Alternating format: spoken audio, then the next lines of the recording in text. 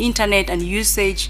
We also still have the rural and urban, gap. So all these really affect our meaningful access to the internet. We see a lot of pushback for a few that try to access the internet. For instance, the cyber security. We have increased rate of digital divide, increased rate of online gender-based violence, online harassment. These are some of the things that are pushing back women, young girls who are supposed to meaningfully participate in the online spaces. We still have affordability problem.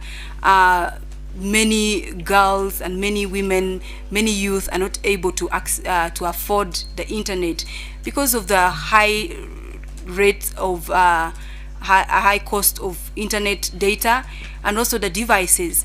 The GSMA report still shows that when we look at the internet data, at least affordability has increased. But when we look at the devices, so many people still cannot afford. So some of these things, some of these issues are still affecting the meaningful connectivity, for the youth, for the women, for the girls. So thank you. Thank you very much, Peace. I'll be going. We have in terms of connectivity and digital rights, we know that we cannot work without good policies, and sometimes these policies and laws are pushed by our parliament, and it's good we have a parliamentarian here who is also an ICT professional in the person of Honorable Halaji Mbub to give his perspective on connectivity and digital rights, and what you're doing so far in terms of legislation that can be eliminated by other countries in the global south. Over to you, Halaji. Yes, thank you very much. Like the moderator said, my name is Honorable Halaji Mbub. I'm a member of parliament from the Gambia and the Pan-African Parliament. I'm the chairperson also of the ICT committee in the Gambia, and also a co-founder of the African Parliamentary Network on Internet Governance. Now, when we look at the connectivity across the continent, or I can say the global south, you're going to realize that there's still now a big disparity. That is, even within the countries themselves, there's a big disparity in terms of connectivity. Now, the issue here we have, whether it's a policy-based issue or not, but you're going to realize that actually there's a lot that we can do as far as policy making is concerned. Most of the investors actually in the ICT sector is private-based, meaning they are there to make money. Now, and some of the strategies that we have, or some of the policies that we actually have in some of our countries actually, they are not actually creating a good level playing field. Because again, when policies are unpredictable, you're going to realize that investors also may be affected in terms of really what they want to invest in particular countries. So the predictability of strategies that government is going to come up with is by and large also has a lot to do with whether institutions want to invest in the ICT sector. And again, the investment actually is intensive, and people want to make sure that if they're going to put a penny, at least they'll be able to get return on their investment. So at this point, you're going to realize that there are a lot of issues dealing with policy issues across the continent and also in the global south. And I think parliaments actually have a great deal to work with the executive to ensure that there are policies, or the policies that are in place would actually help to build innovation, but not actually to stifle innovation. And again, as parliamentarians, these are things that we really need to work on, and we are also working with our executive to ensure that we have those policies in place to ensure that institutions actually have the right mentality, and also, above all, the conducive environment to be able to operate, instead of actually putting policies or laws that would actually stifle them. So you want to put in policies or strategy that would actually allow them to be really very confident, to be also to ensure they can able to invest in those areas, so that they can try to close the digital gap. Because for the most part, you're going to realize that almost 3.7 billion people actually are not connected, and again, majority of them are actually in the global south, which means the digital divide actually is real. And also within countries themselves, you're going to realize that there could be connectivity, but access also issues. again, like the other speaker actually has said, that actually also has to do with the cost of getting those internet connections from our mobile devices or from any other device that we actually have. So those are also areas that policy can actually change. Because again, when you leave everything in the hands of the private sector, again, you realize that they're there to make money. But policies could be there in place to ensure that at least not only making money, but they also have to think about those that are in the rural communities, so that they were able to be connected, properly, so they can have access. So as far as the parliament is concerned, I think there's a need for us to look at our policies and then to work with the executive to ensure that we have the right policies in place, so that we're gonna promote innovation. Thank you. Thank you very much, Honorable Halaji Mbop. Before I move to Teres Keita from Joko Labs Banjul to give a perspective, I'll move over to Zaniwe Asari. She's the chairperson of the South African Internet Governance Forum, and she also sits on the African Task Force with me. So Zaniwe will be looking at it from the perspective of digital rights within the context of South Africa and connectivity. Over to you, Zaniwe. Thank you so much. So as mentioned, my name is Zanyiwe Ntatisi Asare. I am an advocate of the High Court of South Africa. I sit on the Zambia Technology Sector Working Group, and I think I'll give more perspective from my experience under the Independent Communications Authority of South Africa's Consumer Advisory Panel that really does look at the issues that we're discussing today. I'm going to leave this alone and just, I think, speak from my heart because it's a very human-centric topic.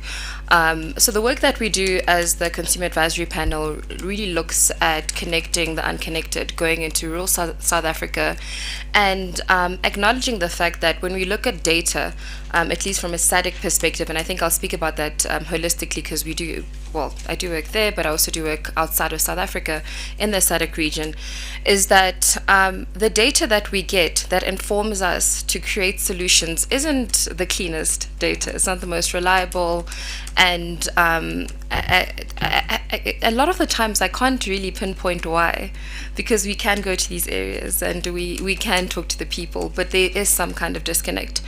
And what this effectively does is it misguides us when it comes to identifying real gaps that we create solutions for. So you end up mismatching the solutions for the problems on the ground. So for instance, we're still dealing with a lot of, second industrial revolution and third industrial revolution based issues if you look at solution making. Now let's go to the South African context as I had mentioned. So what we would do is literally go into communities and understand what the leadership structures or formation looks like, because those are the people that would typically tell you what's really happening on the ground. So looking at traditional leaders, looking at gathering people, quite similar to what we're doing today, and having real discussions. A lot of the times there needs to be a literacy transfer, because when you go and you speak to people who have not really interacted with information communication technologies at a level that most of the people in this room have, when you ask questions, they won't give you the right answers. And by right answers, I mean answers that are going to lead you to giving them proper solutions. So let's look at an educational issue, all right? The connection between ICTs and education.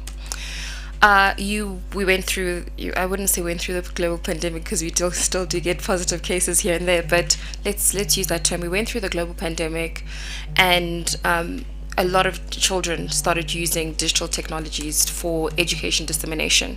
But our rural communities just simply did not interact in that manner.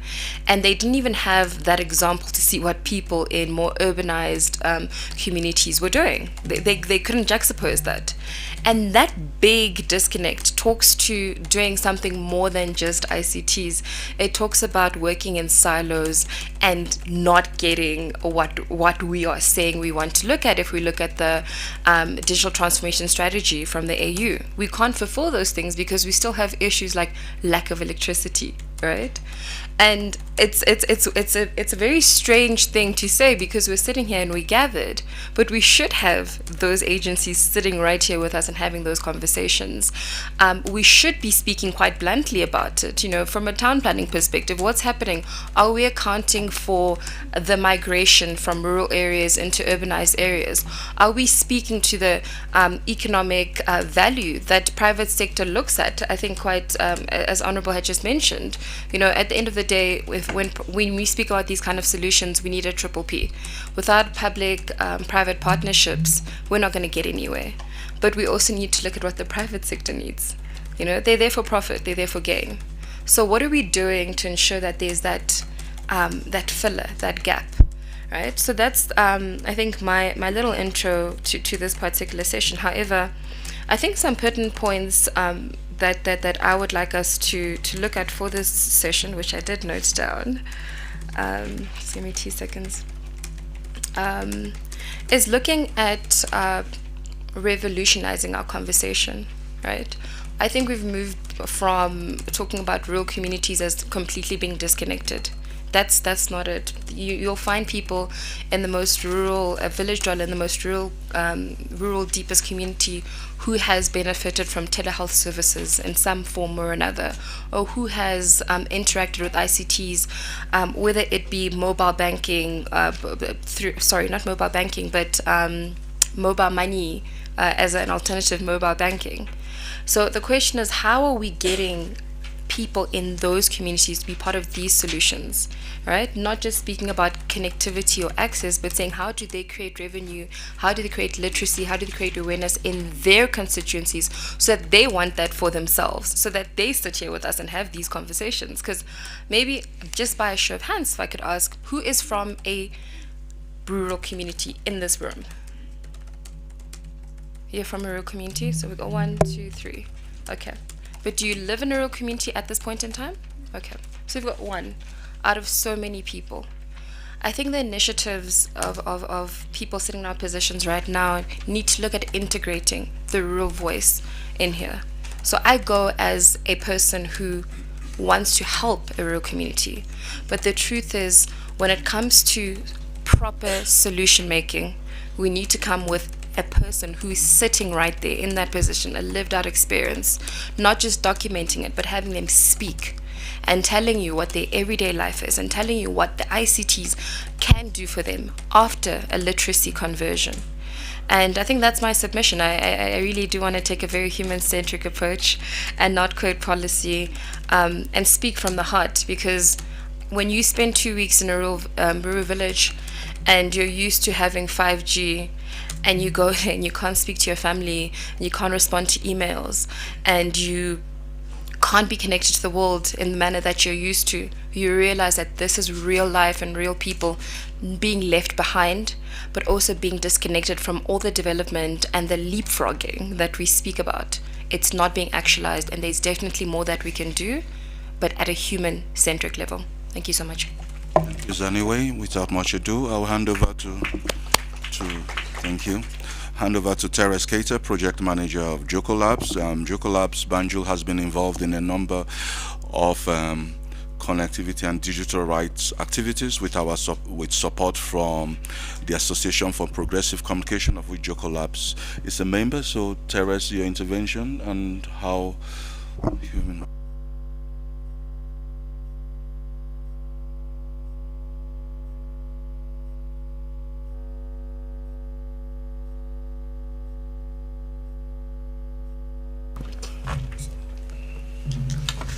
Okay, good morning, everyone.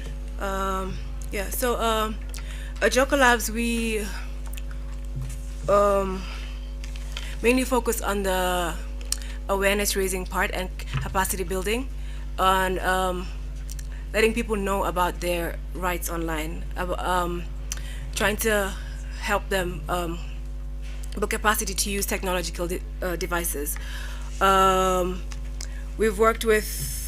Previously, we've worked with mostly in the rural communities. We've worked with market women or farmers, showing them how to use technology to market their produce, for example, using things like WhatsApp. So for people that can't read or write or haven't had formal education. So they're able to send voice messages on WhatsApp or take pictures and send it to potential clients of their product or produce. We've also tried to work with rural youth on creating more local content, building like a data repository, so we know so they know what they have out there, so they have that access to information. They know where the hospitals are, where to find a bank, how to open a bank account, how to where to get forms from if they want to apply for certain things or for certain public facilities. We also build capacity in terms of staying safe online. So we also work with youth again, in rural youth, teaching them how to protect themselves online, how to not share misinformation, how to protect their privacy, basically their digital rights online. We also have again capacity building workshops, raising awareness on internet rights and freedoms. So we go out there, we tell people, you have a right to this, you need to have access to internet, how do you use the technologies, you need access, you have a right to have access to information, and this is how it can change your life, or this is what it can do for you, and you need to demand this. So you need to talk to your policymakers, you need to talk to the leaders in your communities and see how you can get this infrastructure or these facilities in your communities so that you could so that you can better your lives, basically. I think if I might add to that, one of the main things that makes it work with Joko Lab's engagement in rural communities in the Gambia is we have to provide the data, because we have problems with cost of data. Is about $5 for 1 gigabyte of mobile data, which is one of the most expensive in Africa. And I know our honorable minister here with the new World Bank project coming to Gambia, the Gambia is trying to get a second submarine cable. I think the best average on data cost in Africa is in Ghana, which is about 61 cents. We might not get there yet, but we might get to our neighbors in Senegal, which is doing about $1.75 for 1 gigabytes of data. So in a lot of the money we use in our work on digital rights in rural Gambia goes into connectivity to get the young people connected, and most of them use their mobile phone. And recent the data we collected, we have 3.5 million mobile phone users in the Gambia, which is over 1 million of the population of the Gambia of 2.5 million. So you can see nearly every household has 2 mobile or 3 mobile phones.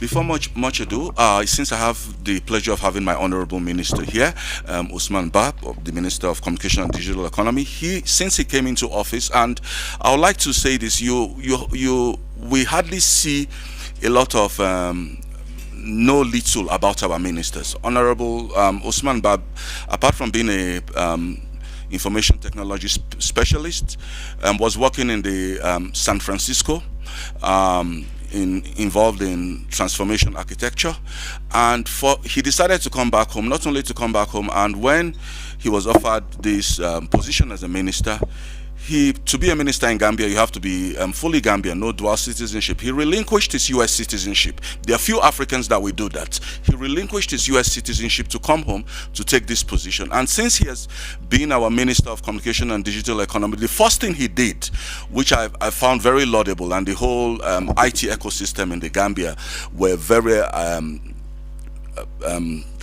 appreciative of, was to call all the stakeholders. He called all the telcos, he called all the IT association, the innovators, to hear their story. What are their challenges? What are their problems? After doing that, he now called all the ministries. How are you using ICT?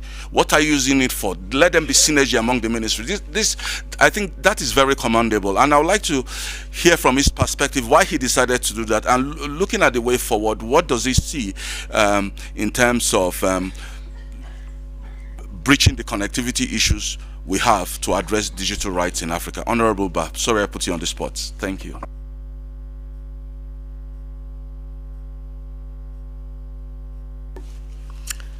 Good morning, everybody. Thank you very much. Yes, you put me on the spot, but it's all good. Here is, as an African, as a Gambian, it is important that we all look at what is the next 20 years going to look like, Africa, what we want Africa to look like. That is one of the main reasons why I left my 32 years in the US and came back to the Gambia. It is only us who can fix our nation. Nobody will do it for us but ourselves. Going into what do we need to do, I had this young lady from South Africa give a great speech in digital divide and connectivity.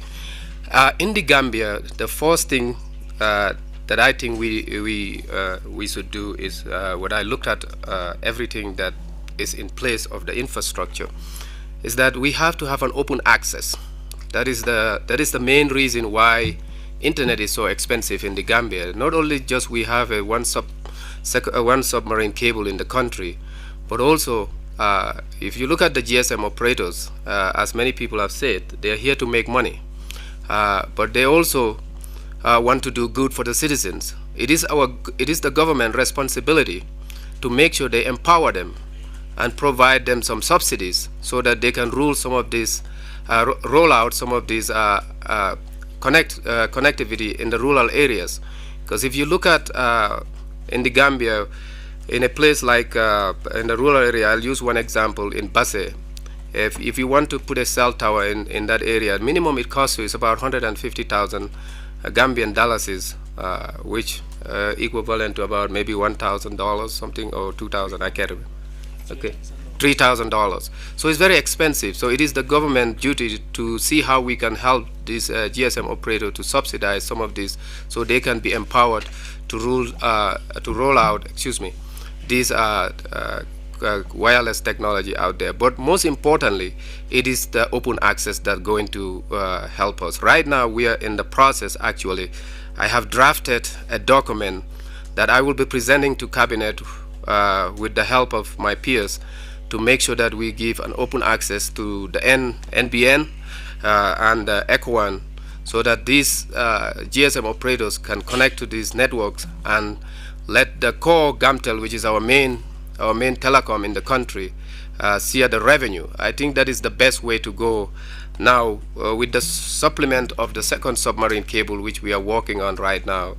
Hopefully in the next 18 months we'll have this in the Gambia.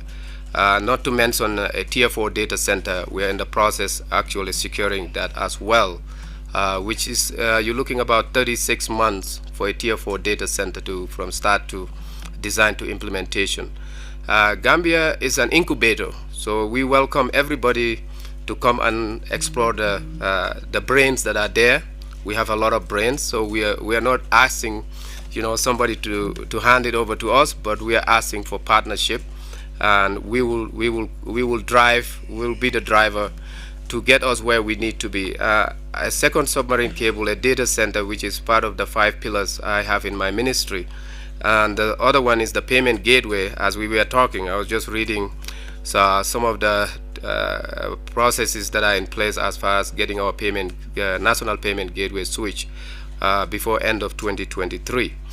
On top of that, no country on this planet can get to where you need to be unless you know how many people are in your country. So we are in the process also engaging other stakeholders in the national digital identification card. It is very important, how many people are born in your country, how many graduating, how many retiring. This is the way you plan your economy.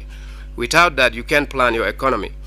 And the other one is the e-governance. The e-governance, as great as e-governance is providing e-services to your citizens, it is important that you have a data center where you can store this data. Because today, if you want to store your data in the cloud for Amazon or AWS and Microsoft or Google, the closest for Amazon you can retrieve your data is South Africa if you are in Africa, or UK.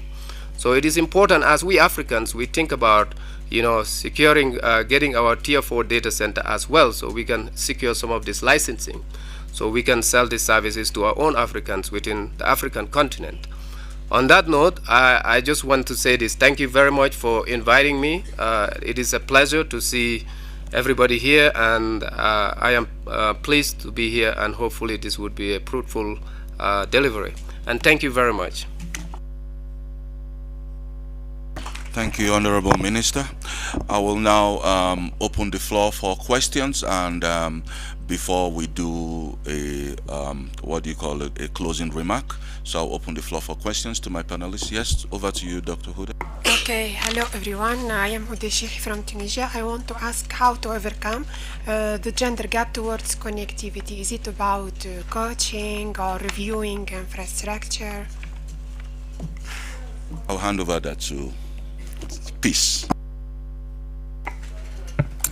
Thank you for the question, and it means that you think that it's an important aspect to be worked on. So I'll just give an overview. One, I think we need to take a multi-stakeholder approach when we talk about gender digital divide or digital divide. We need to involve all these stakeholders in all our approaches, and we need to be very inclusive, because when we talk about women, we have women who live with disabilities, women who live in the rural areas, women who are not educated, so we have all these dynamics, when we talk about women. So that means that this should be reflected in our approach, this should be reflected in our policies, this should be reflected in every step that we take. The number one thing that I think is very key as well is that we need to do research, because we rely on global research that have been done, and then we miss out, we lack statistics. For instance, I come from Uganda. Right now, if you asked me about the gap that we have, the gender digital divide gap, I might not have the recent statistics. So that means that we need to have research so that we can really know which the number of women who are accessing and their usage, the age gap, know all these things, so that when it can inform our steps, it can inform our strategies. So I think research is very important. Another thing that I think is also very important is education. We need to change our education system, the syllabuses, how everything is done. We need to encourage women to be in STEM, because we cannot have women in tech if there are no women doing STEM. So it's very important that we look at our education system. It's very nice that in this room we have different stakeholders, people from the government, we have civil society, tech community. So it's very important that we look at this. And also we need to look at the affordability bit, because we know financially women are still unable compared to men. So, and yet for you to use the internet, you need to afford it. If you look at women in the rural setting, someone has to buy food, not only in the rural setting, even a woman that lives in the urban area, she has to buy food for the children, and yet she has to also come online to access information, to interact, to meaningfully engage. How is this going to be possible? We still have taxes that are levied on the internet data. We still have high taxes that are levied on the devices. So we need to tackle the issue of affordability, and probably we need to also think about some of the affordable means, for us to have connectivity, like community networks, because we know that the telecoms will not put their infrastructures in the rural communities, and yet these are the huge number of communities that are left out, and we have so many women who live in these communities. So we need to look at that as well, and also having relevant content. Everybody will go somewhere because they feel it's something that speaks to them. We need to have this content that speaks to women. Women need to come online and find content that give them what they are looking for. So I think that is also something that is important. And digital literacy. Many times you'll find that women have these phones, but they do not know how to use it. They do not know how to navigate, and where we have interruption like shutdowns. Many times when a shutdown is happening, then the women are left out because use of VPNs, how to navigate. It's usually a challenge. So digital literacy, so these are some of the things that I think would really narrow the gender digital gap. Thank you. Yes, lady, please introduce yourself and then ask your question. Okay, my name is Christine, and I work with Digital Defenders Partnership as a grants officer dealing with the whole Africa. So one thing at Digital Defenders we've realized is that as long as there's achievement of connectivity, there's always pros and cons of everything. So the cons is that, or even the pros, or even the challenges that you are facing is that there's a lot of digital threats, and our organization is trying to address the digital threats in the space of connectivity. These overwhelming applications that we receive in a week, like up to now for the year to end, we have over 3,000 applications, and the grants are not enough in our organization. I don't know what to comment about, because as long as we are thinking of connectivity, we must also think about what are some of the challenges and how to be mitigated or even addressed. There's a lot of challenges in the Africa space, because most of these organizations, however much they're achieving connectivity, they are putting their work online after COVID. They also don't have the structures to mitigate some of the attacks that go alongside with their work online. Thank you.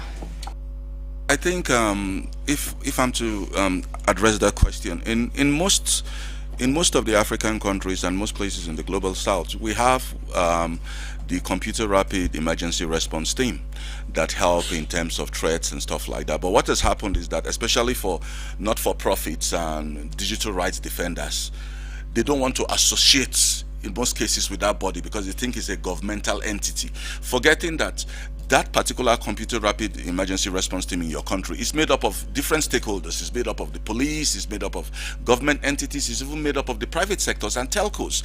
So there needs to be a creation of awareness and trust that such computer rapid emergency response teams are usually there to support not government systems from being hacked, but the overall community in the country. And I will say that if you practice the model, and that's why it's good within Internet Governance Forum, what we're doing in the Gambia National Internet Governance Forum is that we bring all these things to board and we make sure that the police are invited, the immigration are invited, let everybody know. Once you bring all players in the same table, everybody will now know that, okay, something like this exists. What are the pros, what are the cons, what are the challenges, how do we address them? But I think we should try as much as possible to develop that trust within the community and such computer rapid emergency response teams. Thank you. Karim, then we'll go over this. Thank you very much, Mosley. My name is Karim Atoumani Mohamed from Comoros. I'm also MAG member. This is my third term as MAG member. I'm also a telco operator. I'm the director of regulation and any kind of relation with the government. And I'd like to add another point of view regarding what was presented by Parliament, Ministry, consumer, user, to say that the reality in terms of access need to be really raised as while user needs access, need connectivity, need quality, in terms of implementation in the side of telco, inside of operator, needs investments, needs deployment of networks, and most of time is need to be linked with the cost of investment. And I think that as Global South, as African, I think the reality pointed here from Gambia is the same for most of our countries in Africa. So we are relying, based on the net neutrality concept, we are relying no filtration of traffic, open networks, but the economy of internet gives revenue on content provider and platform provider. End user, while you are looking for 5G networks, when you are looking for broadband connectivity, it's for relaying relaying content and also applications provided by Global North, those who are known as GAFA.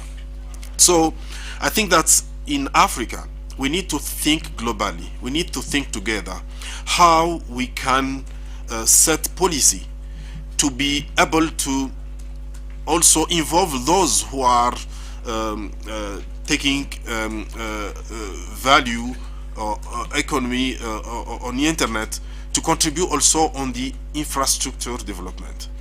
Otherwise, this last mile, this costly side of the internet remain on local actors. In some countries, we put taxes. I don't know if you remember in Nigeria the 5G frequency auction. Yes, at the end we have one actor who got the license, but if you see the costs they put on this license, when you will see in terms of network deployment, we will have a lack of penetration in those areas who telco knows that they don't have a lot of user. So the government, our government, need to really think where we need to have more taxes and where we need that telco go and give network to all citizens. But if we can have a global thinking as African continent, I think that we can address those kind of issue globally and we can have positive impact. Thank you very much. Thank you, Karim. I'll just hand over to Dr. Matasek before I take other question from ECA. Thank you very much. I think it is a very important topic, this discussion under IGF. When you talk about digital divide and human rights, it is not something new in the continent or in the south. We know exactly what is a problem in Africa, and we know how to do it. But the issue, we failed in the implementation side. Let us start. When you talk about digital gap, we have to start by one important point in the continent. It is a digital ID issue. You have 500 million Africans without any ID. They don't have access to the land. They don't have access to school or social service. The minister spoke about I think Gambia is on the way to develop their national digital ID. But without this digital ID, we can't develop right policy in the continent because we don't have the right data, the correct data. It is one, we have to start our digital ID. Second, infrastructure. You can have an infrastructure, but if you have an infrastructure without device, the digital gap is there. We have the several examples during the COVID time. In the Caribbean region, we have one country, they have 80% penetration internet. And during the COVID time, 2% access to the device. And the problem is the same in Africa. 20% of African, the device costs more than 100% of the monthly income. Unacceptable. To do that, we have to develop our innovation and develop also the Africa industry in technology by involvement the local private sector. It is a step. The other one, there is several statistics. We need $100 billion to make this access connectivity universal by 2030. But who's going to provide this $100 million? It's not the government. Because the government has a lot of other emergency issues like in health, in education, in security. We have to evolve with the private sector. It is the involvement of the private is very important to bridge this digital divide. Second, skill development. We have to develop the skill to develop right policy for skills, and the parliament has a role to play. Because as the 2013, we expect 90% of the job will be on digital or will have a component, digital component. We need to develop the skill of the youth As the youth now, by 2050, we have 70% of our population youth. Otherwise, the digital divide will be remaining. I think it's very important, and access to internet, it is right now. Yeah. I think your topic is very interesting, and we have to discuss more on several issues like digital skill, infrastructure development, affordability also, and the role of the parliamentary is very important, as well as first our leadership. If you have a good leadership, we can sort it out to some issue. We have some example in Rwanda, where with the leadership they come to sort out several issues. In South Africa, you have a good example also on the access to device, because 80% have access to the laptop. It is something very interesting. Thank you very much. Thank you, Dr. Matasek. Yes, there was hands at this end. Yes, please go ahead, introduce yourself. Okay. Good morning, everyone. This is Tasfai Noai from Ethiopia, from the judiciary, and I hope that everyone is enjoying to hearing at this. Having said that, I want to add some points on the presentations. As an Ethiopian, as an African, we want to be sure that we need to qualify, we need to clearly spell out our interests, because our interests may be our priorities may be different from the global norms. Therefore, we need to clearly put out what should be our priorities. I think our priority should be for the rural people, for the vulnerable people who should get an access for this digital world. If we are leaving them behind, then it's going to be a problem. Therefore, we need to focus more, I think, on the agriculture, on the small scale industries, and on the manufacturing, even on the tourism sectors. The second one I want to add is that from the parliamentarians, I think their contribution is very critical, and also from the law enforcement sector, because in order to implement the digital rights, the role of the judiciary, the role of the police, the role of the public prosecutor is very high. Therefore, we need to also include on our policies, on our strategies, to realize the digital rights for the global south. And the third point I want to raise is that the leadership matters. Leadership, political leadership, makes or breaks in ensuring the digital rights. For example, in Ethiopia, we have Dr. Abiy as a prime minister, and after he came to power, there are different things. Actually, he is like an IT savvy. He's so interested. Actually, he was in that sector, and he knows that the benefit of ICT, digital economy, and other things. He came up with a strategy digital economy 2025, not only the strategy but also different organizations. Therefore, the leadership should be at the center of this digital rights implementations. Thank you very much for that intervention. Before I take one, I want to see if there's anyone online that, and we have about 10 minutes, anyone online that has a question, please. The guys controlling the Zoom, they let us know. So yes, go ahead, sir. Okay, thank you very much for all the presenters and the panelists. Introduce yourself. My name is Yobi Satu.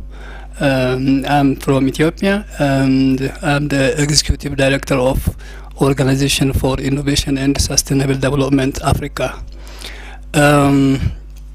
When we come to the point of sessions, I was feeling that we don't have to only innovate on devices and ICTs, but we have to innovate on policies. So policy innovation is very important concerning your presentations. That's when we talk of the rural community and this connectivity, there are best practices that we can really reach them with affordable price. For instance, just making an association of rural community in a certain village, and really disseminating technologies that are really wireless, so that we can easily reach with affordable cost. And I do think about the issue of government and the infrastructure investment, that really government has to invest on physical infrastructures, so that the private organizations and the business entrepreneurs can easily reach toward this and disseminate the technologies easily to the community. So when I think of the expensive features of the Gambian internet line, it's really surprising for if South Africa is really that much cheap, and just when Gambia in that distance makes such lot of dollar for 1 GB. So we need to rethink how to really invest on physical infrastructure, so that as a government, and so that the citizens can really get the right to access to internet. Concerning the issue of the presentation raised by the South African presenter is really very ambitious, and my concern is internet is a right for citizens, that be it in rural or urban communities. So there are also the negative aspects of internet that brought, if we take the case of xenophobia in South Africa, and that's also everywhere now. So what can you brief us really, this is the effect of, or the impact of internet is minimizing it, or how the level of this issue is controlled in South Africa and elsewhere? Thanks. Thank you very much. Before I will allow Zaniwe to answer that question later, before that, Madeline Joko Labs wanted, okay, Zaniwe and Madeline Joko Labs. Right. We have two hands there. Well, yes, I will get to you. We still have. Okay. Thank you for that. I think you raised pertinent points. So I'll go straight to the question that you directed to me around, I guess, the decay that the internet brings and the dangers. And I think it was Ocean mentioned. So we're looking at, cybersecurity issues, cyber crimes, going against human rights, dignity, and xenophobia violation that even manifesting on the online space has got a real life consequence. So if I look at the legislation in South Africa that obviously works hand in hand with development and digital transformation, I can confidently say that in my country, from last year, the 1st of December, Section 20 of our Cybersecurity Act revolutionized the conundrum of jurisdiction or being able to find a perpetrator or a suspect of online violations such as xenophobia, hate speech, or inciting violence. So what it did really is it connected the disparity that we had with IP addresses and utilizing them in the judiciary, or presenting them in a criminal case or a criminal matter for a cybersecurity case, and started using IP addresses. So that really allows us to compel social media platforms to give us more information so we get to the bottom of it. We've had rights and we've had legislation and we had policies that speak to hate crimes, that speak to theft, that speak to all sorts of things. So, to say that these legislations will completely eradicate cyber crimes would be remiss of me to say, so I definitely won't say that. But what I can say is that there is something to lean back on, and we progressively are closing the gaps on some of the bits and pieces that were telling us that, okay, well, you've got a piece of paper, but how do you implement? As Magda said, it's the implementation is the action part. So being open to saying, well, this is the new technology, and traditionally the laws would not allow this certain information to help us close cases, to find suspects. That, I think, is the key. Being open to unlearn what we've traditionally been doing and learn new methods of finding perpetrators, new methods of ensuring that the cyberspace is safe. I hope that answers you. Thank you. Madeline, then Wisdom. Good morning, everyone. My name is Madeline. I work at Joko Labs Banjul. I just want to add on to what Mr. Mata was saying regarding the implementation model that we take when we have to deal with rural communities, and what Zaniwe talked about in terms of the realities that is happening to them. From what I have learned with our experience working with women in rural communities, the problem all of them will tell you is, if you're going to conduct a training for them, how can they make money with this, or are you paying them? So I believe that the model we're all taking can be improved upon, because these women are already hardworking. They already know how to go about getting their means of livelihood. What we should look at is, how can we help them get better at doing the things they do? When we talk about digital rights for them, they might sit with you for a week attending a training, but at the end of the day, what value does it really add on to them? We have to take an approach that can directly impact them by specifically investing in education of their children. Like, for instance, if development is happening in urban areas, whereby we're building labs for schools and things like that, and children in rural areas don't get the same opportunities as those in the urban areas are getting, what problem are we really solving? And if we look at also a curriculum, when we're taking our kids are learning case studies that don't even involve them, how are we teaching them to solve problems if we are not giving them case studies of problems that is happening within their areas? You take it agriculture, for instance. There's a high amount of produce, and at the end of the day, most of the women, their produce goes to waste, or they have to sell it at a lower price than what they've actually invested in that. How do we teach the kids, okay, if we have a case study like this, what are the best practices we can do? What are services that we can provide to them by making sure that what they are learning is things that are directly impacting them, so that they can begin to shape their mindset and look at solutions that can be very much aligned to them. Not teaching them, okay, there's a plane at this. They don't have planes in their communities moving around, but they have land and they have soil and they know how to farm. So how can we improve those things for them with the infrastructure that is available before we even begin to talk about their digital rights? What about their basic rights? If we begin to look at that, then we begin to shift the conversations around what is happening, so that they can see that development comes from them, not just having to learn and at the end of the day you move to an urban center because that is where the opportunity is. What are the opportunities there for them? Thank you so much. Thank you very much for that divergent perspective. Madeline, I think is very interesting. Wisdom, over to you. Thank you very much. My name is Wisdom, the Executive Director for Africa Open Data and Internet Research Foundation. Yes, I'm going to talk about a spectrum. It looks like we are leaving that out, and then that also plays a critical role in connecting the rural areas.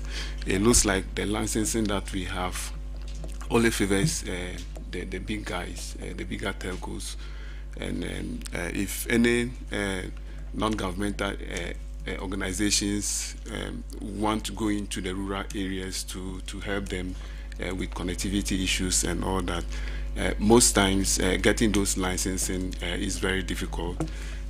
So if we can look into that, if you can look into that, so that part of those spectrum allocation can be made available to then the non-governmental sector, so that they can pick up some of this licensing and then go to areas where those big guys don't want to go. The other thing too is that we lack data. We need to seriously look into the availability of data, last mile data, our towers data and all that. We don't have them, so it's difficult for someone like me to come into a country and say, okay, I want to help connect the rural communities. I'm happy to see Steve Song here. He's done so much work on, I think, data on last miles across the world. So I don't know if you can share a bit of information on that. I did some work with him, I think, in 2018 in Ghana also. So I think that's what I have to say. And then lastly, the other issue too is we need to look at content seriously. I mean, you know, we have various sectors within our countries, and then most time we talk about connectivity, and then we don't look at the content side. What kind of content that the rural the rural dwellers need? So we need to look at that seriously. If you take a farmer, for example, the kind of content that they need is weather information. So if you are taking a network to them, and then you add a weather information to it, that can inform them that this season you can begin to farm your produce. That will also help them. The another thing is that our food that is being produced from the farms are going waste because there is no form of communication. Farmers in the rural areas are not able to find marketers online. So these are some of the content that we need to look at. I have to stop you. Thank you so much. We are running out of time, and yes, that last intervention. Then I will hand over to Onika from the. We'll take online questions. If there's any question online, then I'd like Onika, Head of Africa for the Global Inclusion Digital Partnership, to make a brief intervention. Then I'll allow my panelists to say something before we close. Over to you. Hello, good morning, everyone. My name is Asnaka from Ethiopia. I have a new suggestion. My suggestion is that we Africans, as a solidarity, we have to strengthen African Network Association in terms of digital right. And then the second one, we have to appreciate young graduate students who have no knowledge about digital divide and internet things. So we have to appreciate the ICT and project management and entrepreneurship skill from African countries. And also we have to establish science and technology in terms of African indigenous knowledge. So we have to foster young African entrepreneurship skills, and before graduates, the African students, they have to take a course like entrepreneurship, ICT course, and other things. Thank you. Thank you very much. Any questions online? Going. Yes, I think there's an intervention online. Please go ahead.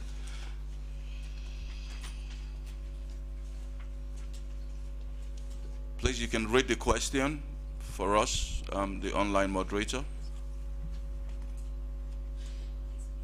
Or can you speak? I think you can speak.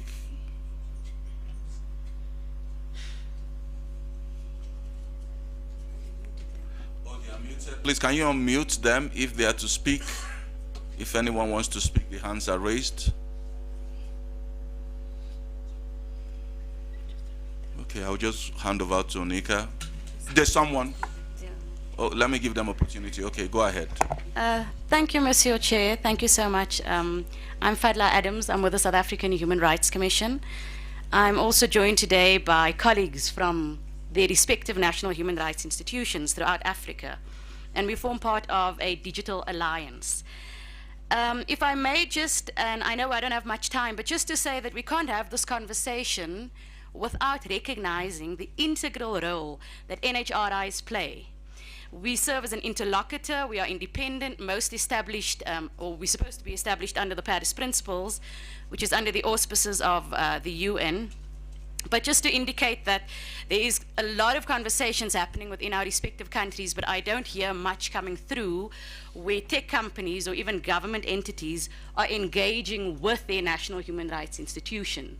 And that's critical in the formulation of policy, analysis of legislation. I can pick up on gaps in the room around discussions where what's happening in the NHRI is not maybe being transmitted to tech companies, so there is a gap.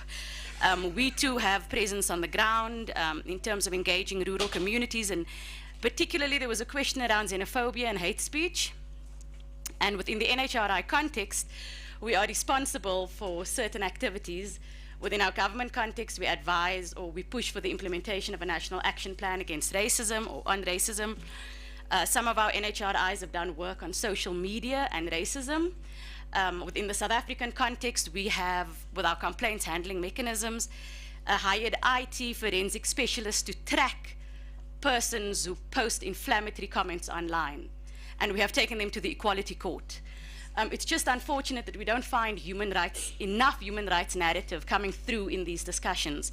And I would really encourage your respective governments or agencies that are here to engage with your national human rights institutions. We do have speaking rights at the United Nations as well, so that if you are categorized as an A status NHRI, so that gives an opportunity to really speak to the issues that your country is facing on the ground and what kind of change needs to happen.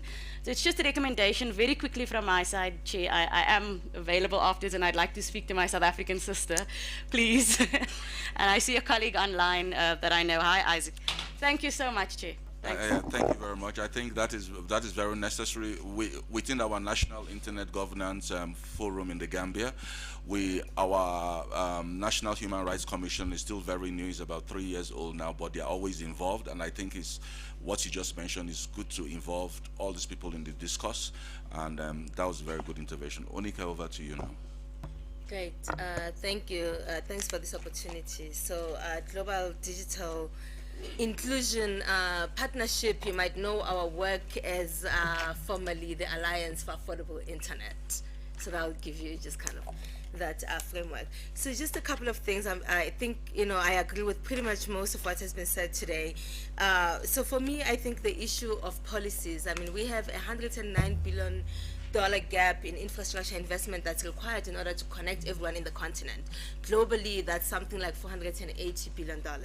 Even if private sector could provide 50% of that, government has to come and make a commitment towards this digital development investment, as well as private-public partnerships and our development agencies.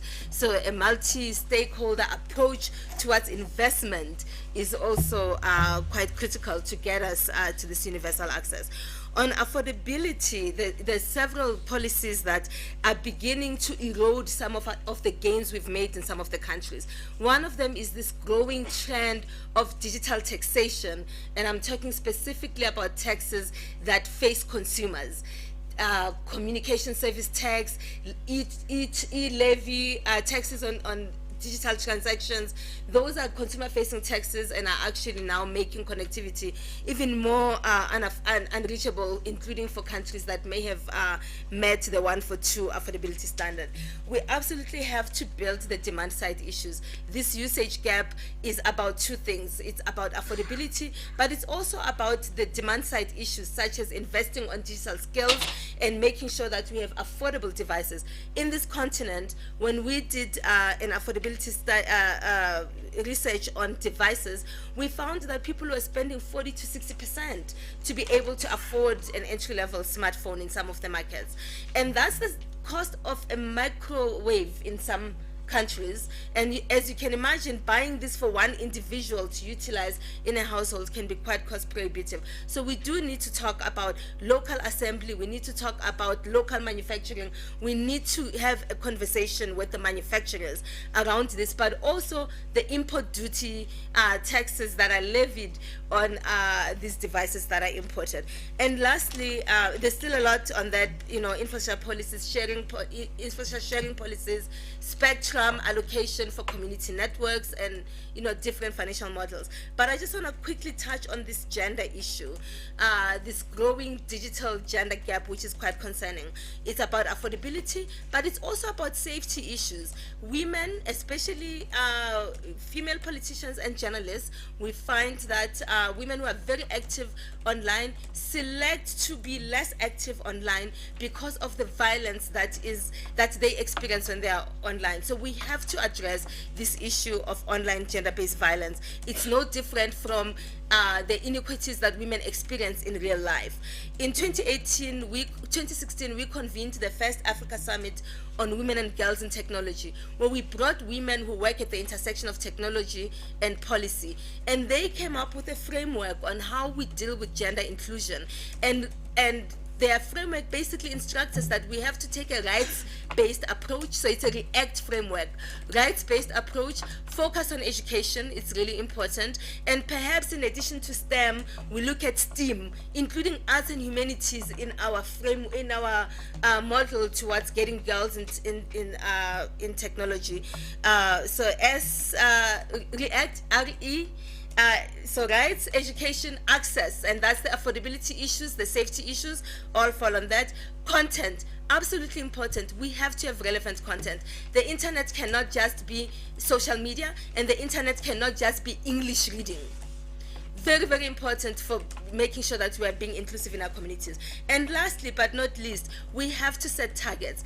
These inequalities exist because we have unequal societies, and COVID actually exposed our inequalities. So we have an opportunity to set very clear and realistic target of how we are going to reach the people we have not reached so far, and mainstream gender in all of our ICT policies and beyond ICTs as well. Thank you. Thank you very much, Anika. And I will make my panelists make 2 minutes of closing interventions, and we end this session for the Halaja. You start. Yes, thank you very much once again for the opportunity. And my closing remarks would be along the lines of how do we close the gap in the Global South. I think number one is the political commitment. And when I talk about political commitment here, we're talking about governments. If you go back to our own countries, I would like you to check on how much money is actually allocated to the ministries that are responsible for digital innovation or digital economy. Take a look at that. And then also compare and see how much money are they contributing to GDP. What they're giving them is actually pittance. So it is the responsibility of all of us as citizens to ensure that our governments give those ministries the right amounts of money or budgetary allocation to be able to do their work. And in doing so also, there are responsibilities they also have in terms of basic infrastructure. You know, we are talking about almost, 19 or 20% of people are only connected. But the same amount of people also do not have access to electricity. So they go hand in hand. So if there is no electricity, I can tell you connectivity also will be an issue. Now, what do we do with that also? Now, the governments actually should be to ensure that they provide electricity, and when that actually happens, they will ensure that the private sector will be able to also provide the other services, because it's going to be very expensive for the private sector that actually invest to provide electricity and also to build masts on their own, and that would also make the internet connectivity more expensive, because again, those are operational costs. The other area is also about the policy that the ministry actually is going to do in terms of shared services. How can each telecom build their own mask? They don't want to share with anybody.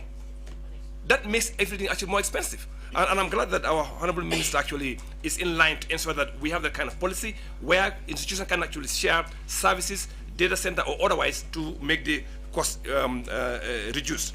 The third one is also about education and capacity building. You know, in the Global South, you go to many of our schools, basic secondary schools, they do not have access to internet, or they do not actually even teach the curriculum in internet or the technology. They don't. So we need to build from there. Let's look at our curriculum and then change the curriculum to reflect our aspirations. Unless and until we change our curriculums, we're going to find it very difficult, because the industrial revolution left us behind, and if you don't mind, this digital transformation is also going to leave us behind. So let's ensure that our curriculum is actually changed. And lastly also, I think our governments, we need to work very closely with the private sector to ensure that they support them in areas where they can actually provide. Because again, the private sector, they're there to make money, even though they have that kind of component where they would actually provide access. But the community networks, they need to do something to support them, whether it's going to be policy, whether it's going to build some kind of infrastructure to support them. I think they need to do that. So I'll just end it at that. Thank you.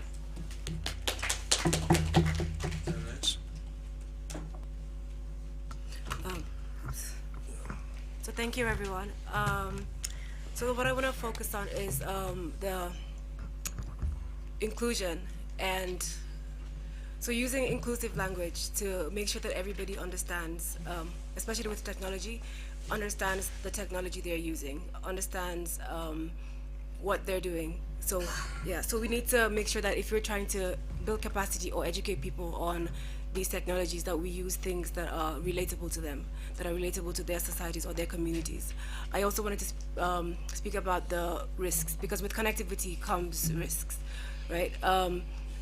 People need to know, or we need to know what's happening with our data, and they need to know what our rights, especially like when it comes to what's happening with our data, what we share online. So especially since there's a huge percentage of young people that use the internet now. They don't know what they're sharing. They don't know what happens to the information that they're sharing. So we need to make sure we use simple or inclusive language to make sure that, to raise awareness, to know to teach them what they're doing, what happens to their data, where it goes. Also with privacy settings, especially with with big tech companies, to know what to share, what not to share. I also think that they should, big tech companies should have those privacy settings by default. We also need, I think, a common data protection act. So maybe from like the African Union, we can have a common data protection act that can be implemented by AU member states. So yeah, basically. Peace, and there's a question online if the person can. Okay. Okay. It's on? Okay. Thank you. It's been a very informative discussion, and I think we seem to all have consensus around policies, but maybe we need to look at the issue of policies differently. We have a lot of policies, laws. We have, I think, very good legal frameworks.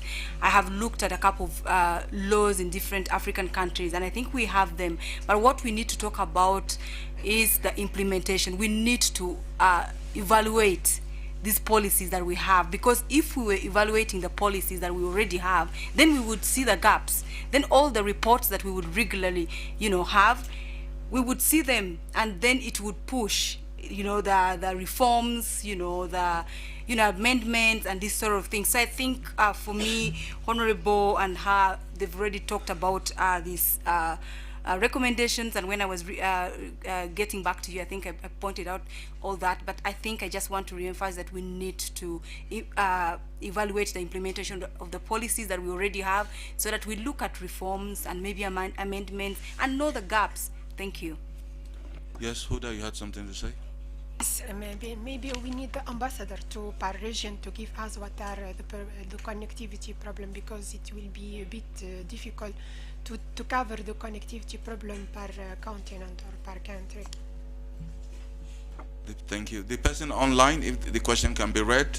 If not, I will move to Dr. Matasek, and I would like, since we have our honorable minister here, I would like him to say a closing remark. Dr. Matasek, closing remark.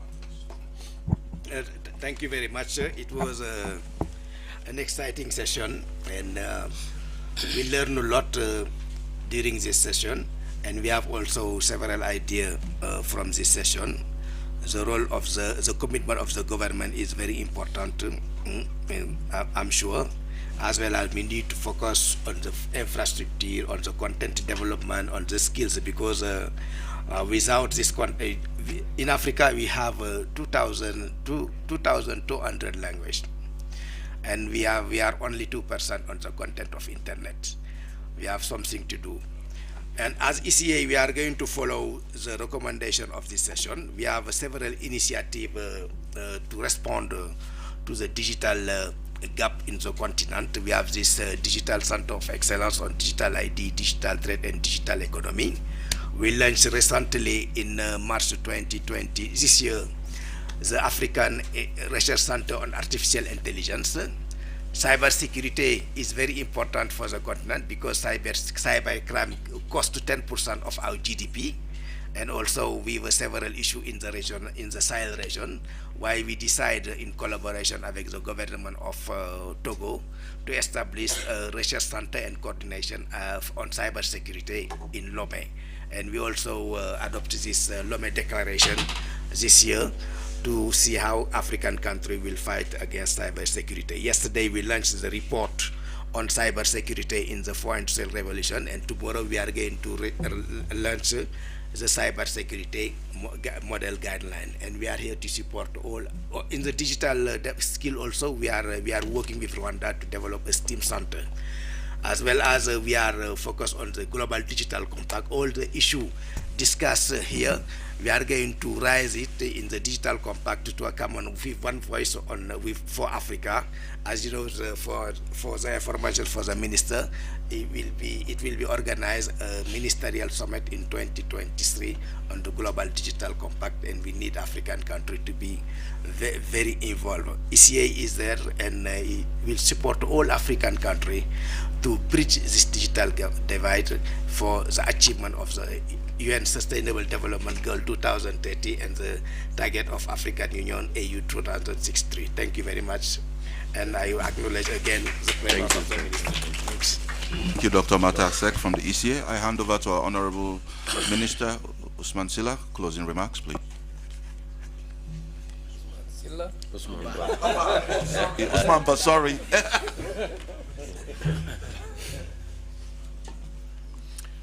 Thank you very much, everybody. This is my first time attending such a meeting. I think everybody that is here has something to take with them in terms of what is the next step. We gather in some of these things. We talk a lot about initiatives, a lot of great things. But at the end of the day, what do we do with it?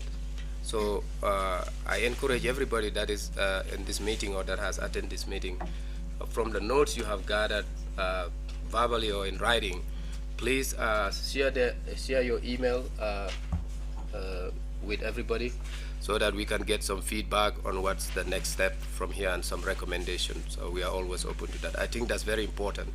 Whenever we are in these meetings, it's important we have something to take with us to make good use of.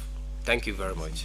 Thank you very much, Honorable Minister Usman Ba, Minister of Communication and Digital Economy, the Gambia. We are very grateful for you to attend this session. We are very grateful to all our online participants and all participants here present. My email and information is on the IGF website of this session. On behalf of all my colleagues from Joko Labs, Banjul, who are here present for this session, is a discussion that continues. We have to discuss it. We have to get our parliamentarians involved. We have to get our ministries involved, and we have to take part in our National Internet Governance Forum.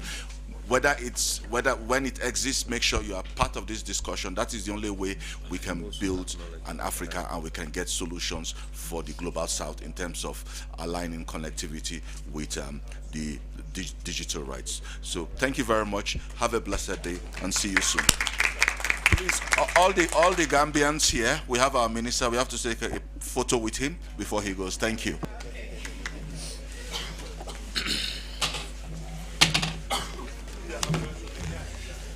I don't know if you take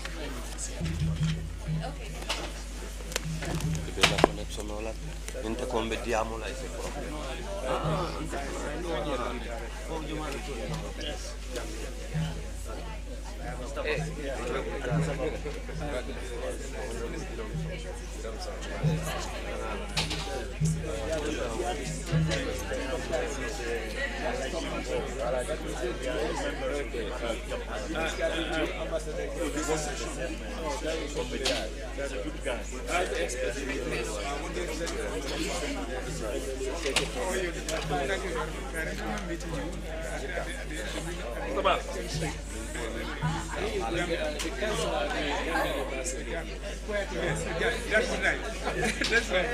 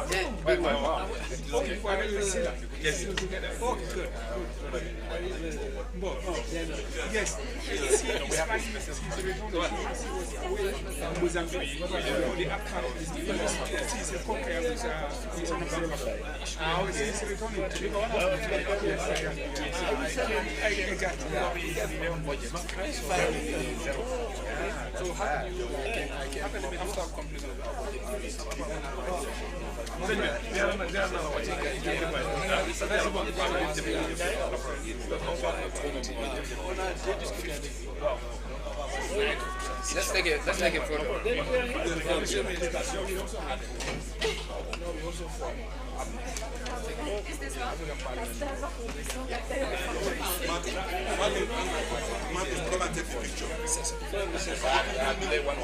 Is this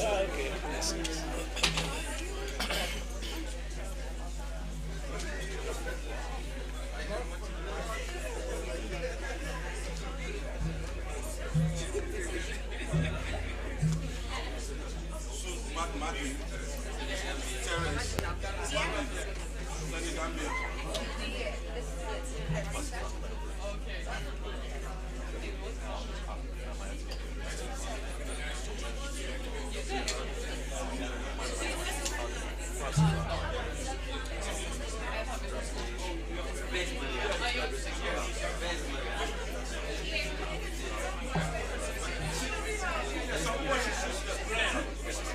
Então vai ter que ir um pouquinho lá atrás.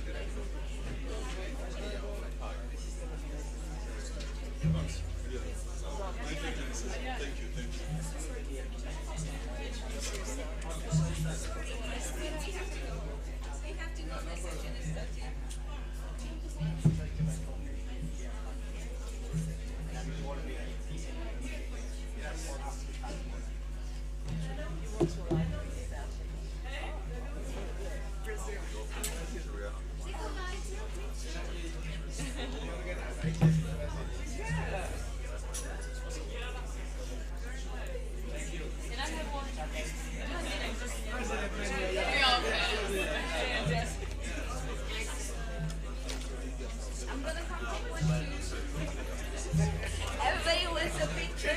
I'm gonna take one too. Okay. This is good intervention. Very good intervention.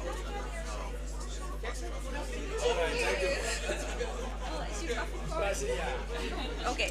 All right, people, we have to go. The next session is about to start. Powerful speech. It was very great and your nice style. Thank you. É a tarraxa? Yes. É um imãzinho redondinho. Yes. Mas ele é fácil. A parte do time é de Ah, mas essa outra aí é fácil de conseguir. o resto Is your contact IGF também que você achou? Não, eu refiz os meus passos. I really think what you said made the difference because about this point to develop there and not to say to tell them to go to other cities. And we as Brazilians we identify itself.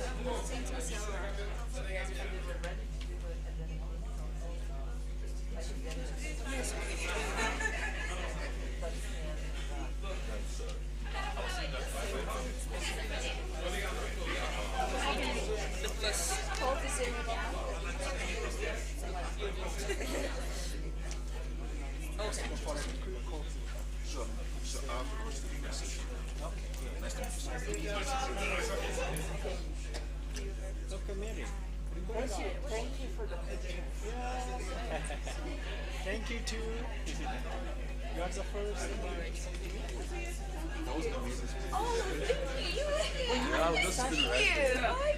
It was a full moment, right? Everybody clapping like, yeah, that's it.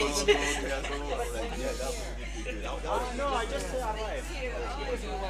I was late, yeah. What session are you going to attend next? It's just from a friend. I'll see 6. My friend is speaking there. Oh, actually 6 is this conference from 6. Is this place? Yes. Okay. All right. Thank you. you so much. Thank you. So, Madeline, all right? Okay. I'm just gonna possibly go off coffee. I'm going to grab something. Oh, okay. No problem. Oh.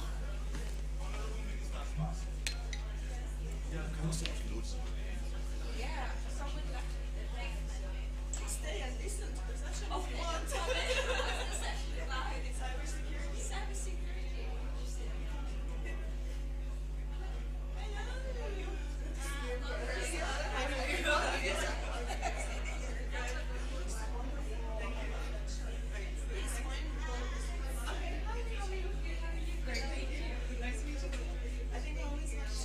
No, sorry, I don't see any devices. No, we wanted to be there in particular.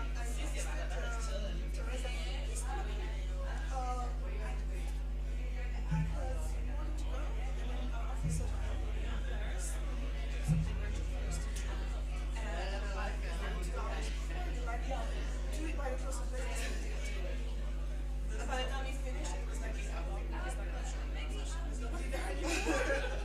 that's exactly what happened.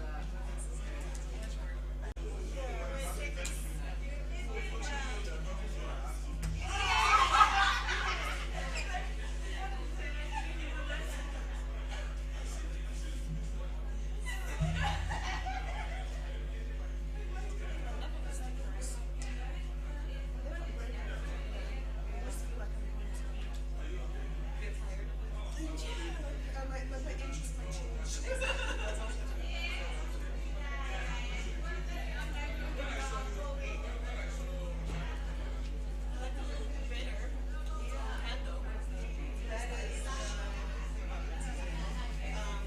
So basically, it's an item that we came up for.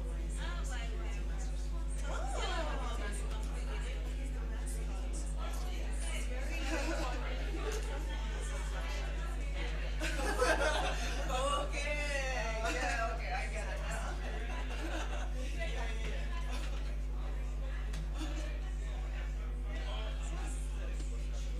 See for your headset if you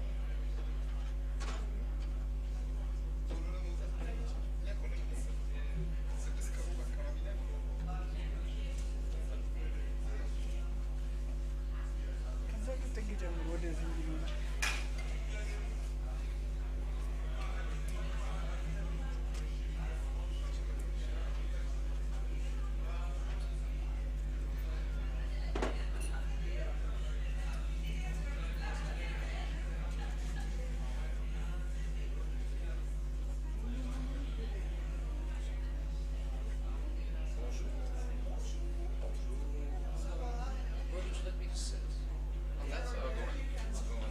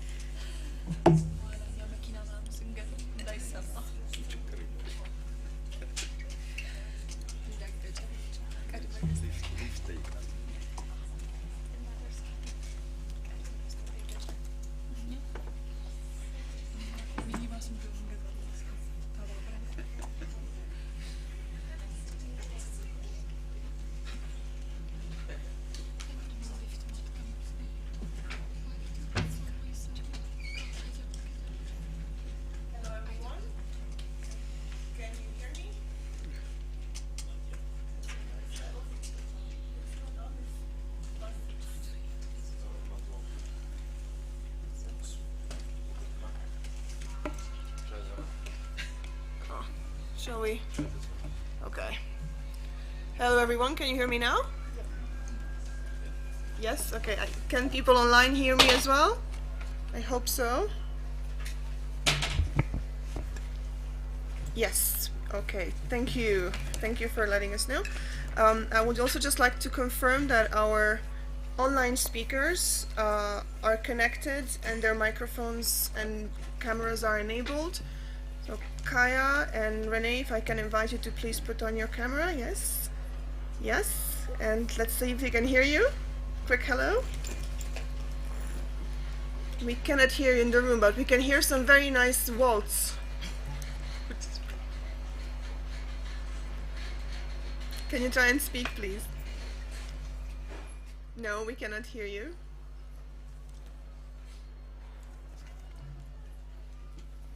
Can I please ask for the music to stop and for the speakers to be given speaking opportunities?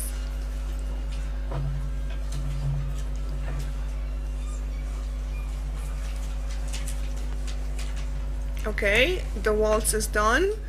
Let's see if we can hear you online. No, we still cannot hear you.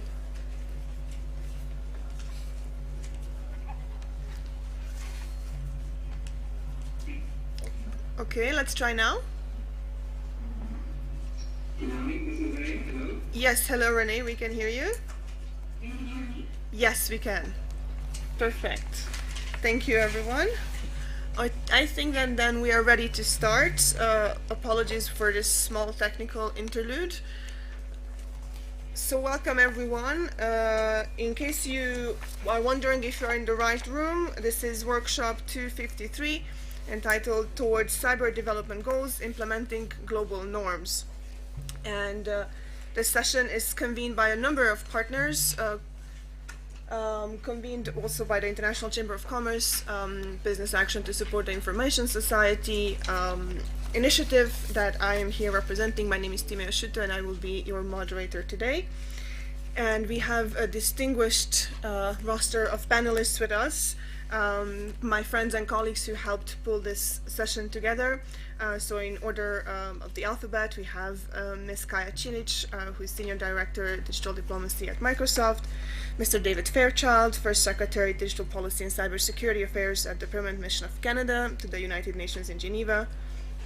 We have Ms. Grace Gitaiga, CEO and Convener at Kictanet, Ms. Jacqueline Pateguana, Clearinghouse Coordinator at the Global Forum on Cyber Expertise, and Mr. René Sommer, Director of Government and Industry Relations at the Ericsson Group, also online.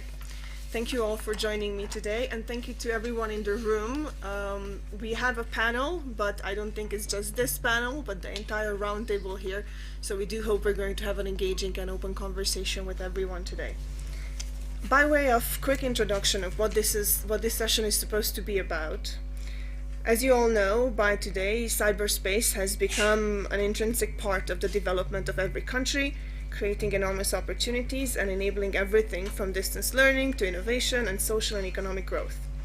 Secure, trusted, and inclusive digital infrastructure is the backbone of today's economic and social development.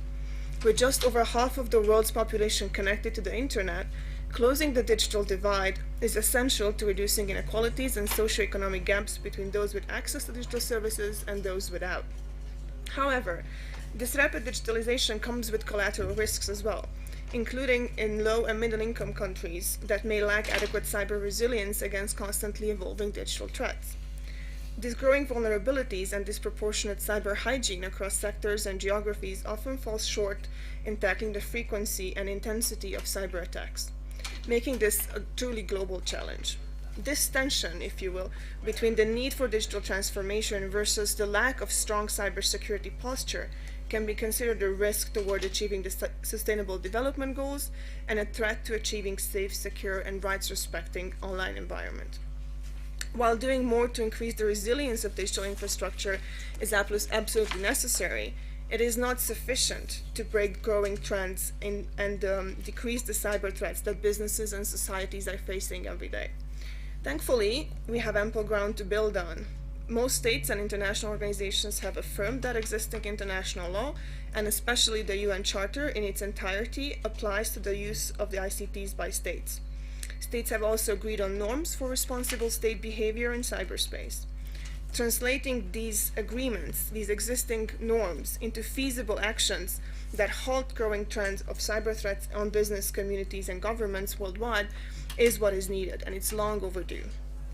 Furthermore, to empower and protect societies from increased cybersecurity risks associated with digital transformation, the international community should explore practical ways to mainstream cybersecurity capacity building into broader digital development efforts.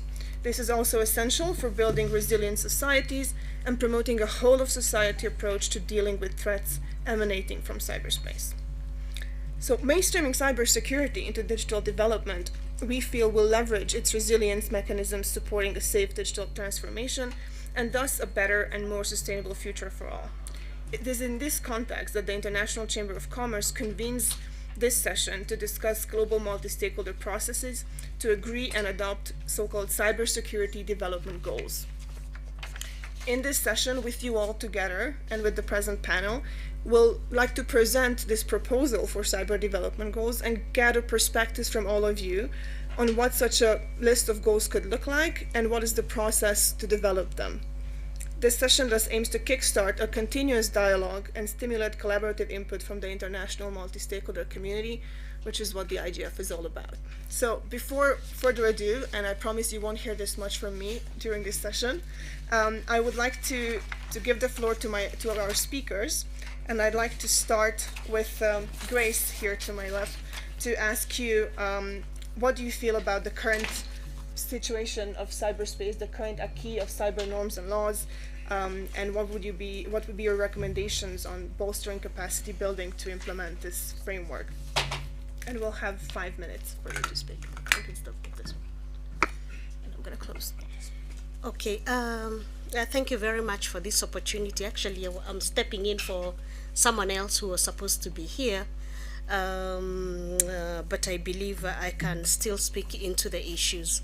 So in terms of cybersecurity approaches, what has been going on, there are different efforts at different levels, and some of them, like the moderator has highlighted, include efforts like this where people come together during the IGF. And IGF, of course, is seen as a multi-stakeholder approach where different voices come together to dialogue on an issue and articulate their perspectives. And so IGF remains one of those platforms that can be used to discuss cyber security measures. The other process that's happening right now is the open-ended working group, where different governments are gather to discuss this, and recently they've also allowed other stakeholders like the businesses and civil society to also come in and make statements. And so what I would say is that when we are discussing about cybersecurity, it is very important to actually employ multi-stakeholder approaches, because we have seen that cyber security cuts across everyone, especially who is a user of any gadget or any device, is prone to cyber attack. And this is the this person or this institution then needs to be involved in this dialogue so that we come up with the measures. So in terms of what is being proposed, for example, I just like the expected outcomes, because they are good, they are ideal, and they express great aspirations of what we expect in terms of cyber security dialogues and measures. But my only concern is we need to be very clear who is who is proposing these measures, because we have seen, if you don't get it right from the word go, issues of trust come in. And if a process lacks trust from the word go, then it loses credibility. And so who is proposing this? Is it the businesses? Is it civil society? And therefore, we need to consider a multi-stakeholder approach. And this is why such a meeting is very good, because then you'll be presenting and getting a buy-in from the rest of the people in here. The other thing is when we when we adopt a multi-stakeholder approach, how are we going to involve the stakeholders? So we need to be very clear on how this involvement is going to happen. Are we going to select representatives from the different stakeholders to actually articulate what is important? And then, cybersecurity development goals needs to cut across practically every aspect of our lives, and so that we are not just looking at security, we are also looking at development, so that for us to development, then what needs to be done to reduce the cybersecurity issues. And then I have highlighted that trust is very critical in such a process. We need to think through the issue of trust, because this is what undermines good processes. And therefore, we need to be very clear what are some of these trust issues and deal with them in at this stage. And then, of course, for me, the last point, I know before you tell me my time is over, there's the issue of cyber hygiene. And so we all tend to talk about cybersecurity this, cybersecurity that. And we forget that cyber attacks come, they come to gadgets, but come to systems, but they also come to users. And users might not necessarily be like us who are sitting in this room, who are lucky to be discussing what are those critical aspects of cybersecurity. And so we must start mainstreaming cyber hygiene into these cyber security conversations, because it's ordinary people who are affected, and it's ordinary people that we need to start embracing cyber hygiene practices, so that they are also able, to understand, because we talk of capacity building needs. Ordinary people also need to start understanding how cybersecurity affects them and how they can contribute into the processes and actually ensure that we all, are attempting and moving towards a secure and safe space online. Thank you.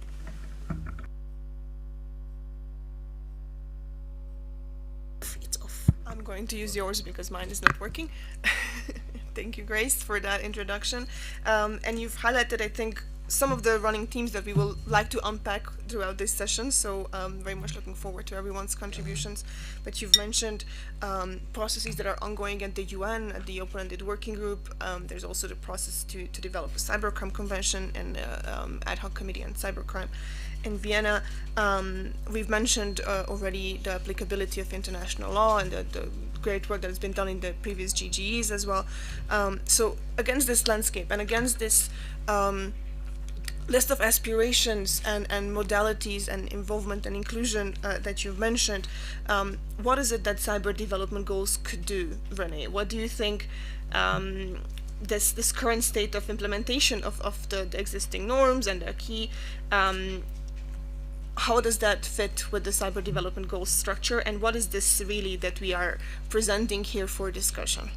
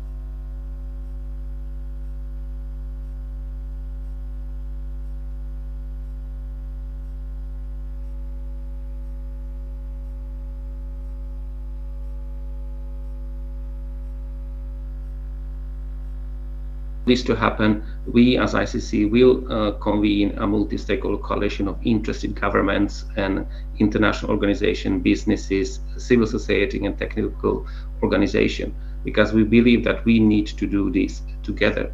So if there is anything I would like to end off with in terms of calling for action, is that we try to endorse the need for a collective action with the purpose to have a global multi-stakeholder process that aims to agree on what the goal should be and how to go forward to adopt those cyber development goals.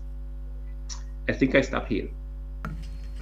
Thank you very much, Renee. And these two interventions really conclude what we meant. We wanted to put forward as a backgrounder for discussion.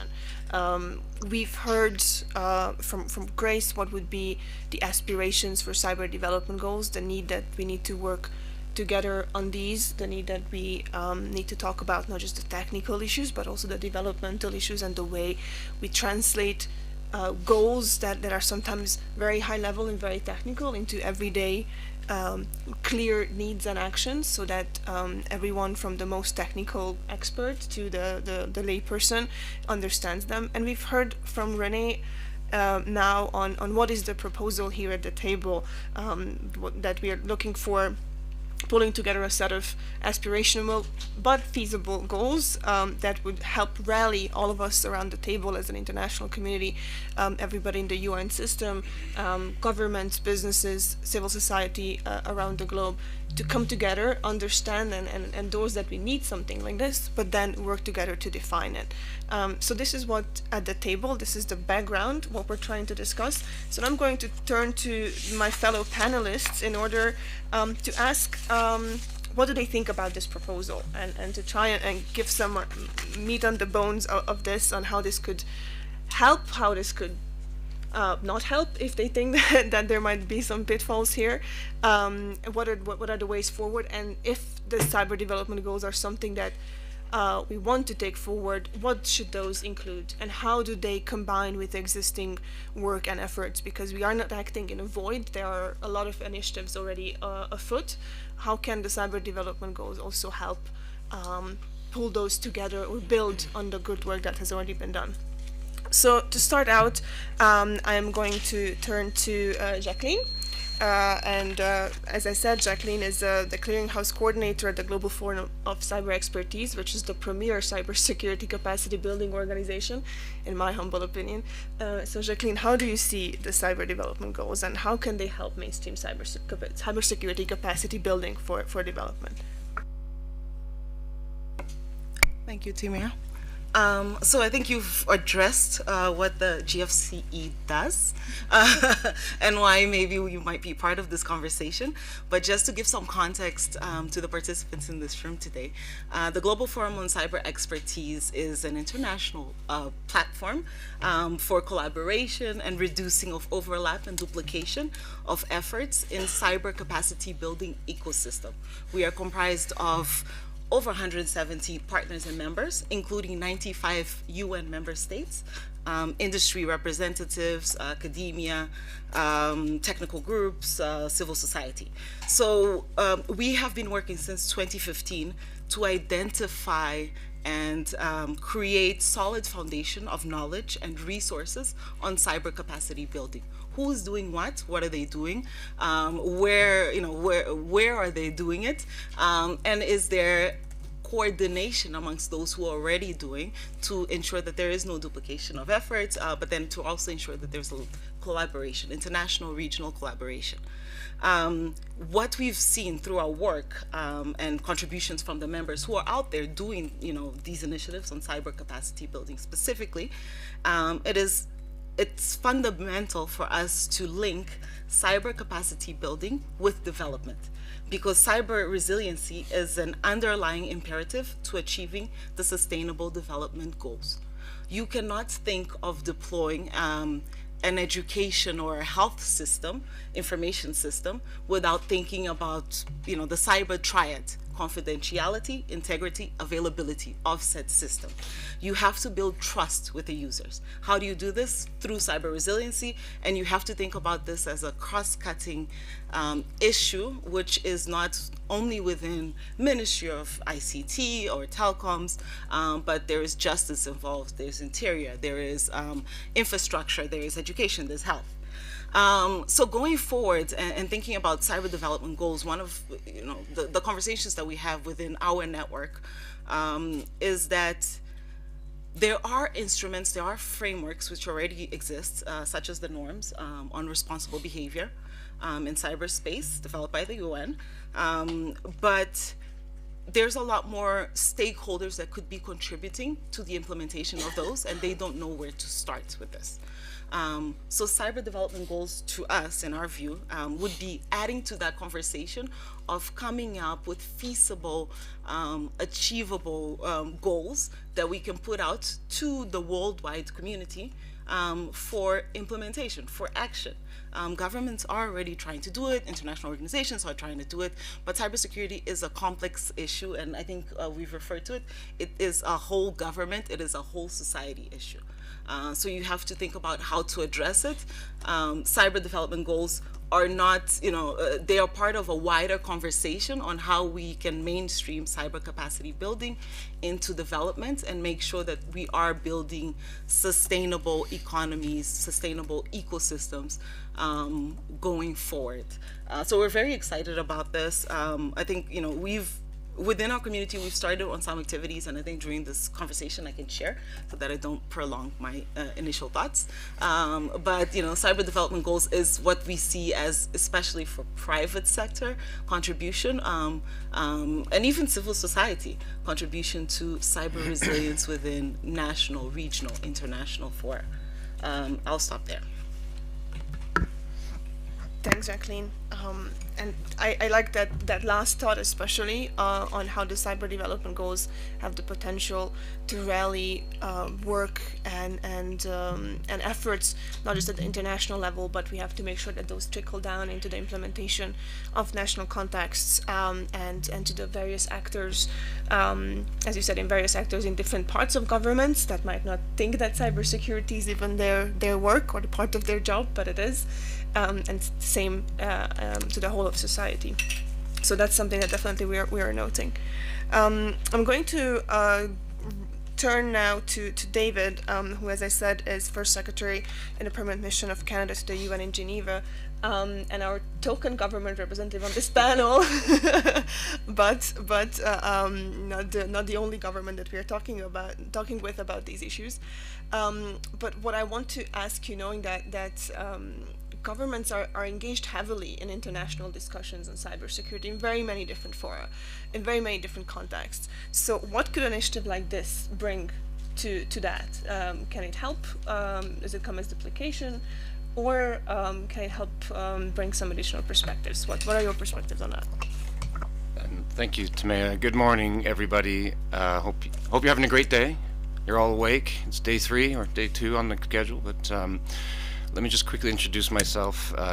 Yeah, I'm David. I'm a diplomat. That's about as much as you need to know. And you may wonder, why I'm here. I'm from Geneva. What am I doing on the IGF on an international panel? I also asked myself that question too. But the interesting thing is where I sit and the work I do is horizontal. So I sit on a perch and I attend all kinds of different events, different fora and different processes that cover the gamut from digital through to cyber. And I think that's crucially, I hope, why I'm here, because the topic today is really about bridging what I would sort of say has been traditionally 2 solitudes. There's been a conversation about cybersecurity in one area of the multilateral system, and there's been a discussion about development in an analog sense in a different part of the system, and now we're talking about digital development, which is sort of a blending of the 2 worlds. And I am going to employ a famously coined statement, which is be sincere, be short, and be seated. So I will keep my remarks short. I've had to endure a few long ones in the last couple of days, so I can appreciate it. Bottom line up front, Canada is a strong supporter of the current rules-based international system, and we engage in that manner. We also uphold the current internet system, internet governance model of an open, free, global, interoperable, reliable, and secure internet based on democratic principles. This is how we engage the system. This is how we are engaging the issue.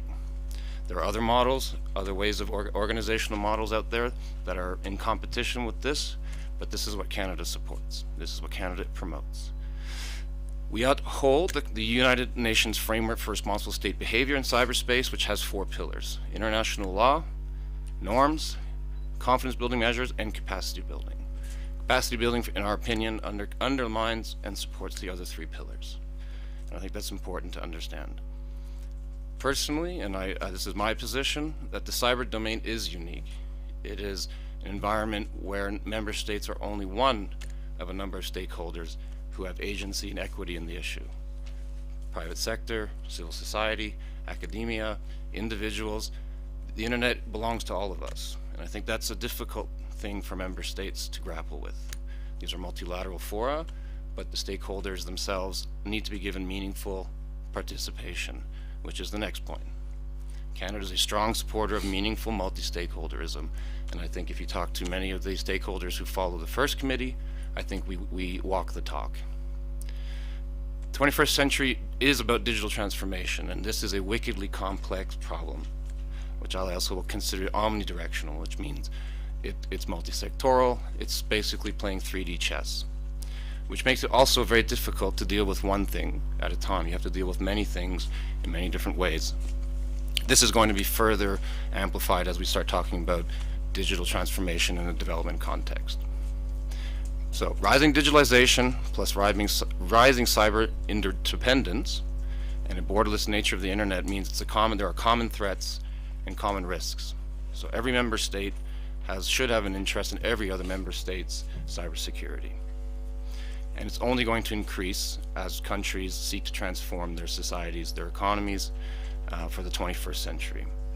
And so in short, I would say to me is Canada is open to listening, open to engaging, and to consider anything that comes forward in this sense. Having just sort of had a bit of a preview to what the ICC is putting out, I think failure to do otherwise is a failure to walk the talk.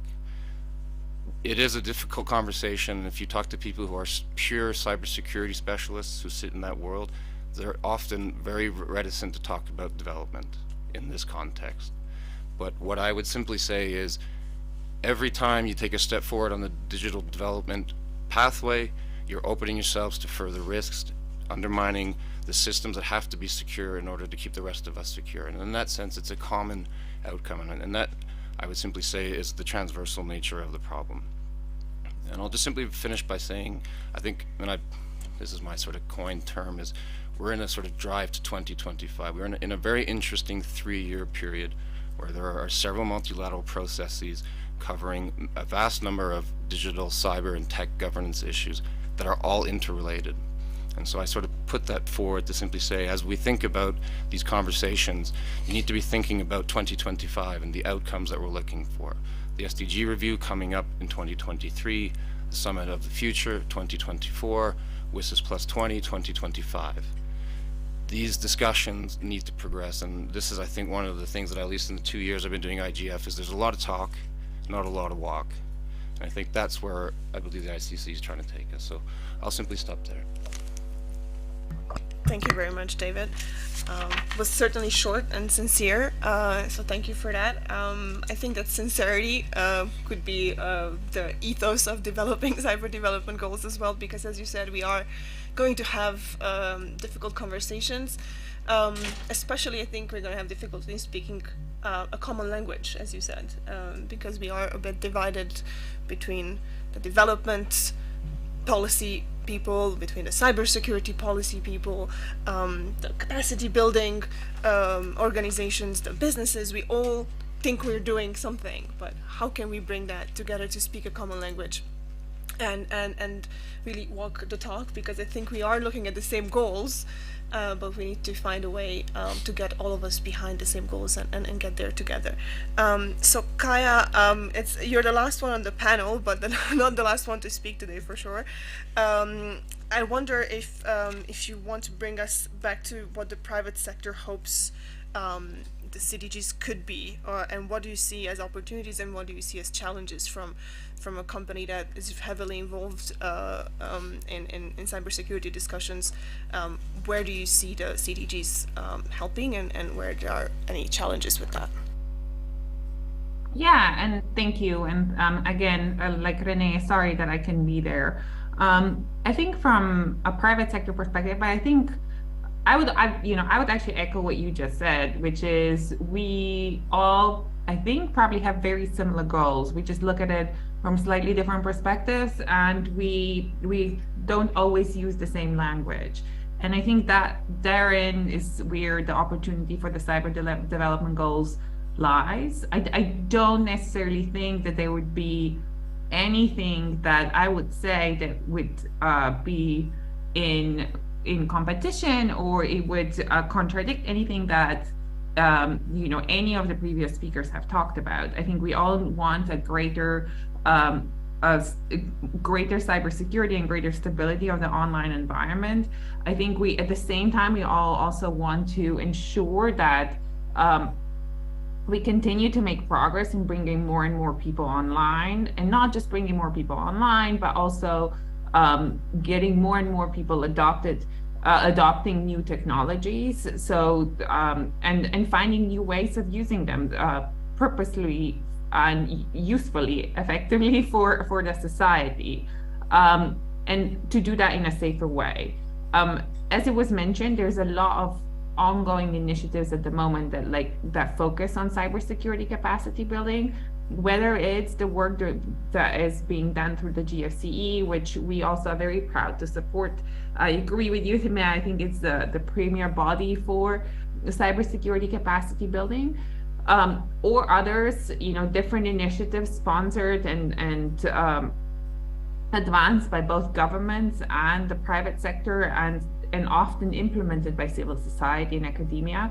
Again, as it was mentioned, I think this is one of the areas that kind of needs to bring all the different stakeholders together for it to succeed. And this is where I think, but I think there are a lot of very different initiatives that there are still, even though with the efforts of the GFCE, still not necessarily coordinated or aligned to the extent that they could be. And so I think the cyber development goals, as initially envisioned, and of course, this is a continued conversation, as far as I understand, really focused on the implementation of some of the agreements that have been adopted by states at the United Nations, and as a core framework that drives some of those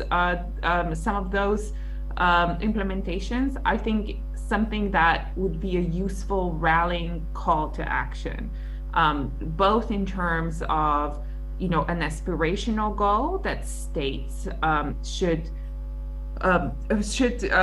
strive to, in terms of where they want to advance their cybersecurity journey to, as well as a goal to focus funding for these issues. That I think funding across the board in this space is still sorely needed, and as well as sort of a process that allows progress to be measured a little bit more. I think at the moment, a lot of the conversations that are happening at sort of the international level are at a very abstract level, figuring out how some of those some of those agreements should actually be implemented in real life, and also then measuring progress towards those. I think is something that the goals could really meaningfully do.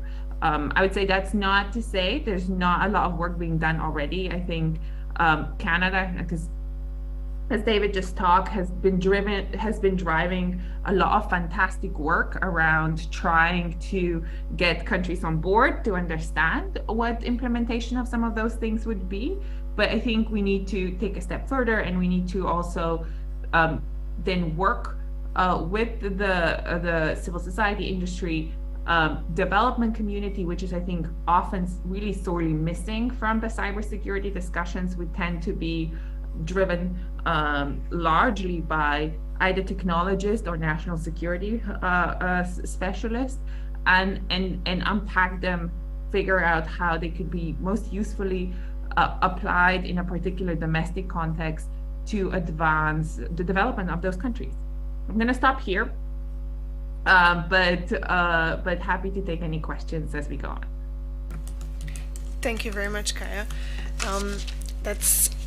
I noted the three things that you said here quickly on my notepad of what the goals should strive to be and what they should accomplish. And I like how you framed it as an aspirational goal that states should advance to, while being something that helps us also track our progress.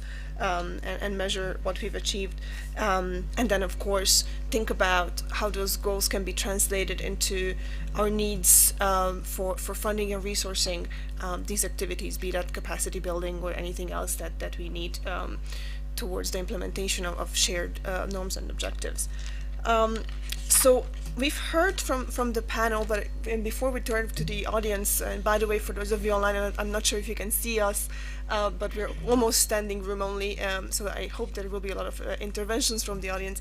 But before I turn to that, I want to make sure that the panel has time and opportunity to react to each other's statements. So I'm just going to go in the same order as we've taken the floor before, and just throw the ball back to everyone to react to what you've heard from each other, and if there's anything you want to compliment, challenge, or question each other about. Grace.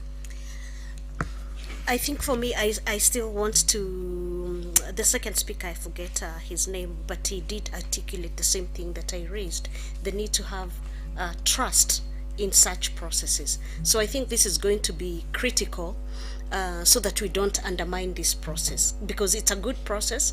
The proposals are good and ideal, and if they worked, we'd actually start seeing a more safer cyberspace. So the question then, and that's probably one of the things that we need to hear from audiences, how then do we ensure that there is trust in this process? That's a really good question for any process, I feel, that needs to be, even if we claim it as multi-stakeholder, I think the fact that we are here and before we even started anything are trying to invite your views and input, and the sincerity that David mentioned earlier, I think that helps in creating trust. But then we need to walk the talk for sure as we progress with this initiative, and making sure that everything is transparent and inclusive, and really helps bring people along the journey. Renee, Grace sort of threw the ball to you. What do you have to add? Well, I mean, I guess I can speak for ICC specifically here, aside of calling for this initiative and asking for different stakeholders to participate in this process. From an ICC perspective, also to be extremely clear, this process and the importance of these goals is kept separate from whatever position ICC might have on any of the substantive points. We are not trying to use this process as a way to sneak in our substantive position on different issues. We of course have other interests, but we need to keep them clearly separate from when we have views on particular goal, how it is best achieved, and the need of having goals and having a common approach. So I think from the business side here, this is a very clear distinction to keep those two separate. Then of course, moving beyond ourselves here, again, we are coming here with a sincere proposal. We believe that it is necessary to achieve success. Looking at the speed of the unfortunate negative cyber development, the cost it creates to the society. I'm not talking about business cost here only, I'm talking about the society cost. We are now already at 5.5 trillion euros globally. And if we get to another doubling of this cost to 11 trillion, which may happen within the next 5 years, the economies of 3 G7 countries, nominal GDP will be evaporated. So the enormous cost to societies this development is incurred. I think that we don't have the luxury here not to make sure that this is not going to be successful.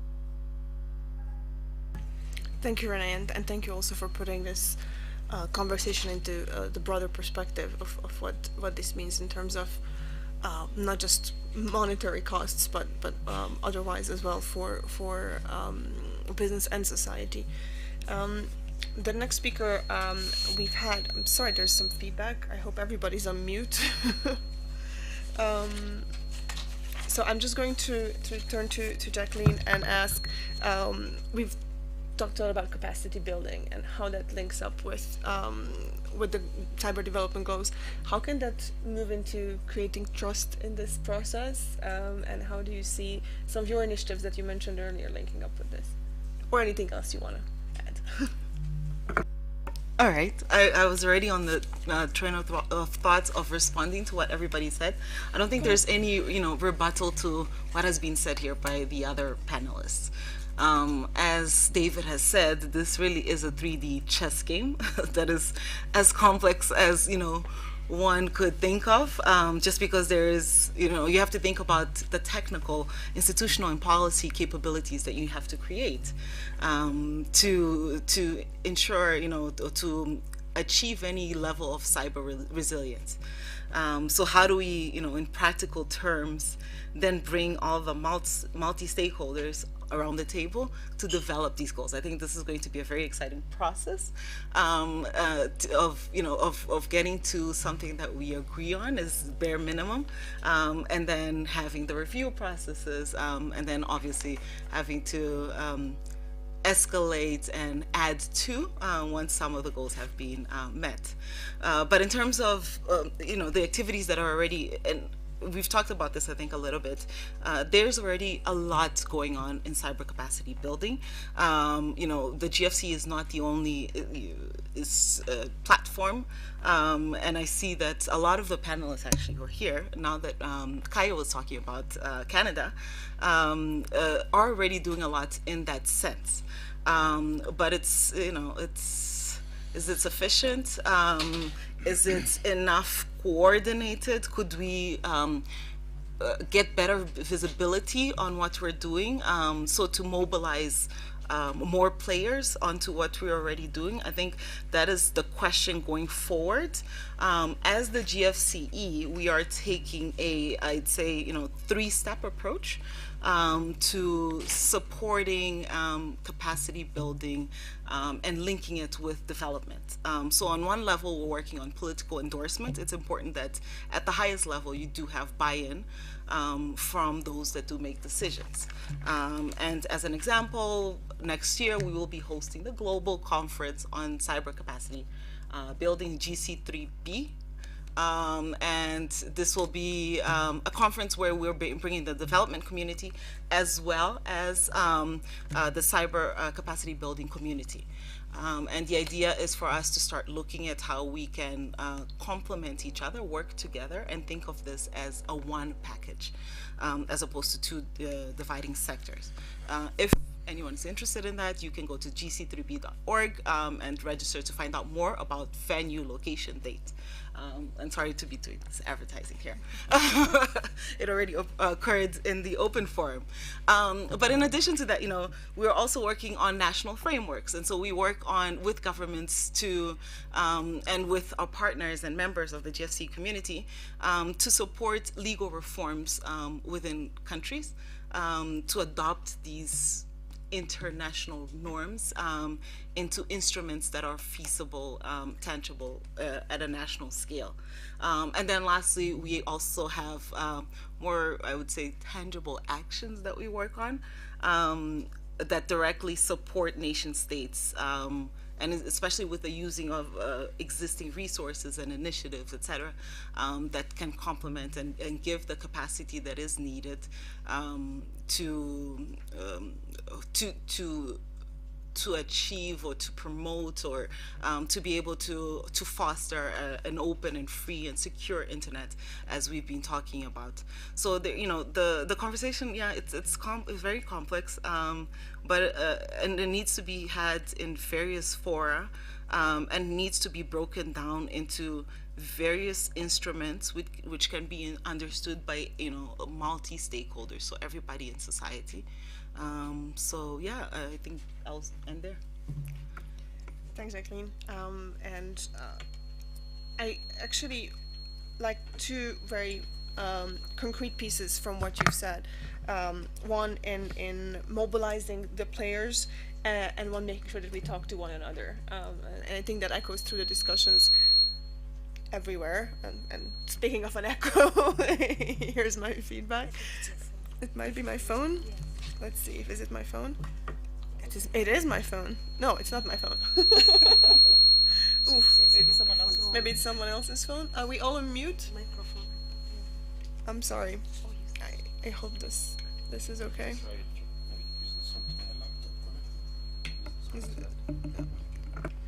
No, it's not.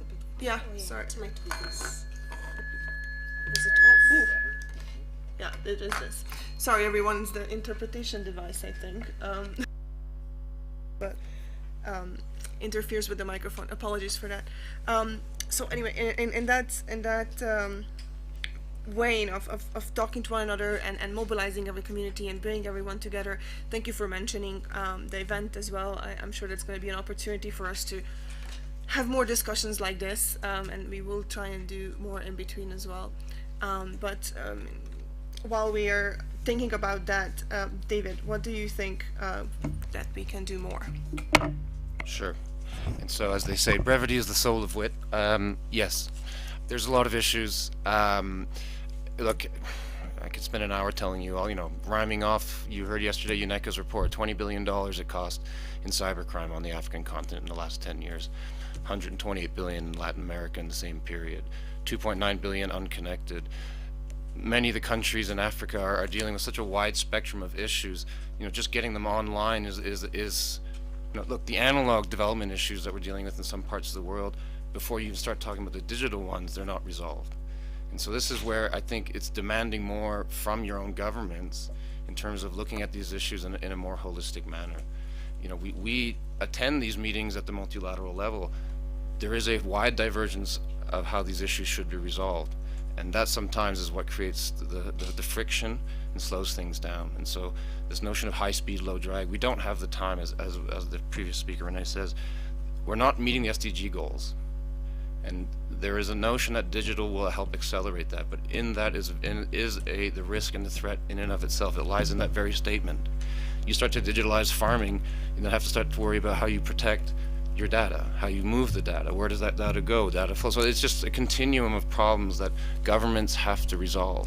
And that doesn't even bring in the bottom-up process, which is you go to smaller communities across the country, they have very different problems that they're trying to resolve. And that those need to be pushed up so that when we get to the table and negotiate these things at the large framework multilateral level, that they are fully imbued by these kinds of problems. Canada, other countries are there to discuss. We want Africa at the table. I hear it 100 times if I've heard it once. Africa wants in on the discussion. They don't want to be just takers. They want to be part of the process that makes the decisions. And I think that's a really strong message that you need to bring to your own governments. We're there to help. There's 1,000 points of light, which is always the problem. If there's one capacity building process, there's 100 of them, and they're all available. They're sometimes a little unorganized or less optimally organized, but it's there. And Canada wants to work with countries who want to work with us. But it comes with a framework and a paradigm through which we will deploy our resources. Thank you. Thank you, David. Yeah, this is, I think, you really hit the nail on the head on needing to have a holistic view of the issues, and having these multi-stakeholder processes to help achieve goals at a high level need to be then replicated down at the bottom level, really, in national context and in sub-national context, to have all the stakeholders who want to work together be part of the conversation, not just the conversation, but the decision and the implementation as well. And can the goals help bring, we've said we are working towards the same ideas, we all want a safer, more resilient cyber system. We all have various ideas on how to get there. So can the goals help shine a common beacon towards which we all are heading, like the SDGs have done for the development question? Can the CDGs be that common rallying call for us to know where we're headed, and then maybe make the road a little clearer together. Kaya, on the account of the last word from the panel again, what do you think? No, I mean, it's hard to, I feel like we're all like in wild agreement. So I think it's always difficult to sort of have something intelligent to add when that happens. I think it's, I would just basically say, we need to work together. We need to all agree that's more that needs to be done. And, whether it's the cyber development goals, whether it's a different venue like the GFCE conference that was mentioned, potentially those two together. I think a rallying cry to sort of expand the understanding that really a lot more needs to be done on cybersecurity across the board. I think that understanding needs to be expanded outside this room and outside the people on the call, because I think we're all convinced. I think we're all believers, but there's others that still need to understand the importance of this subject. Thank you, Kaya. Let's go global. I hope we can do that. And then I would love to hear from everybody in this room, and not just in the room, but I see people online are already asking for the floor. Thank you. I will get to you very, very soon. I just want to make sure that we know who we are talking to. So while we are enabling the cameras for the Bangladesh Remote Hub technical team, please, and Basma Tafik, who also will want to take the floor online, please enable video and camera and mics for them. In the meantime, I just want to do a quick raising the hand exercise in the room and see who we are representing. So who here is from government? 1, 2, okay. Who here is from business? Yeah. Who here is from a technical organization? Okay. And who here is from civil society? I think everybody else. Great. So it is a multi-stakeholder group already here, so that we all know who we are representing and working with. It's, I think, already a testament to this idea of trust and inclusiveness. I hope we can continue on in the same way. So I saw 2 questions here in the room.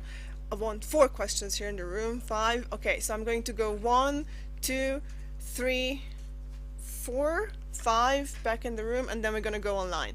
And then I'm going to back to the speakers to see who wants to take the question. So number 1. Thank you. My name is Fiona Songa, Chief Executive Officer of the Technology Service Providers Association of Kenya.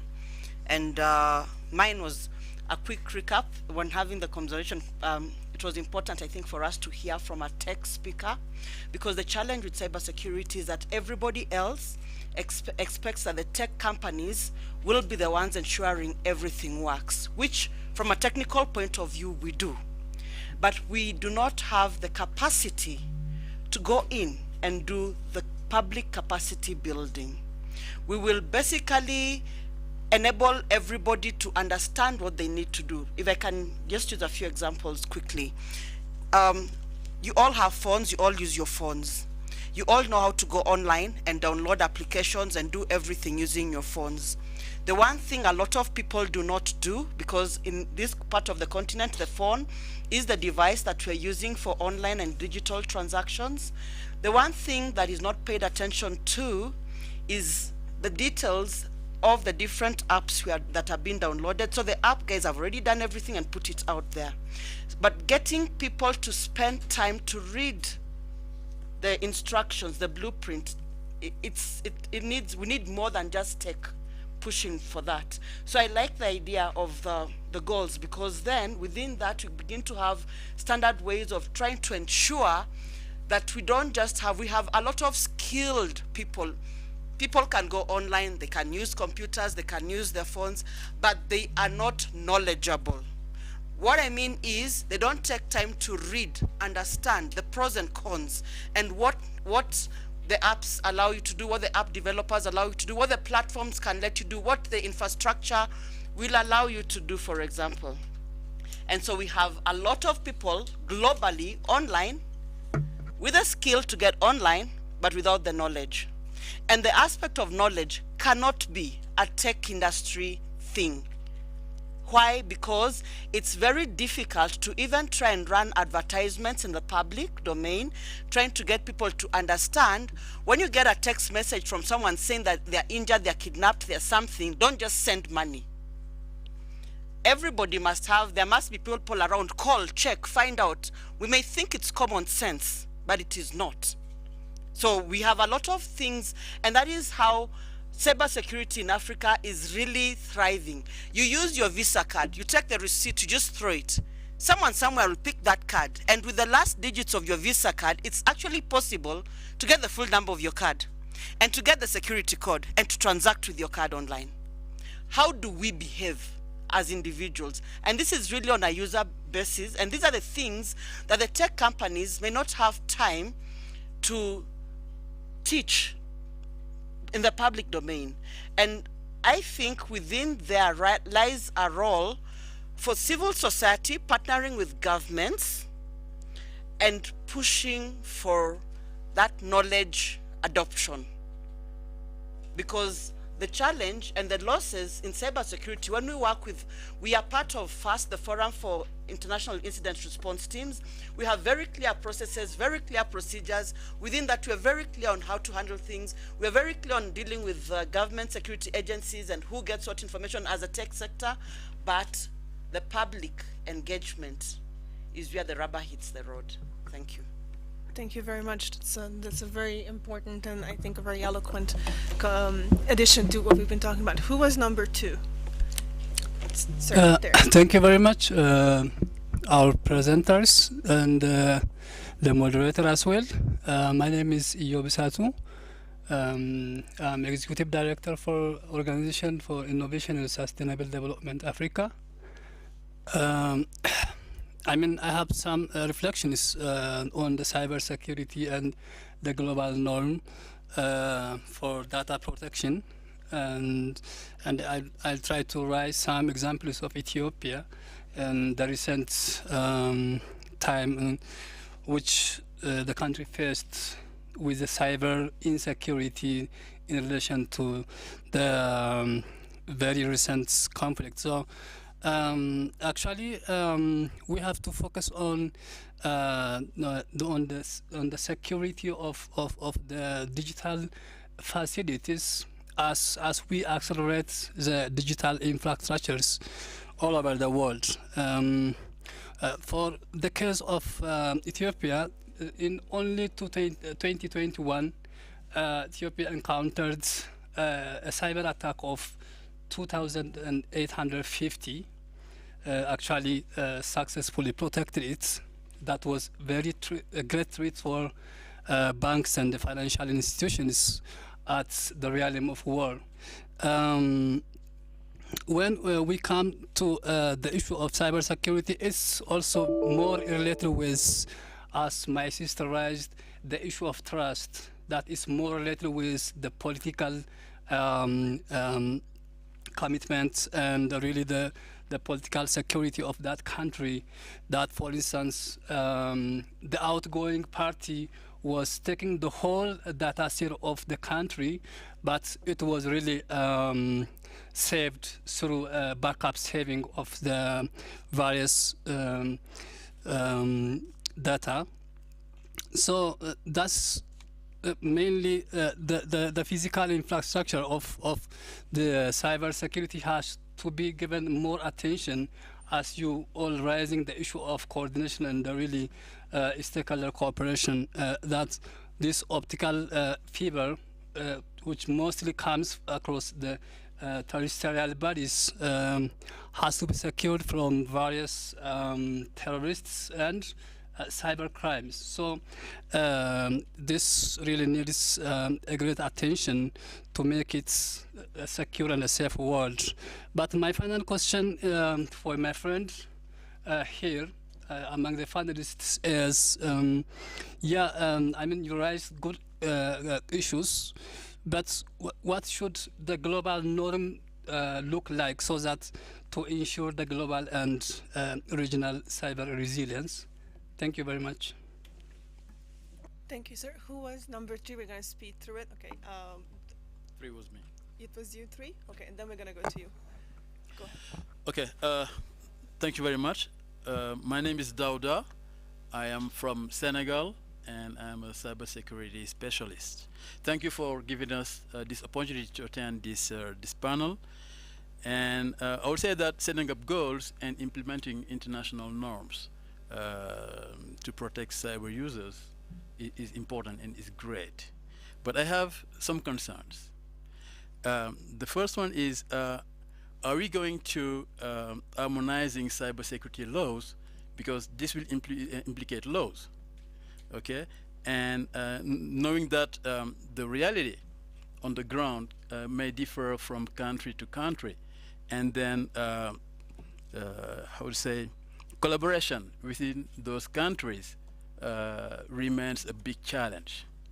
The second one is implementing those norms are still important, and the most beneficiaries will be us, like end users, but some countries will be reluctant on the implementation. So how you do, guys, as a community will handle those issues? Thank you. Thank you, sir. Ma'am, there, and then yeah, and then there. I would ask you to please try and be very brief, because I also have 3 questions online I want to get to. Please go ahead. Okay, thank you. Can you hear me? All right, so my name is Elroi, and I am here with an organization called National ID Ethiopia. So it is basically a government program that aims to digitalize the current identification of the citizens of Ethiopia.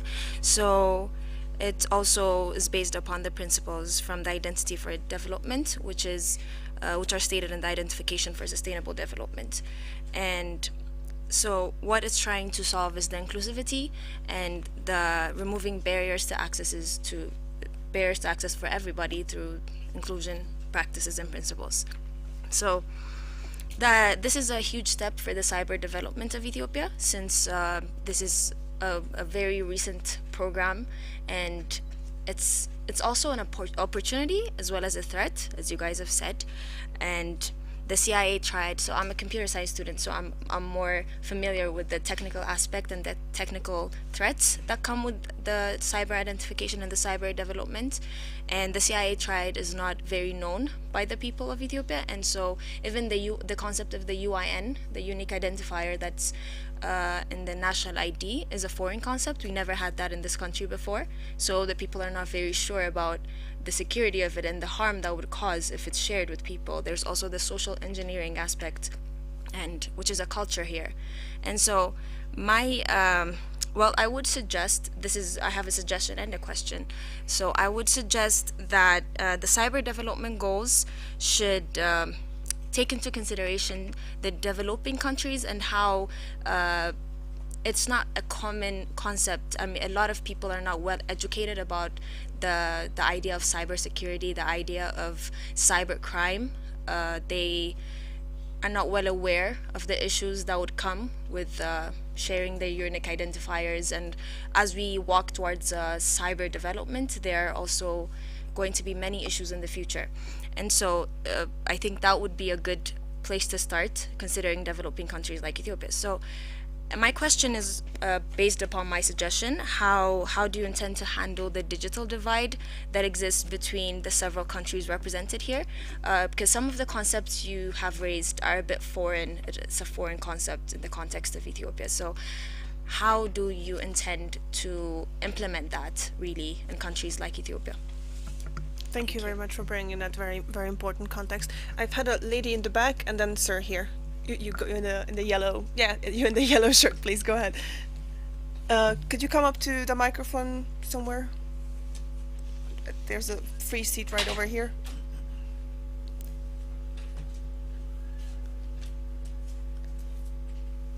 Thank you for sharing your seat. Hi everyone, my name is Nancy. Hi everyone, my name is Nancy from North America School of Internet Governance, and I have 2 questions for any of the panel speakers. How can countries ensure accountability for cyber attacks that breach international laws and norms? And my second question is, how can the civil society organizations contribute to protecting our cyberspaces? This is from both developed countries and developing countries. Thank you. Thank you. And thank you for being brief, sir. Okay, thank you. My name is Tasfai from Ethiopia, from Federal Judiciary. I am a Vice President for Federal First Instance Court and a spokesperson for Ethiopian Federal Courts. I have two questions and maybe one suggestions. This cybercrime, as you have stated, that we need to have a global norms for cybersecurity, but having norms is not enough because there needs to be a legal instrument that makes countries accountable.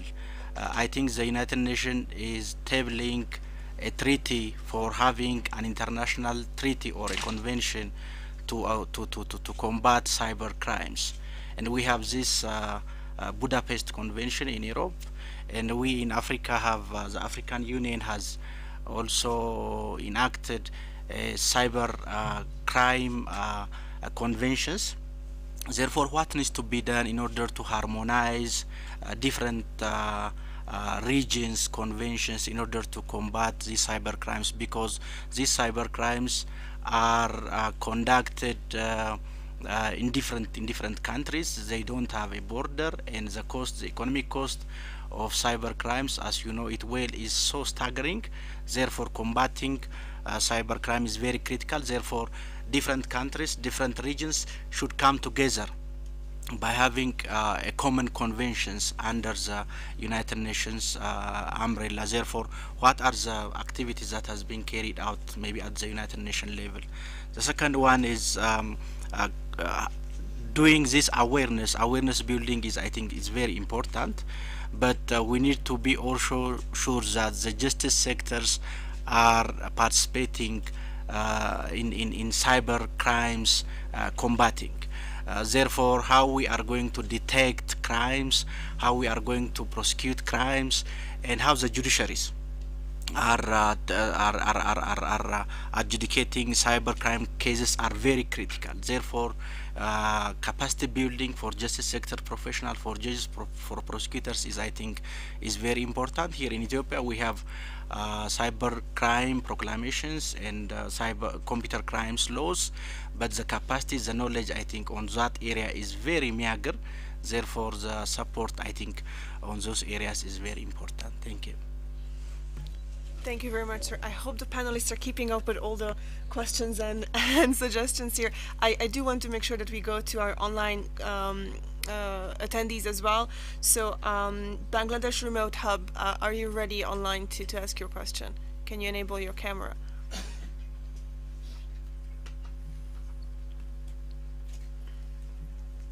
Can we have your microphone at least?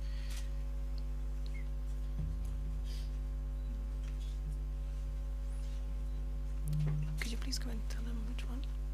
So we would need the mic for Bangladesh Remote Hub, to then to Basma Tafik, and then to Rob Collett. My colleague is coming up to show you which those speakers are. If you can please help us with that. While we're trying to figure that out with the tech crew, I'm just going to turn to the panel for a quick, somebody wants to respond maybe to all of what we've heard.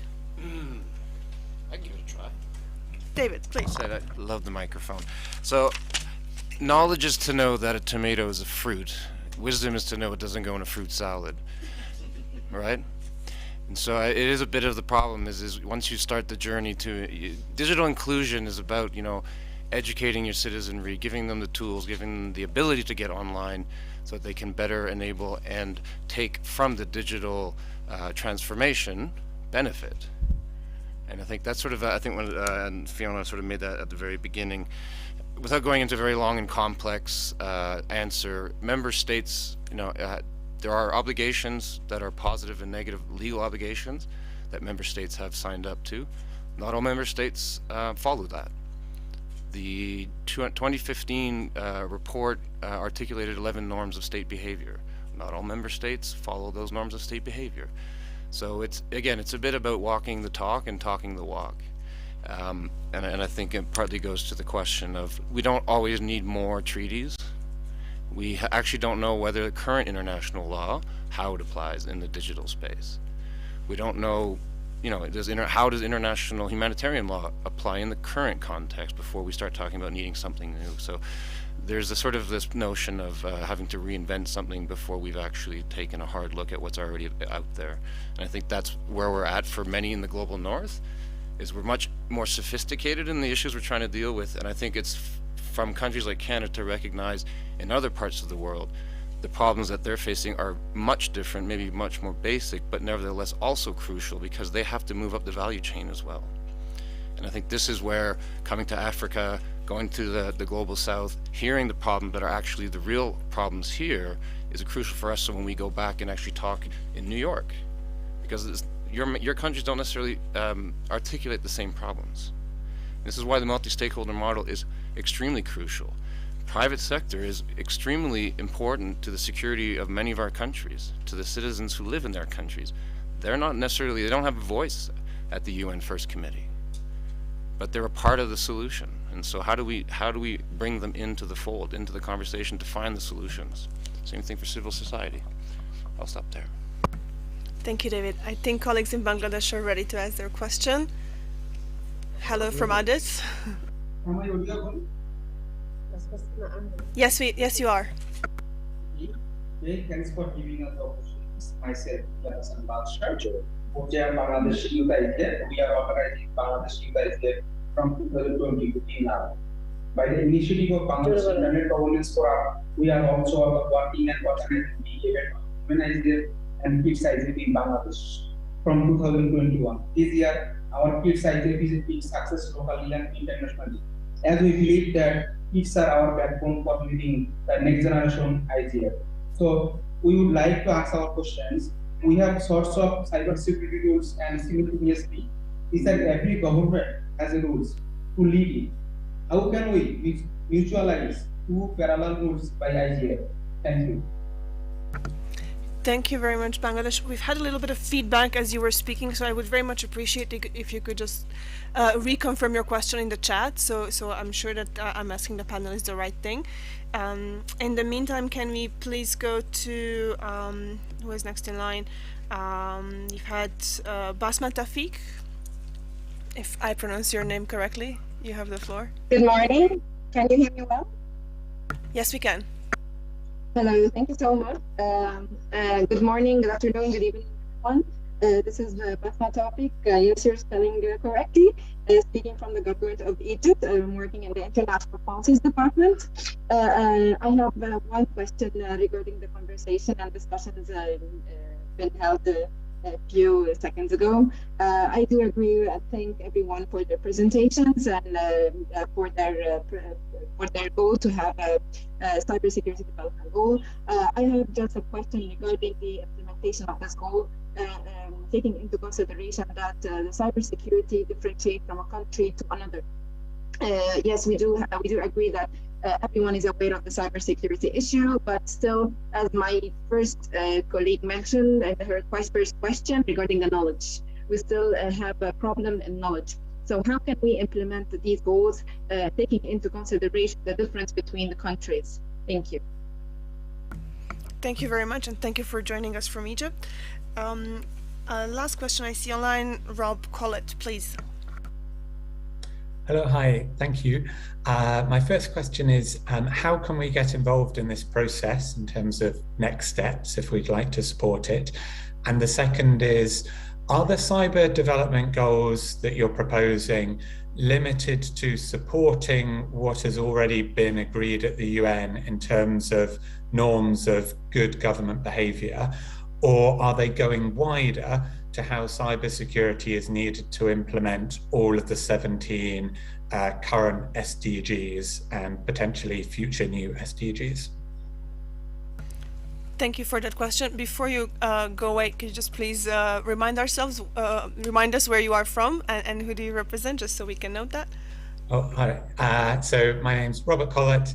I'm with Chatham House as an associate fellow, and I'm also supporting the Global Conference on Cyber Capacity Building next year as an advisor.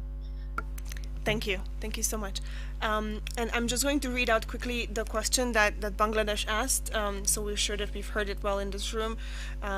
They say, we have sorts of cybersecurity rules and simultaneously each and every government has rules to lead it. How can we mutualize two parallel rules by the IGF? So these last three sets of questions, turning to the panel, who would like to answer that? And if I can volunteer Renee to answer that last one, that would be great. But anybody else? Please, Grace. Okay, there was a question that was raised on what civil society can do to support cybersecurity initiatives, and I think this is already happening. One of the things that civil society is doing is actually raising awareness interventions. So there are several civil society organizations raising awareness on cybersecurity and how it affects ordinary people.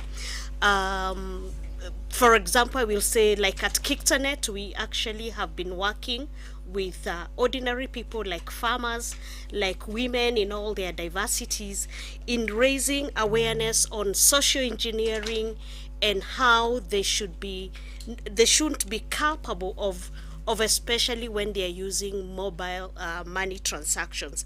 And so one of the things that happens is that, of course, there's that raising awareness, and there's also initiatives to train them on cyber hygiene approaches, cyber hygiene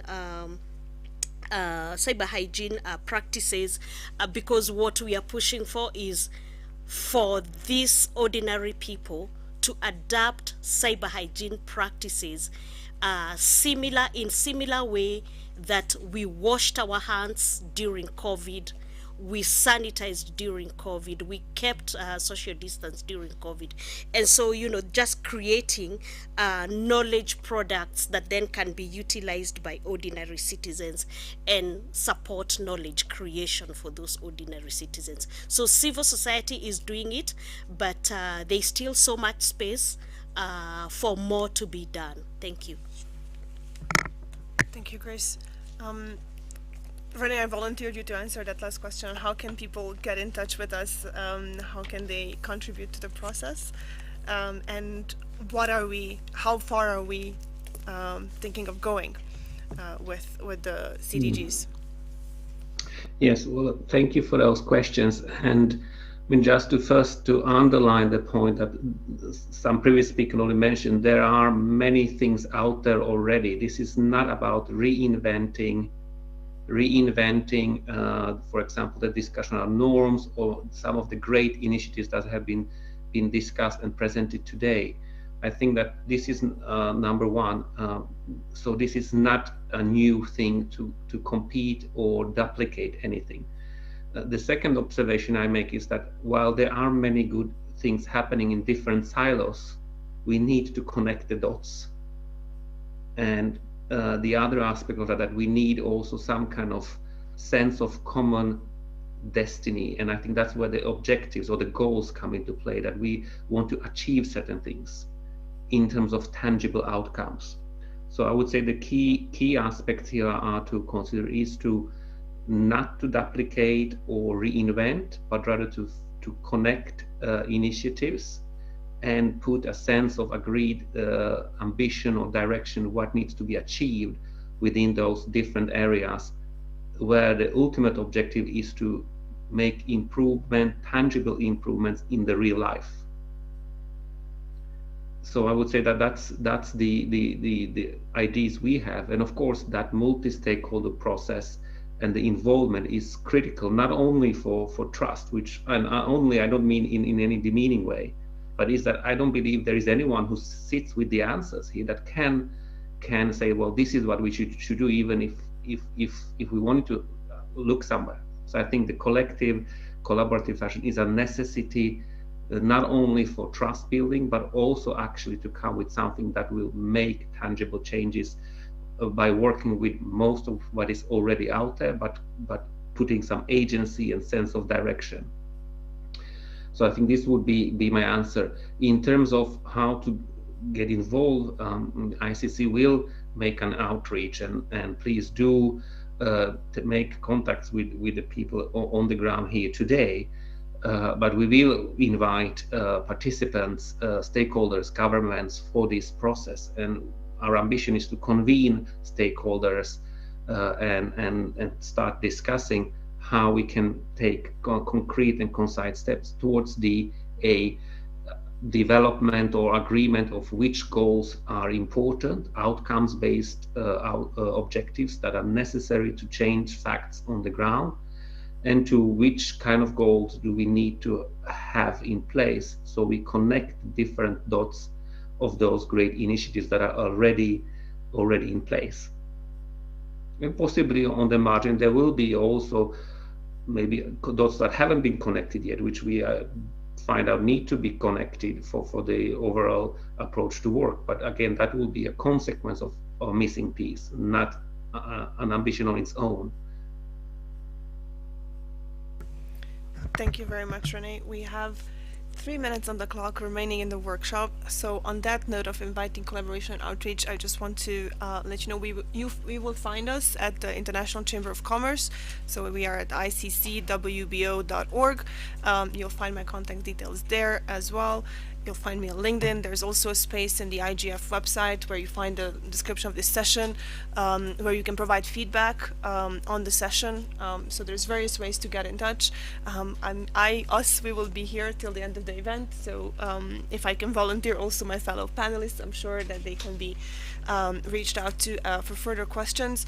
And instead of me trying to make sense of this all, I'm just going to give you the 3 words that I think I've heard that are most important, and I will ask my fellow panelists to do the same. I've heard trust, I've heard a need for inclusion, and I've heard the need for action. So I think under the global idea of creating the cyber development goals, I've heard that we need them. There's a big question on how we're going to get there, but trust, inclusivity, and collective action is what I take away from this conversation. So I'm going to ask Kaya to go first and work backwards from the list of speakers. I would probably say you just need 3 words. That's hard. I'd probably say trust, partnership, and I mean invitation for everyone to contribute, which is not really a word, more like a feeling, but that's kind of what I'm leaving you with. Thank you very much. We feel that feeling here as well. I hope it comes through the web. Going backwards then from my list of speakers, I'm going to go to David. Sure. Well, let me just say thank you very much to everybody for participating. I'm here all week. You can find me online. You can find me here. 3 words that I would say would be agency, direction, and outcomes. Very practical. Thank you, David. Jacqueline. All right. My 3 words would be dynamic, collaboration, and trust. There's a recurring theme there. Renee, please.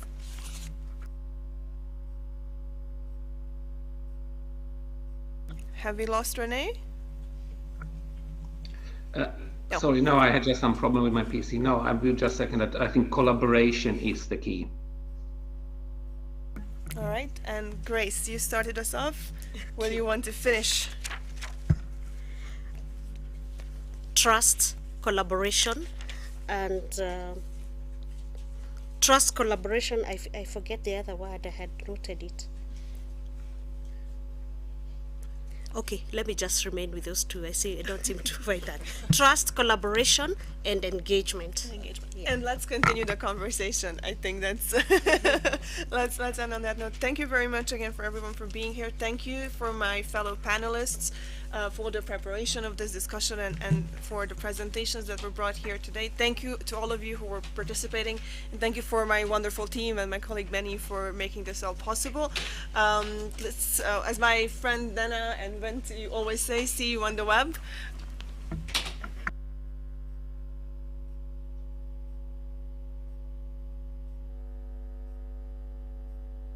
Thank you. Goodbye. And thanks everyone online as well.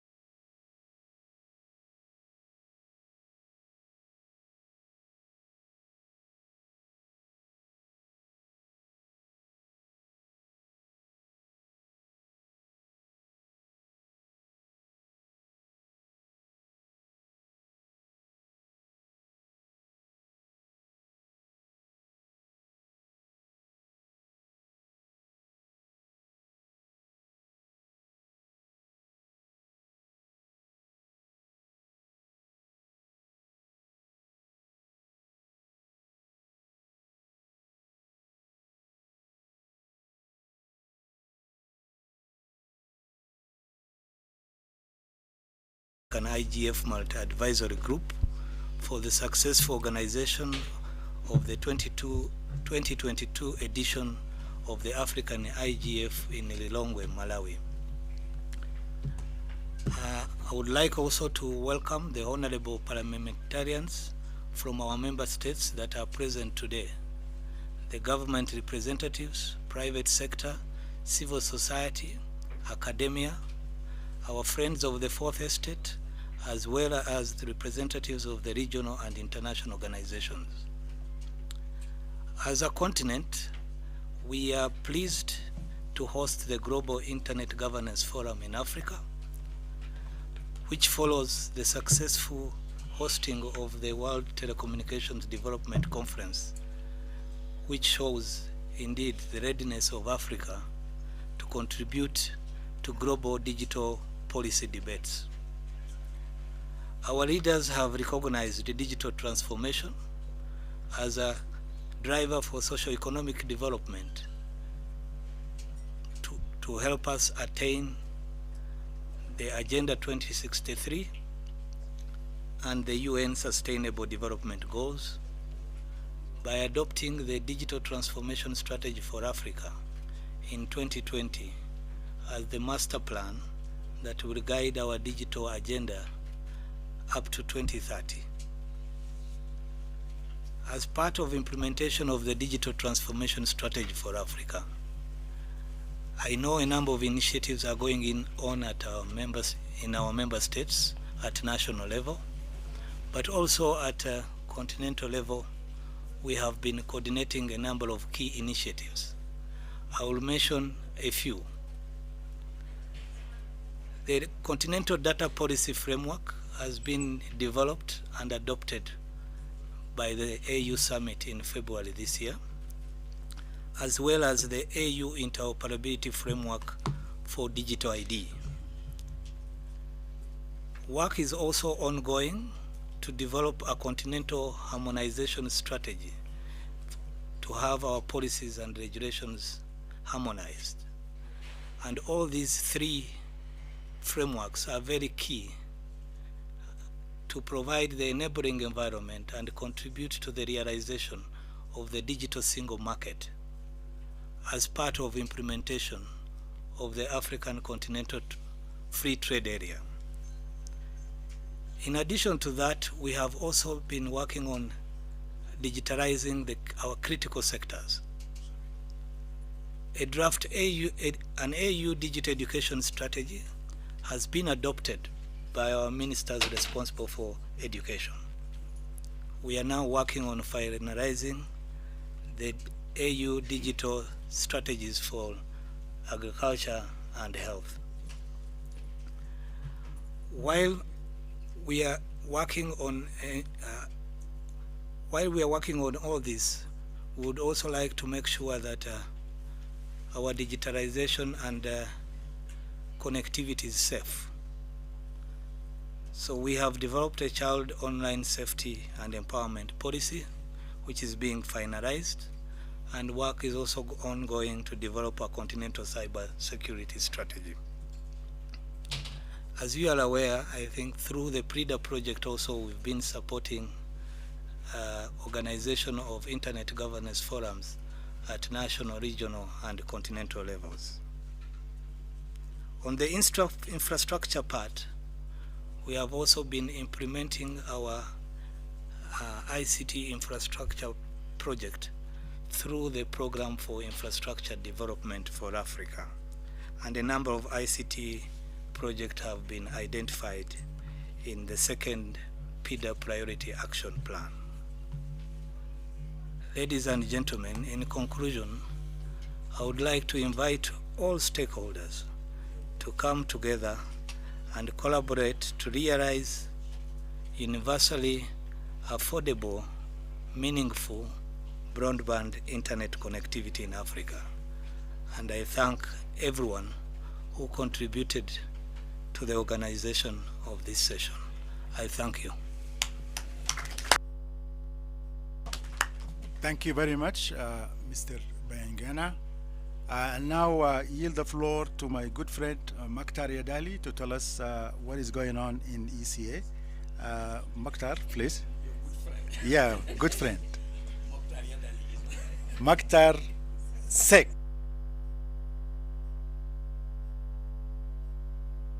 Yes, yeah. It's no problem. Mokhtar is a Mokhtar. Thank you very much for inviting ECA as co-organizer of this session.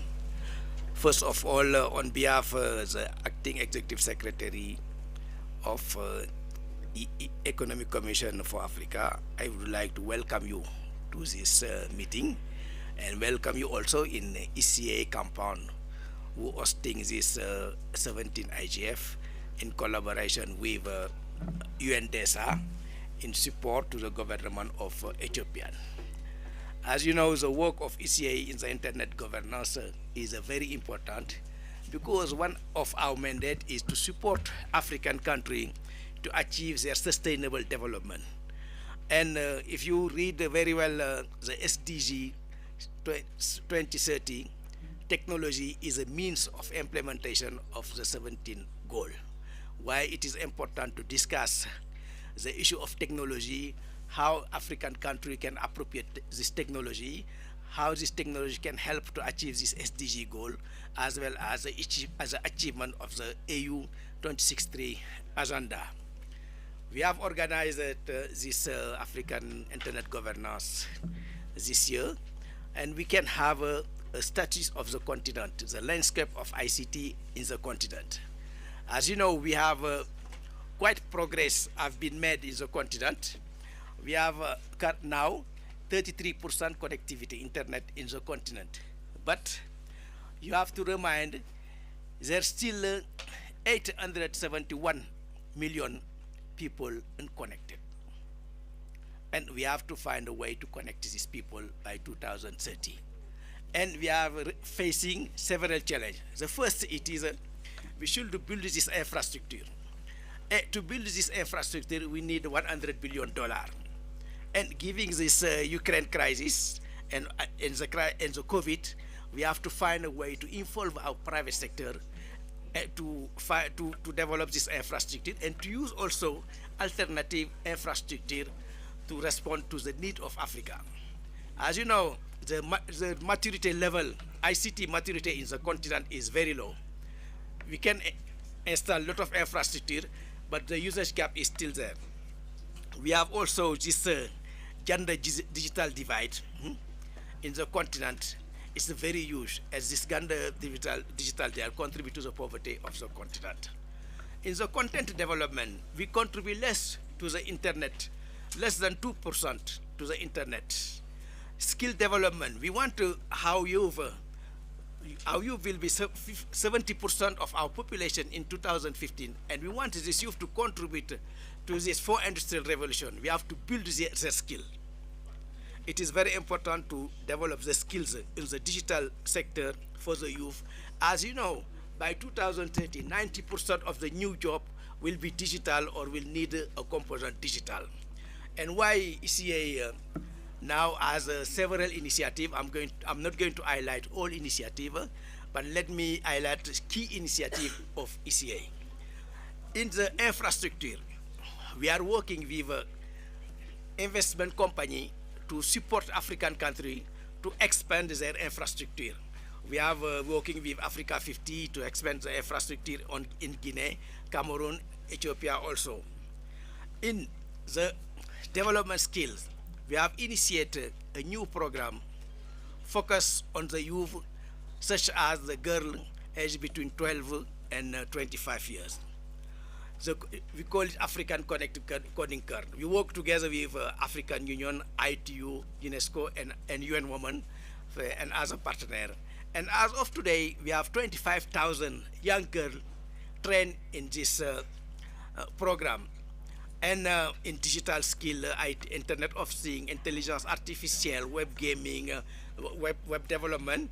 And we pledge to have 100,000 girls trained by 2025.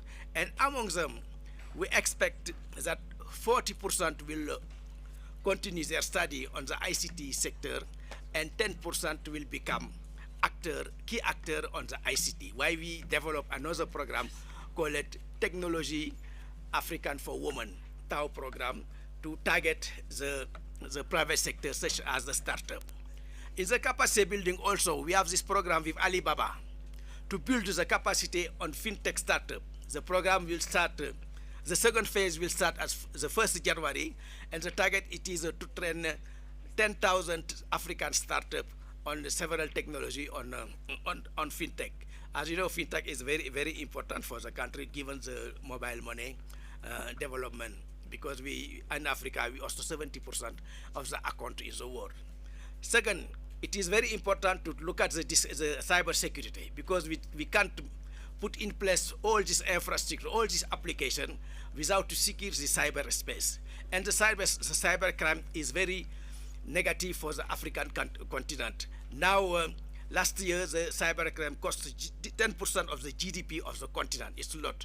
Why in March we decided to organize the African Summit on Cyber Security, and one of the outcomes of this summit was the establishment of the Centre African of Cyber Security to be hosted in Lomé. We are working now on the government Togo and as a partner to put in place this cyber security. Hopefully we'll launch this center next year.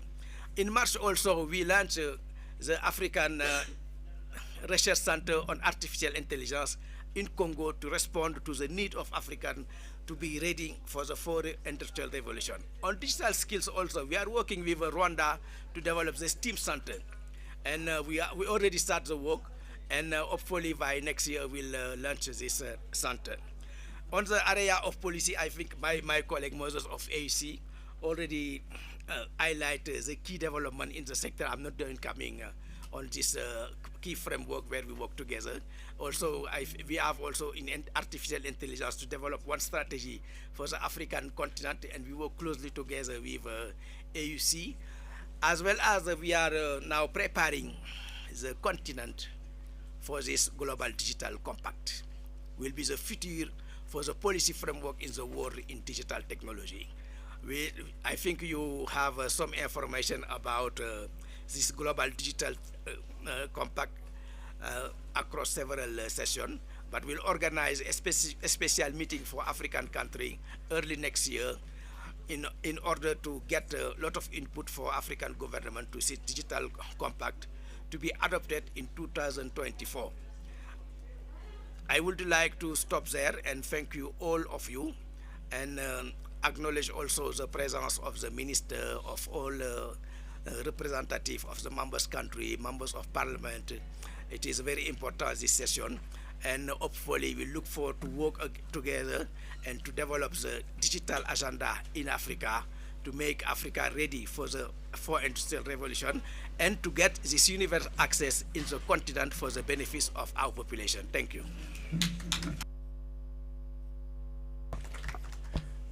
Thank you very much, my good friend Dr. Sek, for these remarks. I think you gave us a lot of information, I think, for the audience to digest, and I think feel free, you guys, if you need any information, further information, get in touch with Mokhtar and his team, so that you will get involved in the activities that they are prescribing.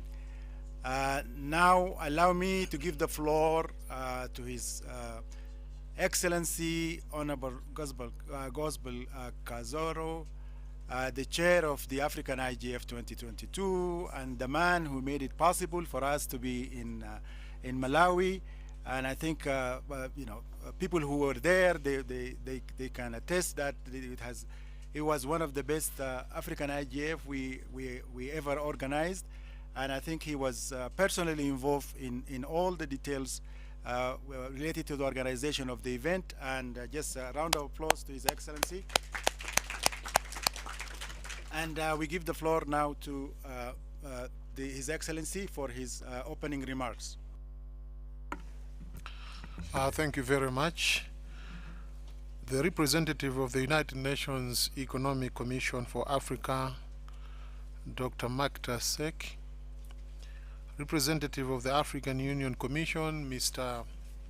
Moses Baingana, Chairperson of the 2022 African IGF MAD Stakeholder Advisory Group, Madam Mary Uduma, Chairperson of the 2022 African IGF Malawi Organizing Team, Mr. Bram Fuzulani, esteemed on-site and virtual delegates to the 2022 Internet Governance Forum, distinguished ladies and gentlemen, good afternoon to you all. Good afternoon. Yeah, Africans are known for energy. Good afternoon. That's good. Excellencies, distinguished ladies and gentlemen, allow me at the outset to express my gratitude to the government and the people of the Federal Republic of Ethiopia for hosting us at this 2022 session of the Global Internet Governance Forum.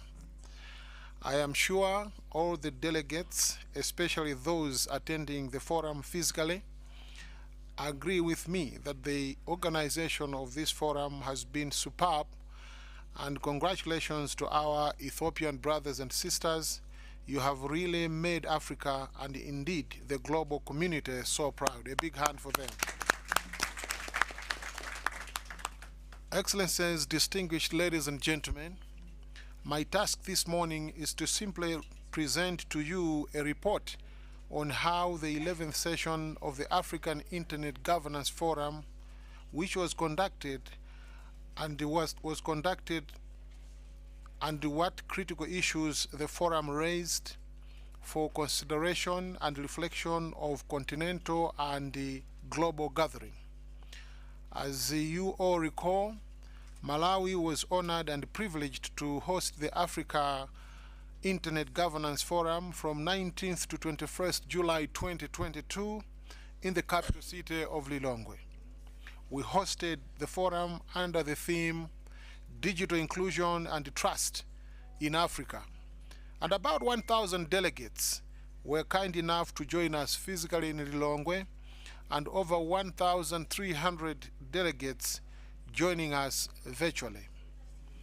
Excellencies, distinguished ladies and gentlemen, during the Africa IGF in Malawi, I understood a point that we have been converging like this we have now for ages, but our coming together will become meaningful only if they are followed by tangible results that will transform the lives of our people, especially in Africa. Our continent will progress if substantial investment is made in the digital space to ensure that our people are connected to reliable, affordable, and secure internet connectivity that is coupled with relevant content. It is only through such investment that we will ensure that no one is left behind and that our people are appropriately positioned to effectively participate and benefit from digital economy, and more importantly, contribute towards the socio-economic development of their respective countries. Excellencies, distinguished ladies and gentlemen, the Africa Internet Governance Forum made several recommendations that African countries, with the support of the global community, must seriously consider.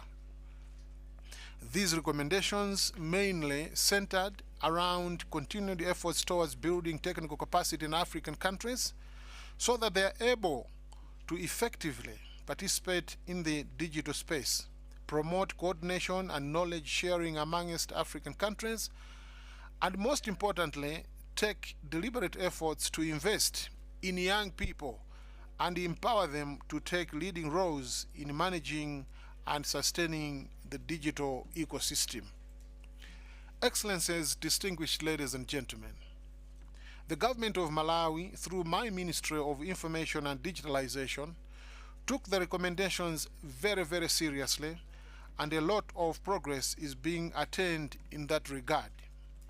Malawi is in the process of engaging community broadband operators that will operate as local internet service providers to ensure that even at the grassroots the citizens are able to access affordable internet connectivity.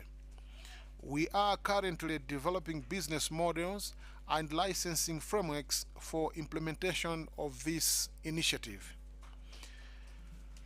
Our government is also implementing a number of interventions that are targeting young people and empower them to tackle emerging digital issues such as artificial intelligence, Internet of Things, management of big data, cloud computing, just to mention a few. The government of Malawi is also supporting major tech hubs in the country to train and capacitate the youth with digital entrepreneurial skills. We have gone further to ensure that digital and ICT skills are acquired from a very young age, and presently we have rolled out an ICT programming project targeting primary school learners throughout Malawi. We strongly believe that digital proficiency must actually become a culture in Africa. The Ministry of Education is working towards reviewing its curriculum to include ICT training from secondary and primary education. That will ensure that we train as many fingers as possible so that they are able to meaningfully participate in the digital capability forums. We're also working towards having a smart city in the central region of Malawi called Mvera Smart City. We hope that this smart city will facilitate the acceleration of digital transformation in Malawi. Excellencies, distinguished ladies and gentlemen, the African IGF also underscored the importance of putting up robust frameworks, monitoring and evaluation processes in the implementation of the ICT projects. The government of Malawi, through technical and financial support from the United Nations Capital Development Fund, is implementing the Inclusive Digital Economy Scorecard that is capturing progress in the digital space for the key digital transformation enablers, namely digital infrastructure, digital skills, regulatory frameworks, policy and planning, and connectivity. The initiative is also measuring inclusivity of the youth, women, the elderly, immigrants, and those in the hard-to-reach areas throughout Malawi. Excellencies, distinguished ladies and gentlemen, it is my strongest wish that the global community that has gathered at this year's Internet Governance Forum will take seriously all the issues and recommendations that will come out of this gathering. This is an opportunity for all of us to learn the best practices and solutions being implemented globally as far as advancing internet governance is concerned. Allow me, ladies and gentlemen, excellencies, now to invite my compatriot, Mr. Bram Fudzulani, who was the chairperson of the 2022 African IGF Malawi Organizing Committee, to present a detailed report of the Africa IGF that Malawi successfully hosted. I thank you all. I thank you for your attention. May God bless Africa.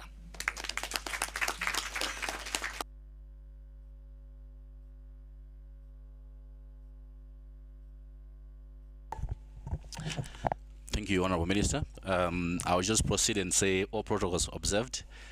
The tech team, if you can have the slides up on the screen for the easier follow-up on the statistics. Just to flip through the actual report, but I think the report is going to be available on the Africa IGF website for a detailed recount of the minister's speech. Next slide.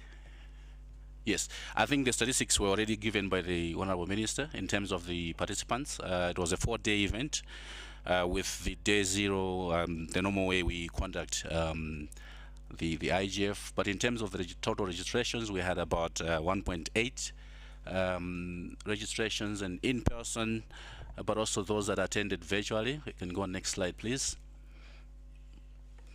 We took pride in the historic launch of the Africa Parliamentarian Network on IG.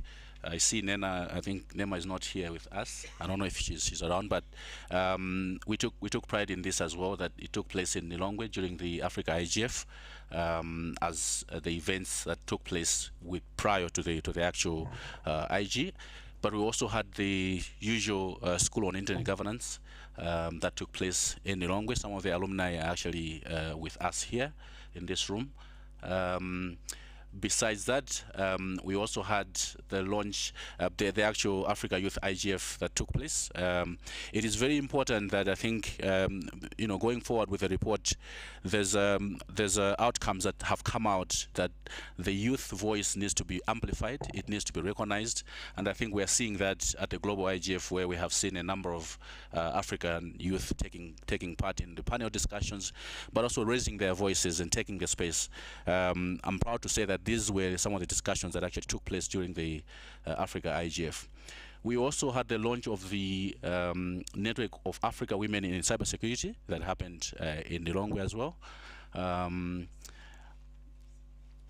Yeah. So in terms of the actual outcomes, as I've already said, the forum recognized that the internet continues to be a tool, but also an enabler for human resilience and solidarity in Africa. And therefore, it must remain secure, it must remain available, but also affordable to everyone else across the continent. But how can we do this as a continent? And I think that is the question that is being answered within the report as part of the outcomes, that we must develop policies, legislations, but we can only do this in a very multi-stakeholder approach, consultative process, engaging everyone else in the space, not just one stakeholder. And therefore, this is very critical for us going forward as Africans to take part in this global digital economy. Next slide, please. As part of the outcomes, we also, I think, the most important aspect was the issue of the multi-stakeholderism, that it must continue and nurtured, but also it must be seen to be done. There's a lot of discussion on multi-stakeholderism, but little, I think, is done in practice in many of our different jurisdictions and undertakings. And so this was also very amplified during the Africa IGF. In terms of the actual declarations, we had quite a number of those that also drawn from the summit itself, that we must advocate for policies, legislations, and technical and economic measures that promote digital inclusion, affordability, accessibility, availability, and security. Most importantly, I think, as we're discussing this, I know it's a discussion that's been happening even during the parliamentarian track, the issue of ratifying some of the conventions, and key to it is the Malabo Convention that has been specifically singled out. When you look at issues of data protection, privacy, cybersecurity, there are statistics on how many countries, African countries, have actually ratified the Malabo Convention. And then the issue of promoting digital skills, awareness, training, but also uphold and promote, as I said, multi-stakeholderism participation in internet governance discourse. And last is to ensure that African voice is heard within the global IGF. And I think that is what we're seeing.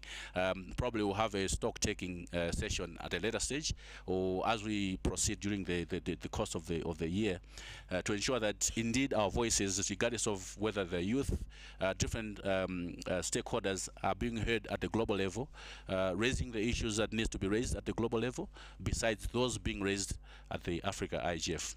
I submit the brief report on the Africa IGF. Thank you. Very much. I think we will have a very short presentation on PRIDA. Dr. Nyambura, please. Thank you, Adil, the Honorable Minister, our distinguished participants, all protocols observed.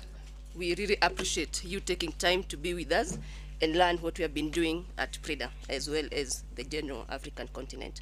So in 2018, there was an African Union Declaration on internet governance. And this declaration aimed at encouraging participation of African stakeholders in the global IG debate.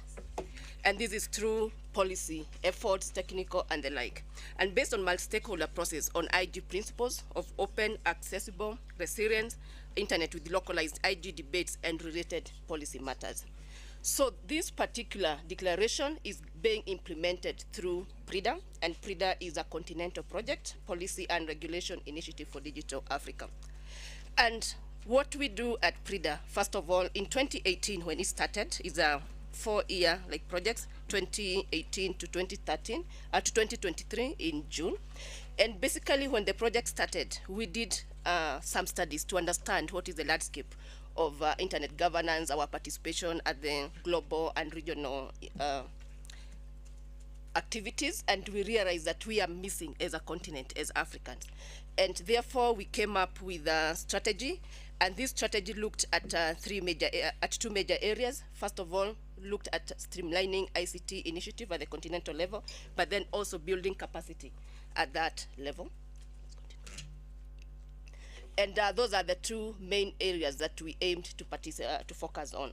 But then also, as we were doing our research, we realized that out of the 55 African Union member states, 23 did not have any IG processes at the national level. And therefore, we embarked to support those countries with the capacity building work. Let's continue.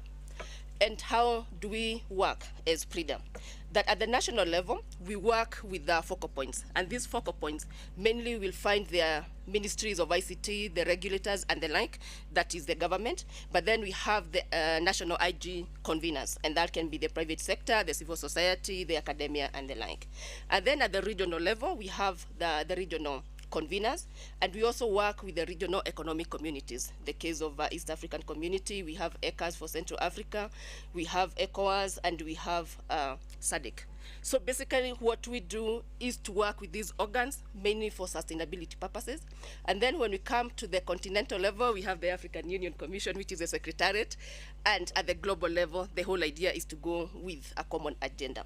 So come 2020, during COVID, we wanted to do trainings physically, but with COVID, we realized we had to be innovative and adapt to the new situation. So we came up with a new curriculum that has 7 modules that cuts across all the IG baskets, may they be cybersecurity, law, economic development, and the like. And we embarked to support the 23 countries, but we divided them into chunks. We started with 9 countries in 2020, Botswana, Madagascar, Eswatini, Liberia, Egypt, Mauritania, Morocco, Comoros, and Cape Verde. And out of the 9 countries we supported, 5 of them continued to do the IGF. In 2021, again, we embarked to support more countries, and this time we supported 8 countries. I won't go through them. And out of these 8 countries, 2 of them did their IGF. But then also, in 2021, other countries started expressing interest. You see Nigeria. Nigeria has been holding their School of IGs and IGF over a long time, but they requested to use our PRIDA model. Also Liberia, that we had supported in 2020, they also requested for our support, which we did. Again, Continental School of IGs, they have been using our module. We have the West Africa School of IG. And as mentioned, 5 of these countries continue to do their IGF. Come 2022, we still have 7 countries out of the 23 that we really would want to support, and I'm looking forward to interacting to some of you who may be from those countries that we want to support you before the end of PRIDA project. That is June 2023, there's still time. And those countries are Algeria, Guinea-Bissau, Equatorial Guinea, Sao Tome, Principe, Angola, Libya, and Eritrea. So at the continent level, those countries do not have the IG systems at the national level. They have not done School of IG or an IGF. We do really want to work with you for the remaining part of PRIDA. Again, during this year, we have been working with UNECA to train the youth volunteers, and I'm sure you have seen them doing great work. And basically, it was a 5 days curriculum that we went through all these courses for them to appreciate what internet is and for them to be able to be more effective when supporting us here. So probably I don't even need to go through that because basically up to date we have trained more than about 1,500 people, and probably to emphasize on gender, that we always ensure that we have women participants in these courses, but I must say it has been challenging despite the fact strategically ensuring that we go to them. I think for some reason we don't apply, and we need women to be in this training. We also emphasize on the youth that most of our participants are 50% of the participants are below the age of 30, and that is in recognition that we must move with our youth, we must move with our women. And I would want to encourage all of us, let us get to women to learn issues of IG. They affect us in many ways, and we must really move with it. Let's continue. So basically that gives us the overall gender composition, completion rate, and the like. And as you will note, our completion rate is about 30%, which is actually good going by the global standard of e-learning. So again, we encourage all of us to continue doing that. Let's continue. We don't have to go through that. So going forward, what our plan? That for sustainability reasons, we are working with the Pan-African University to ensure that the courses now we have, and we have enlarged them to 10 modules, they can be offered either as a bachelor's or a master's course at the university level. And with that, we did our testing in September, October. We are having our first pilot phase in January. And again, we look forward to all of you to participate as volunteers to train these people. We work through train the trainers programs, and we have trained quite a number of people who we are working with. Then again, we are working on the development of a child online policy strategy that the director went through. So again, I will not emphasize on that. And the final thing is that coming to 2023, we do want to continue working with you. We do want to work with the 7 countries. So if you can support us in reaching out to them, we really appreciate. We want to support other countries that would want to use our PRIDA platform. Either you have held a school of IG or not, we are ready to work with you. And we also want to support Continental IGF next year. Thank you. Thank you very much, Bram and Nambura. Before we open the Q&A session, I'll be remiss if I will not give a shout to our outgoing MAC chair, Mary Duma, who was not able to be with us, but I believe she's joining us virtually. Hello, Mary. And also, I want to recognize also the new chair, Lillian. Lillian, can you say a few words, please, before we start the Q&A? Thank you so much, Adil, and a good afternoon to everyone. Indeed, I have very few words. I'm happy for being honored to chair the next MAG next year, 2023, and following from the wonderful IGF held this year in Malawi. I hope that next year will be better, and I look forward to working with everyone in this room. Thank you. Many thanks, Lillian. I think now we open Q&A session. We have 15 minutes. Let's take 3 questions at a time. If you have questions, please raise your hands. We need ladies to ask questions. Gender, we are talking gender. So I have 1 hand there. This is 1. And then the ladies there. And okay, there is a lady there. And then there is 1 here. This is the first women, yes.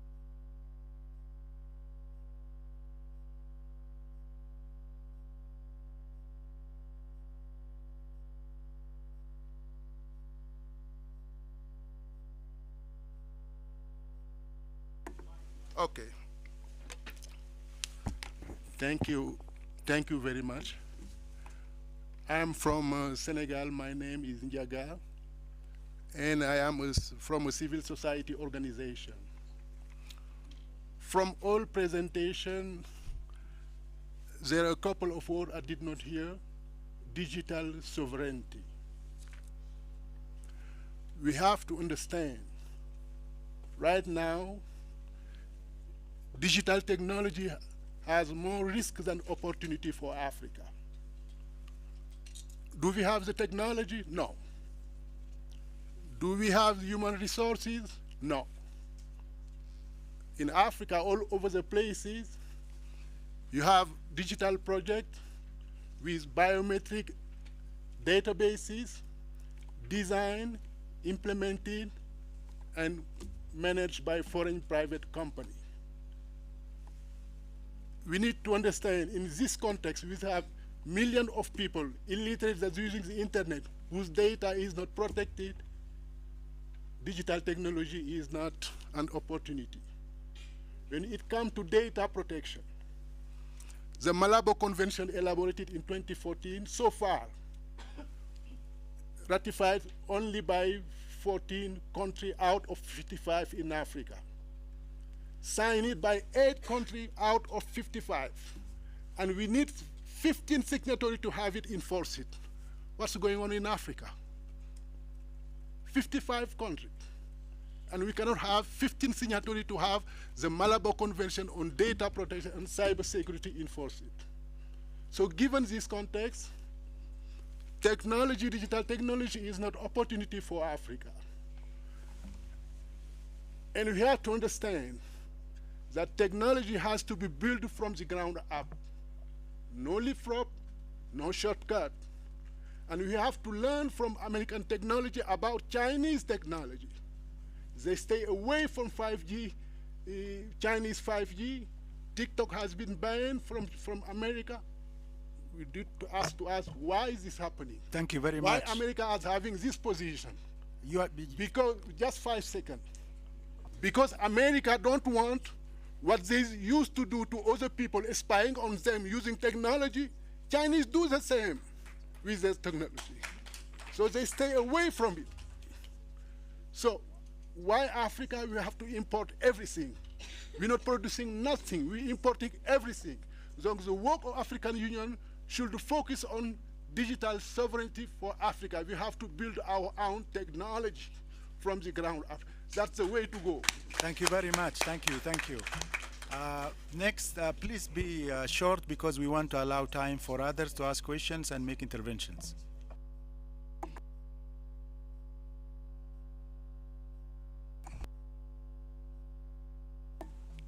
Yes, okay, thank you. First of all, thank you to all of our panelists for sharing. It's really been wonderful to hear about all the work that's happening. My name is Carolyn. I work with a civil society organization as well. And I think if we're going to have a conversation about meaningful connectivity and its relationship to human rights, it's also important to have a conversation about internet shutdowns. It's an issue that is affecting millions all around the world, and it's an issue that's very prevalent across the entire continent. And it would be wonderful to hear from our panelists from the African Union how you intend to engage on the issue of internet shutdowns and how you intend to support the people who are affected by internet shutdowns and to helping to bring an end to this issue. Thank you. Thank you very much. You can use my mic.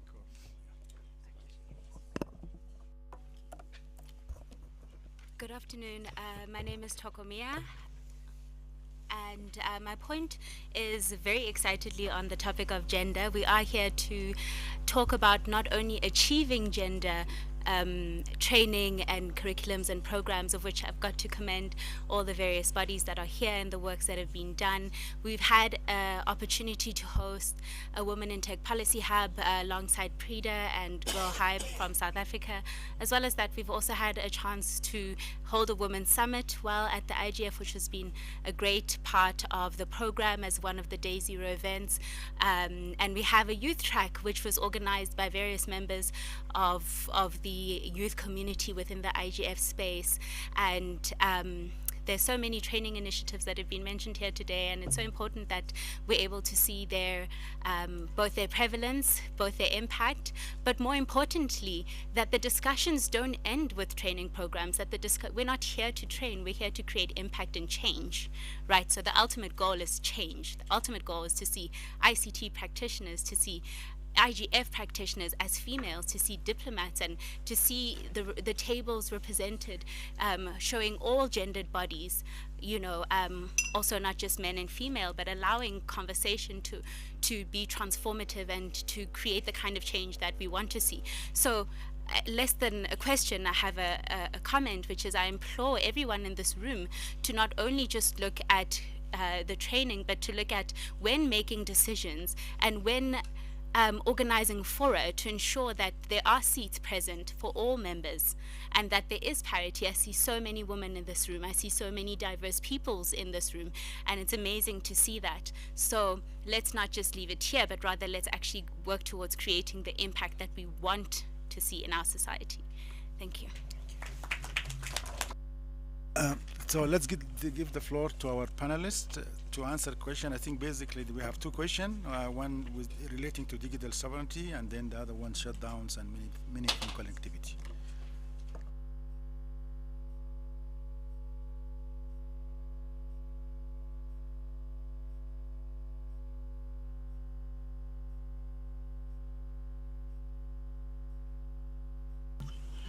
Yeah, let me start with the one on digital sovereignty. Indeed, digital sovereignty actually is one of the guiding principles of the digital transformation strategy for Africa. If you go to the digital transformation strategy for Africa, it's clearly elaborated that digital sovereignty is one of our guiding principles. So we do also take it as an important issue when we are dealing with digitalization. However, I would also want to say that as much as it may be, I think it is two-faced. It is an opportunity, but we also have to be careful. All these efforts have to be done in a multifaceted way. We can't say either this or this. So while we are trying to enhance digital connectivity and digital transformation on the continent, we are aware of the risks, and it is up to us to bear it in mind and put mitigation risks to ensure that it does not turn to something else other than an opportunity. For example, of course, even all these initiatives that I mentioned, one thing is we are aware that even the data issue, as we move to the data economy, most of our data, are we in control of it? We need to work on the data infrastructure to be able to store our data, analyze it, and use it for the benefit of our citizens. Of course, we realize that even if you go to the internet traffic, same room here, I can send an email to someone and it has to go to Europe to come back to the same person next to me. All those are things that we are aware of and we are working on, but it does not stop us to be part of this whole fourth industrial revolution. So my take on this, yes, I agree with you on one hand, but indeed let's not take it as let's also look at the benefits, because they are benefits, but we have to make sure we handle all this in a multifaceted way, because that's what will make us to be competitive in the fourth industrial revolution. Yeah, of course, that is as an AU Commission, internet shutdowns, of course, happen. I think if the few that happen, it's a debatable issue and a political issue. Sometimes it happens at member states. There are reasons also that they give us on why it happens, if it has to happen. But it is a subject that really that will continue being engaged on. I can't comment much on that because it is a sovereignty issue at national level. Thank you. My colleagues may add to what I have said. Thank you very much, Moses. I think for the internet shutdown, the principle of IGF, it is open access to everybody. And we encourage all countries to open internet to everybody in the world. It is, as Moses said, it is something politics for some country, but we are working with them to come up a common understanding of why internet is important, and internet or access internet also is part of the human right. digital sovereignty also, it is very important, digital sovereignty. When we, as Moses say, we have adopted this African digital transformation strategy in 2020, and one of the key pillar guiding principle is digital sovereignty. And now we are at the implementation phase as a member state. Of course, the first thinking is we should have a sovereignty on our data. Yeah, it is very, and why we are working now with several countries to put in place their own data center, as well as we have this data governance framework adopted this year by AUC, head of state. And as are something very important. You touch upon something very important on the Malabo Convention. Yeah, we have to ask a question of ourselves. We agree, fully agree with you. Why at the UNECA sometime, you know, country adopted this Malabo Convention, but they use the Budapest for their policy. And there are something missing maybe in the Malabo Convention, and why we are going to launch in 5 minutes guideline model law for cybersecurity for African country to complete what is missing in the Malabo Convention. And hopefully we'll get one country more soon to have 15 countries to ratify this Malabo Convention. But it's a very good framework for the continent. I think I invite all delegates here to sensitize their government to adopt to ratify this Malabo Convention, and I think the minister, honorable minister here, will help us to discuss with other minister during the STC or other fora to get this country signing this ratify this Malabo Convention. Thank you very much. Thank you very much. Indeed, just if I want to add something on the shutdowns, I think the issue was articulated very well, but also, if you all recall, this is a multi-stakeholder, forum, and then is not only in articulating the issue, also in solving the issue. So we ask all the stakeholders to come together so that if there are some proposal for solution and as to how to mitigate the issue of shutdown, because countries, they have reasons, but we need to also help them with how to attack those issues that they are facing. So let's get together in a multi-stakeholder way so that we can help the countries resolve this issue once and for all. Before I open the question, the minister want to say something? Thank you very much. I think what has been put on the table is a very, very interesting discussion, a very important topic. I think Africa, as it is, I think we all know where we are coming from, and we know where we are. History has taught us so many things. Right now, Africa could have been speaking one language, but you go on the other side of Africa, people are speaking Portuguese. The other side of Africa, people are speaking French, and the other side of Africa, others Germany, others English. That has been a very negative cultural construction, I must say. Because it's only through common culture that actually can bring us together. So this fourth industrial revolution, I think, offers us another opportunity to galvanize our unity and being one.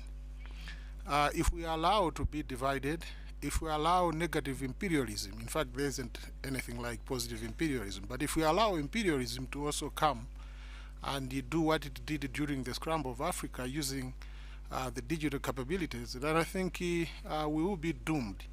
I am hoping that those that are having to look at these things from a very technical level, at the EU technical level, should be able to be very honest, but again must be as patriotic as possible, so that when we are coming to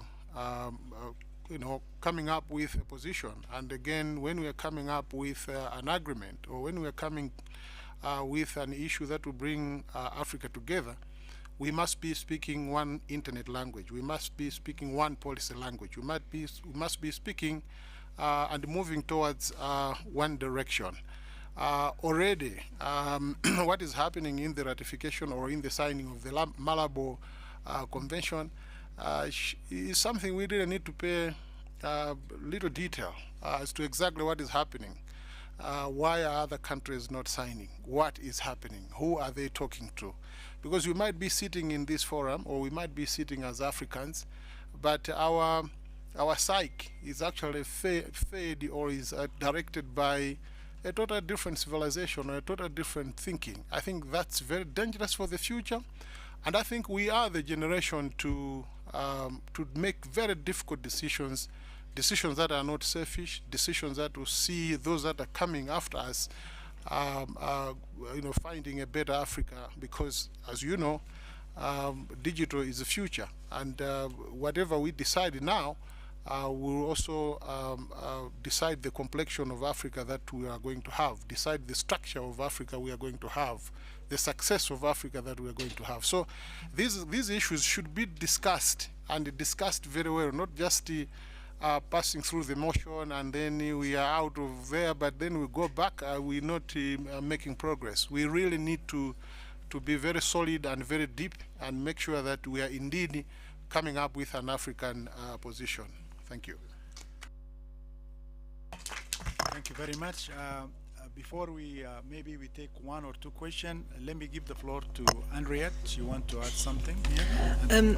Thanks very much, Adele. Henriette Esterhuizen, outgoing chair of the African IGF MAG, outgoing member, chair of the Global IGF MAG, and convener of the African School of Internet Governance, and I'm with the Association for Progressive Communications. I just wanted to commend the African Union Commission for all the contribution that you've made to capacity development, and to thank you for your participation and support of the African School of Internet Governance. I see many alumni in the room.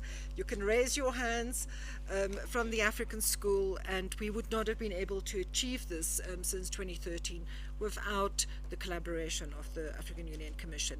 And then I just want to draw the attention, particularly in response to the comment on shutdowns, and I think the Minister spoke such wise words. I support all of them. To an organ of the African Union, which is the African Commission on Human and People's Rights, which produced a soft law protocol in 2019, the African Declaration of Principles on Freedom of Expression, which has very helpful provisions on independence of regulators, access to information, expression, and it also addresses this challenging issue of shutdowns. It also has a protocol on access to information during elections, which is one of the concerns, or one of the links to the shutdown challenge. So I think I just want to echo what the Minister said. We need to have serious conversations, really in-depth conversations about this challenging issue of shutdowns. And when we do so, let's draw on our own African instruments that have been created by African stakeholders and endorsed by the African Union's organ, the African Commission on Human and People's Rights. Thank you very much. We already over time, but let's take one comment or a couple of questions, 1 and 2. The guys at the real quick, please, very quickly. Yes, thank you, Adil, Chairman. Mine is a quick comment that I think what we need to focus on as Africa is whatever is agreed as Africa, let's implement. That will make a difference. Because, for example, we are talking of 4IR. What are we doing about 4IR? 4IR will come and pass, and then we go into the next phase again. So I think the best is let's implement whatever is agreed, and that will make a difference in our continent. Thank you. Thank you very much. The other gentleman, real quick. Okay, thank you very much. My name is Asnaka from Ethiopia. I would like to suggest one opinion. Regarding to my opinion, African Union should be supported young intellectual research institution in corner of any African countries, so that the young and intellectual capacity of African young entrepreneurs and intellectual will be producing in Africa. This shows that each country of Africa should or must have the center of excellence for young children in Africa, because without children of Africa, Africa is meaningless. Therefore, we have to open new dynamics for research and technology innovation for young and children in Africa. Thank you very much. Very much, well said. I think you want to say something? observing of protocol, I'm just soliciting support from the Secretariat and members to support the Nigerian bid for hosting the IGF 2023. We have already submitted our request in Malawi this year. Thank you. This is well noted. Thank you very much. I think with that, we come to the conclusion of this meeting, and we thank you all for participating and engaging.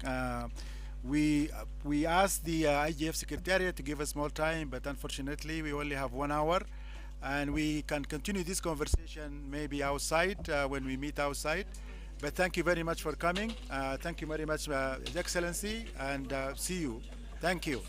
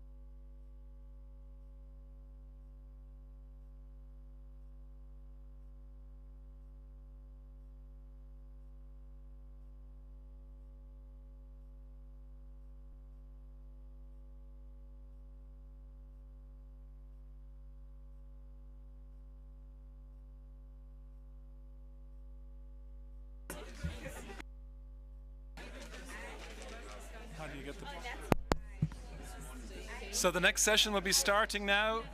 Thank you.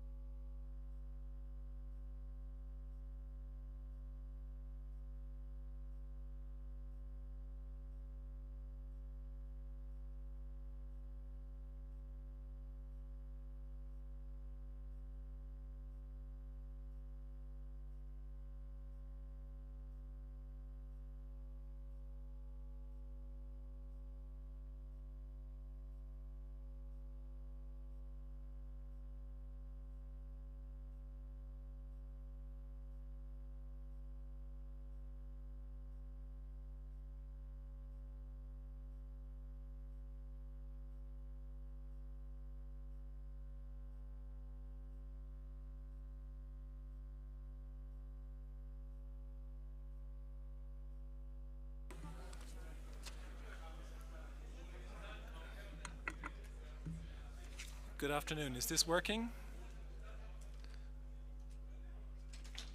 Could I just ask the tech support if this was working?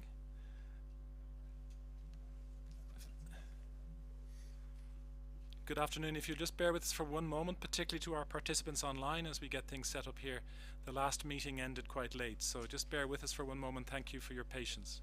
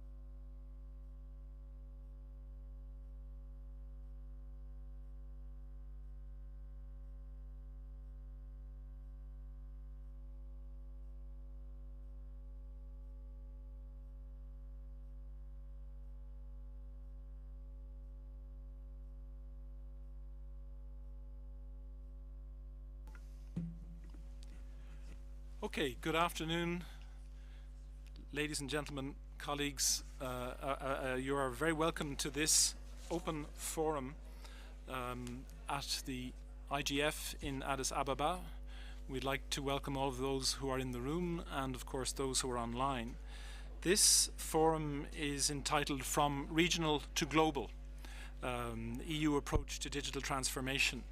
And this is part of the work that we are doing in the European Union in seeking to work with, explain and learn from the approaches of partners across the globe with regard to the digital transformation and with regard to, where necessary, the regulation of the internet and the internet space.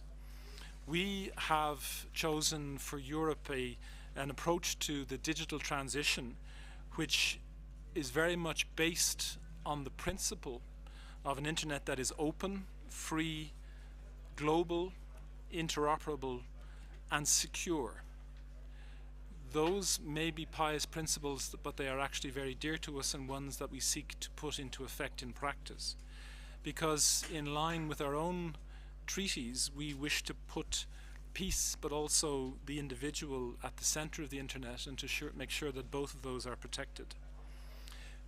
In fact, it's work in progress in the European Union, just as it is elsewhere. In fact, next week, the ministers responsible for this area in the European Union will meet and they will sign a declaration on European digital rights and principles, which are very much based on the rights and principles which are already enshrined in the treaty. And this is just a sign of what is happening in so many different regions of the world where we need to look at, adjust, and in sometimes take account of the transformative power, but also the challenges raised by the developments of digital technologies.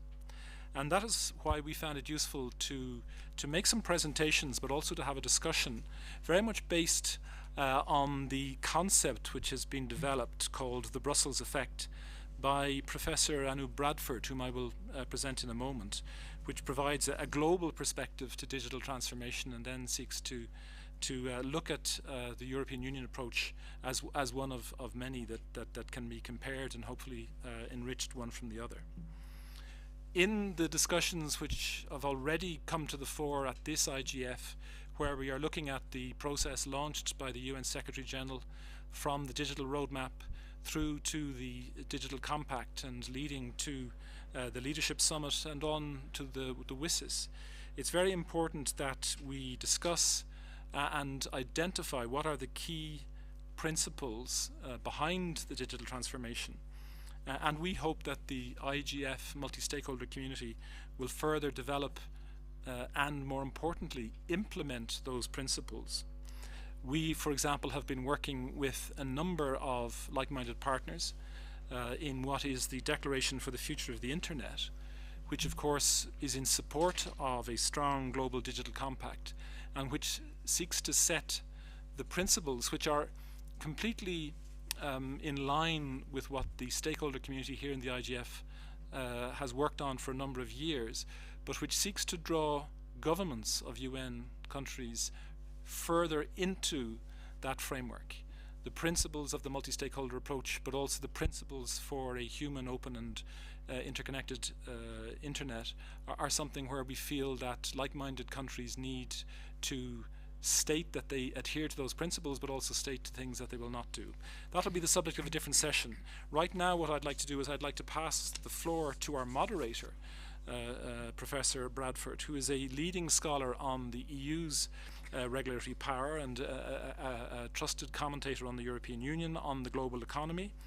And she has written extensively on the perhaps extensive, if not oversized, influence that some regulatory initiatives in Europe have had on the internet space. She recently was the author of The Brussels Effect, that's the title of her book, How the European Union Rules the World. So as an expert in this area on international trade law, on digital regulation and on antitrust law, we felt it would be very useful if we could ask Professor Bradford to moderate this session. So I will now hand over to her and she will present our speakers so that we can get this discussion started. So over to Professor Bradford. I hope that you're online and that you can hear us.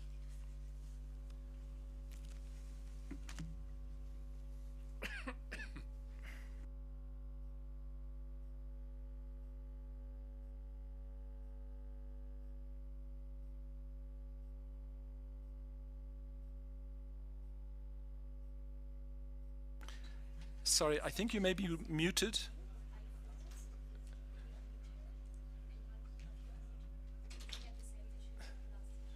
Thank you. We're being helped. We need to unmute you, apparently.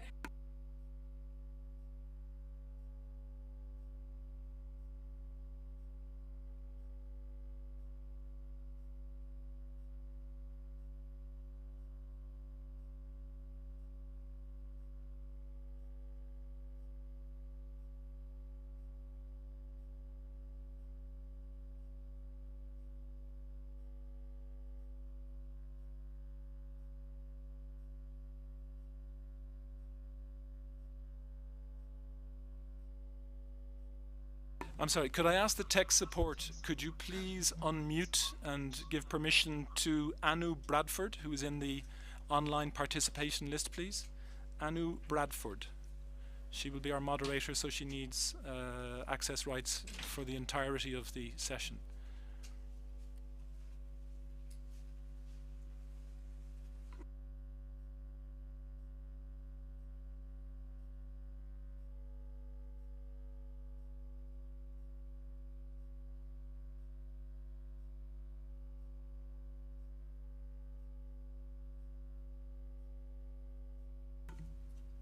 Okay, we can see that you're now unmuted, but we still don't hear you.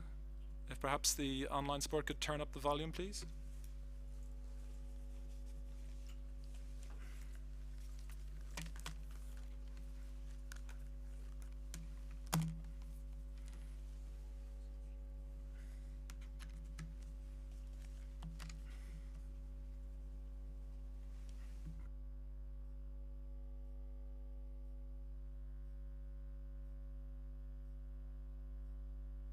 Now we can. Thank you. It's great that you could join us. Sorry for this technical hiccup. So please, the floor is yours.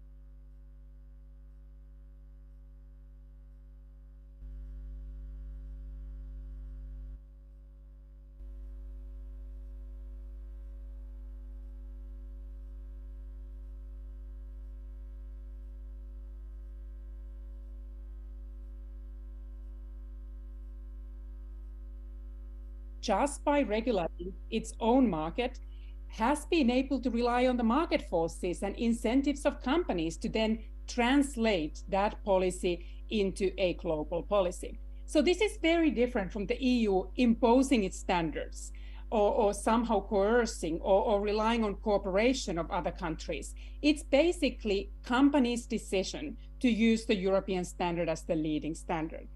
But we also see tremendous influence through legislative activity, where the governments around the world are turning to the EU as the model, in large part because the EU has been the most active, today probably already the most experienced, most ambitious regulator of the digital economy, that provides the kind of template that the other governments have then turned to in trying to regulate their own digital economies. So now the important question is whether this subsequent legislative activity, including the DSA, the DMA, the Data Act, and the AI Act that we will be focusing on today, also have the capability of transforming the global digital economy and not just affecting the practices of companies and other actors within the European Union. So before I turn to the speakers, I want to mention a couple of things that I would like to think of the European Union only having an opportunity as a jurisdiction that shapes the global marketplace, but a responsibility of getting it right. So the Brussels effect is capable of exporting good and bad regulations alike. And I sometimes worry about this changing geopolitical environment where there is a temptation to move towards techno-nationalism or digital protectionism in search for self-sufficiency, not least because of the tech war that is unfolding between the US and China and what it does in terms of fragmenting and destabilizing global digital supply chains. So I urge the European Union to keep firmly in mind that the goal really is to promote open, global, and interoperable internet, the kind of human-centric digital transformation that serves the Europeans and that serves other citizens well at the same time. My other call for Europeans is to make sure that these regulations also work in practice, that they are implemented with the same ambition that they are being legislated, so that we can actually see a true change in the market outcomes. So the stake of the Europeans getting this legislative agenda right are extremely high, given the general environment within which the Europe is staking its values and norms over digital economy. So another challenge for Europe is that the European way of governing the digital economy is not the only way out there. I already mentioned that there seems to be a growing recognition that this traditional American market-driven, private sector-led view of the internet is really waning. There's less and less faith in leaving the digital economy to the tech companies alone, and growing recognition that we need democratic governments to be in charge and help establish practices that safeguard, for instance, users' privacy and other rights that are fundamental and important in liberal democratic societies. But there is a growing appeal around the world for the kind of vision that China and some other authoritarian governments are promoting. And that is not one that relies on open global internet. There is much more of a digital authoritarian way of thinking about technology, where there's much more censorship, the state control of internet, and the use of technologies towards digital surveillance that compromises civil liberties of individuals. And I would say that that kind of vision also has a lot of demand in the world that is turning authoritarian. So that partially explains why we see a growing cooperation between what was just referred to as like-minded countries, allies that are committed to those principles that were stated in the beginning of this session, as well as being European principles, but also principles that are reflected in the Declaration for the Future of the Internet and in other fora that subscribe to those same principles.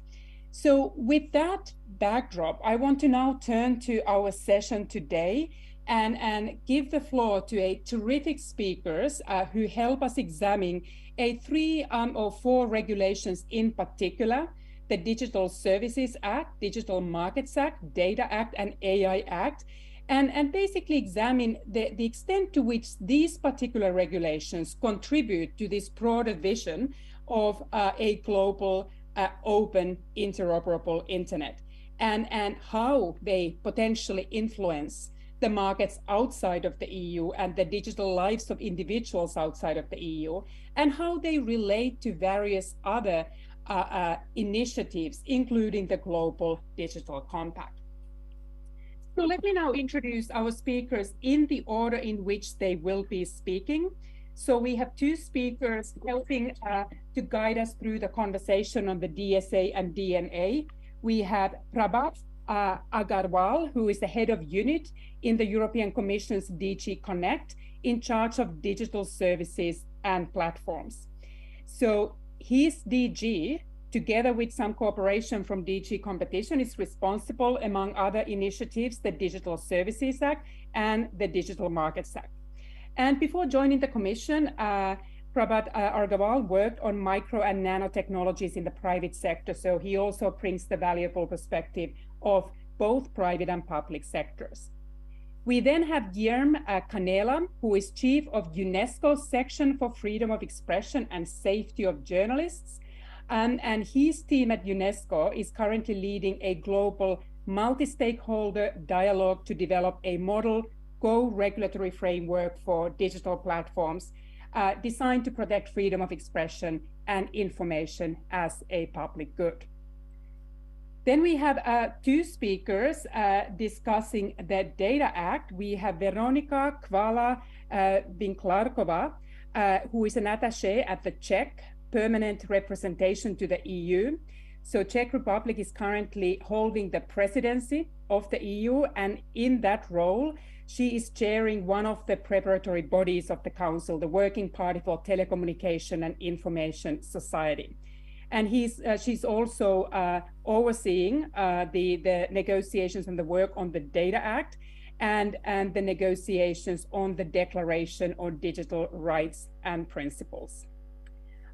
We then have Maiko Meguro, who is Director for International Digital Strategy and International Affairs at the Ministry of Economy, Trade and Industry of Japan, known as METI. So she currently leads METI's team on the G7 digital track and other policy files that operationalize the data-free flow with trust, the DFFT initiatives. She has worked previously at the WTO, but also the European Commission at the DG Connect. I then want to turn to introducing Axel Voss, who is a member of the European Parliament, has been there for over a decade, shaping the European legislation in that capacity. He's the member of the political group of the European People's Party, an expert on data and digitalization, and right now a shadow rapporteur on this important AI Act that is in the midst of legislative process in the European Union. Finally, I want to introduce Mark Rothenberg, who is the founder and president of the Center for AI and Digital Policy, a global network of policy experts and advocates in over 60 countries. I find particularly intriguing the Artificial Intelligence and Democratic Values Index that the Center publishes, which is the first report that ranks national AI policies and practices, and we'll have a chance to learn about that one as well. So with that, I want to immediately turn to our first topic, which is the Digital Services Act and the Digital Markets Act. And if I can ask Prabhat Agarwal to first take the stage and just very briefly introduce what the DSA and DMA are about, and then I would like to ask a few questions on their global influence. Anu, this is Pierce O'Donoghue in the room here. Just to say sorry, we had a last minute change. Unfortunately, Prabhat had to cancel, but we are joined by his colleague Menno Cox, who's in the same team and was intimately involved in the preparation and negotiation of the DSA and DMA. So Menno will take the floor in response to your question. Thank you. Excellent. Thank you, Menon. Over to you. Thank you so much for giving me the floor, and indeed apologize for Prabhat's late cancellation, but I can reassure you that I have worked on platforms for slightly longer than Prabhat, so I should be able to cover that, although it's big shoes to fill. I'm specifically dealing with the global aspects of the Digital Services Act and the Digital Markets Act, recognizing that strong interest in understanding the EU's experience. But that brings me directly also to what are the global aspects of the DSA and the DMA, and we'll get to that later as well. But just to quickly mention that we believe that we share a global problem and opportunity, and that those two regulations that I will quickly mention and present here also translate what we believe are universal values, namely to put the citizen back in charge of online content moderation based on innovative digital services. So very quickly to set the scene on what these acts do, I think what maybe helps is to, again, remind people of how central digital services have become to our daily lives. And that statistic about what happens every internet minute is always interesting, where you can read that by now we have more than 1 million swipes on Tinder every minute, and hundreds of hours of video uploaded to YouTube every minute. And this is fundamentally reflecting that we have incredible access to information. And I think the fact that this is only going to accelerate and is actually a good thing is also reflected in the recent, for instance, relaxation of export controls by the United States on technology, including online platforms, to supply to Iranian citizens who actually use online platforms to access information, to organize, as do other human rights activists around the world. So this is definitely, these rules deal fundamentally with online platforms. So this is social media, online marketplaces, online search engines, which are also services, digital services that are central to our lives, and we organize our lives around them. And what they try to do, in my view, is to put the citizen back in control of those services so that they optimally serve our lives. So technology should always, of course, serve our society and democracy, and they hold tremendous opportunities, and we're not naive about the fact that they're going to accelerate even further, but we need to make sure that they do so in a sustainable manner. So indeed, the Digital Services Act is very much about the issue of online content moderation. So what content do citizens and businesses also have access to, and how is that content organized and presented to users, and what are those fundamental risks that they also face online? Because while not being naive about the technology accelerating and the fact that it holds great opportunity, there is also great risks, and we're not naive about that either. There is, of course, terrorist content being circulated, and there are specific approaches and a global coalition that was launched to tackle that issue. And the whole range of illegal issues online is very wide. It goes, of course, from even now illegal short-term rentals that we are also addressing in the European Union, to illegal wildlife trafficking, to very time-sensitive issues such as child sexual abuse material, and many other issues for which we need rules to understand what are the risks if some of that content goes viral or is actively recommended. Also looking at the advertising-funded business model of many of these players. And the Digital Services Act, in this sense, takes a general approach. So it applies to all sectors of the of industry and society, and it also takes a general approach in terms of applying to all types of illegal content and societal risks, which includes issues such as disinformation, which is not necessarily illegal but can be very harmful. So it applies a procedural approach to make sure that we as a society, and that includes government, academia, civil society organizations, and citizens themselves, know what those risks are and how they're being mitigated, and so that we can also all decide which services do that well, which services do we want to use, what are also their value propositions, and how can we ourselves take action to improve and to make sure that we get the content we want, such that in the end we are all acting in a safe place, but also a place in which we get access to the content that we want and that is valuable to us. In that sense, we should try to go beyond this idea of facing a trade-off between freedom of expression and safety. It's really about optimizing all fundamental rights online. This is, yeah. Say a few words on this is extremely helpful on whether you see that the Digital Services Act also will impact non-European citizens and non-European companies.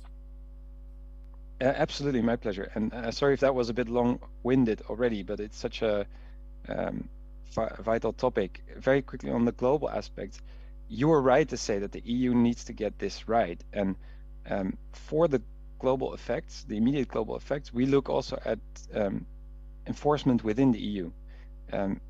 Elements such as transparency around recommender systems, around how platforms deal with minority languages will be of interest to the globe already. Having enforcement experience with understanding algorithmic amplification, with working with third-party auditors who have to audit the mitigation measures will have important findings for the rest of the globe. Also, in the EU, we will be building up those auditing capabilities and enforcement capabilities. Then there's also a specific provision on data access for researchers, which again, the research also needs to be made public. The DSA is very much about transparency. I believe that already benefits the globe, and that is a direct effect that even comes before possible alignment or actions we can do at an international level.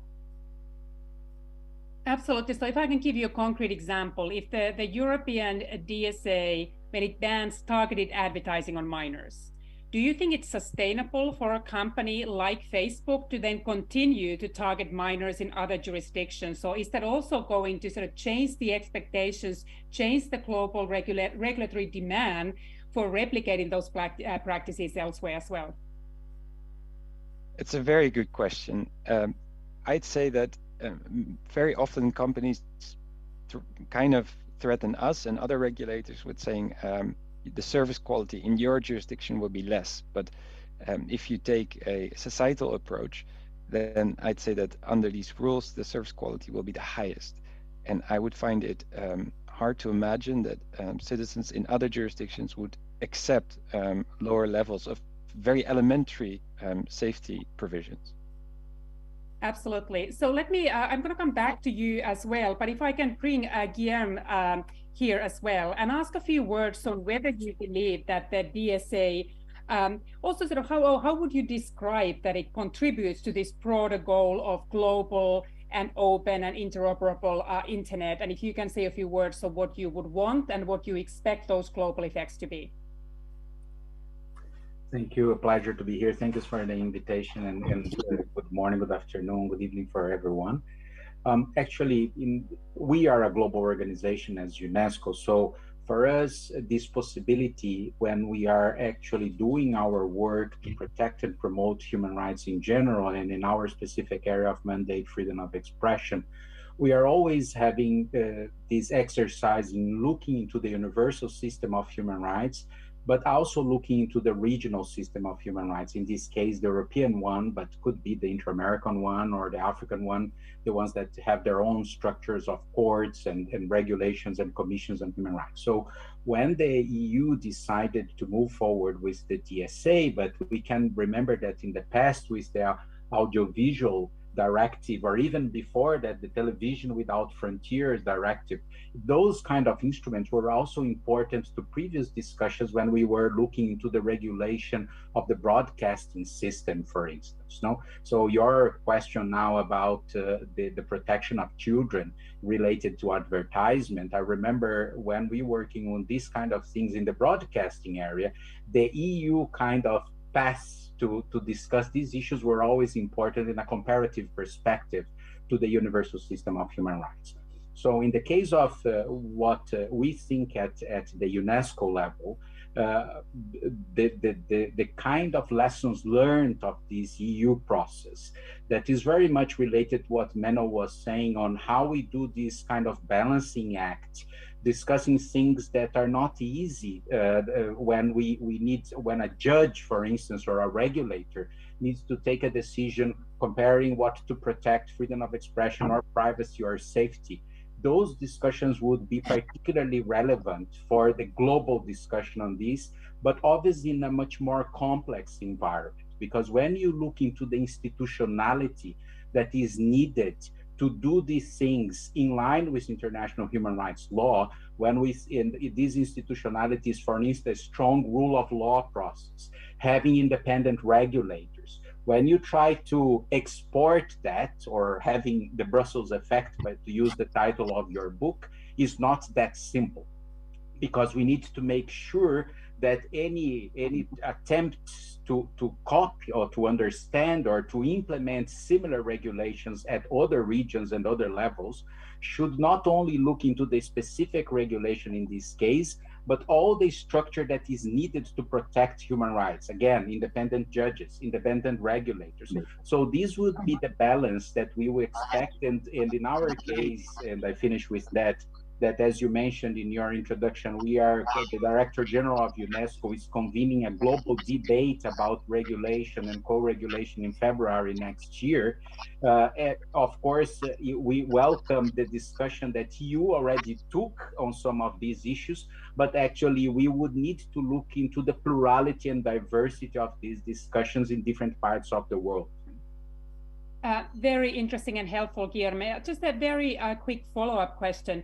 Maybe you can comment a little bit on whether you see that at least the kind of the democratic world is quite aligned in its understanding of how we ought to regulate online content, how we balance these various considerations given our commitment to freedom of expression, but also concern about harmful content online and whether the DSA gets this balance right. And in particular, I'd like to hear from you of whether you see that the DSA is very similar or very much in line with the Declaration of the Future of the Internet or the Global Digital Compact, or whether there are some differences that you think ought to be further discussed. Well, let me start by the last part of your question. Obviously, the DSA is an actual legislation, no? It's Article 1, 2, 3, and 4. I think the other processes, because we as UN, we are not regulators as the EU is. So what we, in those different processes, is much more offering guidance, principles, broader discussions to our member states and all the other stakeholders, offering to them the opportunity, if they want to do this well, I mean, to co-regulate, to self-regulate if it is about the companies, but also if it is about the civil society, to hold these actors accountable. What are the kind of multilateral policy guidance, multilateral policy instructions we can offer to them that they can make this useful? Again, in our case, always doing this thing aligned with international human rights standards. So this is the first part that is very different. In the universal system of human rights, the United Nations is not a regulator. In the case of the EU, they are regulators. They can fine people, they can apply administrative sanctions and so on. The other part of your question that I think is important, I have the impression that we are more or less agreeing on the different problems we have, but we still have a long way to agreeing on the details, and they matter a lot here. When, for instance, I'm sure everyone agrees that transparency is important, but what exactly is transparency? Then we are not agreeing at all, in all the different aspects of this. We all agree that it's important to counter harmful content, but the definition of harmful content is not that clear. And the last thing I think in the case of UNESCO really want to underline is that in many situations we have a reductionistic view of freedom of expression. If we look the Article 19 of the Universal Declaration of Human Rights, freedom of expression is defined using 3 verbs. The verb impart, that is the right to speak, the free speech, but also the right to seek and receive information, culture, entertainment. So we need to understand that when the digital ecosystem is flooded with disinformation, misinformation, hate speech, and so on, it's not only about to protect the right to impart, it's also about to protect the right to seek and receive. So we need to do a balancing act, not only in relation to other rights, but internally in the right to freedom of expression. So this kind of a more sophisticated, in-depth discussion of the right to freedom of expression is something that we still need to work, and then connecting with this idea that information is a public good and how we protect that. Terrific. Thank you so much. Can I get back to also our first speaker? And so I wanted to make sure that we also hear from Menno a little bit about the DMA. So we've now understood what the DSA does to regulate content, but we also know that these decisions on content moderation are made by a handful of companies that control these platforms. So can you maybe help us understand what the DMA is contributing to this conversation about regulating the companies that are in charge of governing the internet in many ways? Absolutely. We view the DMA as the other side of the same coin of the Digital Services Act, because if you as an approach require platforms to take more responsibility and more action, you would also want there to be a vibrant pipeline of platform companies that can actually contest each other and compete on the quality of service they provide to citizens. This is of course not to say that there isn't a role for the whole ecosystem. Like the Digital Services Act addresses also everything and everyone around platforms. It's not only them, it's government, it's academia and others. But the platforms are an important part to the solution of not having to give content moderation or put it in the hands of a single party. And platforms do important removal work, takedowns based on terms of service. They need to do that consistently, of course. But the DMA is really about contestability. It's a fairly new concept whereby you no longer talk about competition within a certain market, but you have to observe that platforms benefit from these data-driven network effects that are almost impossible to overcome for newcomers. So what you need is a sort of pressure on this central intermediary to continue to innovate and to invest in the quality of their services, and that includes content moderation, which is actually their fundamental business model, because they created a safe space for users to interact, which the internet absent platforms didn't provide in the same way. So the DMA sets rules for gatekeepers only, so the very largest platforms that are truly a gateway for end users to reach other end users or businesses, and that can be content providers like media broadcasters, to act fairly, but also to allow for what we call vertical interoperability, as well as a degree of horizontal interoperability and data portability. So very clear-cut obligations that they need to comply with in all cases, so that there is innovation on the platform function itself, social media, the content moderation, but also on ancillary services like identity management or payment services, everything that platforms tend to bundle up in a single service where they leverage their central position as a gateway to users and services.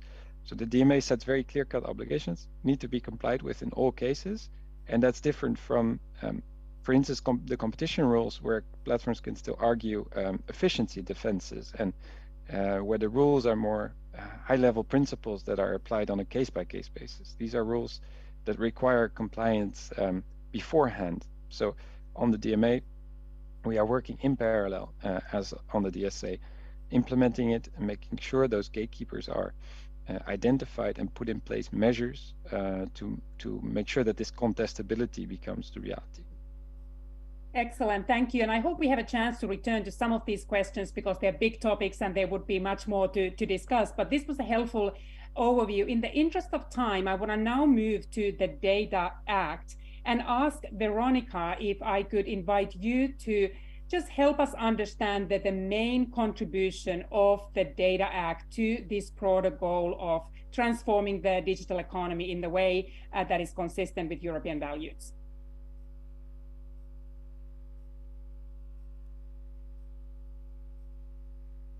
Maybe we can unmute Veronica so that we can also have her weigh in.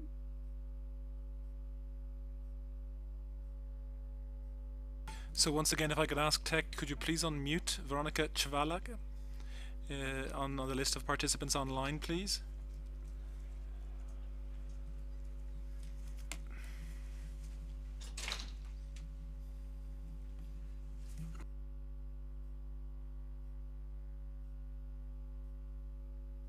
And maybe the Tech can also unmute Maiko Mekura, who I will be inviting to speak after Veronica.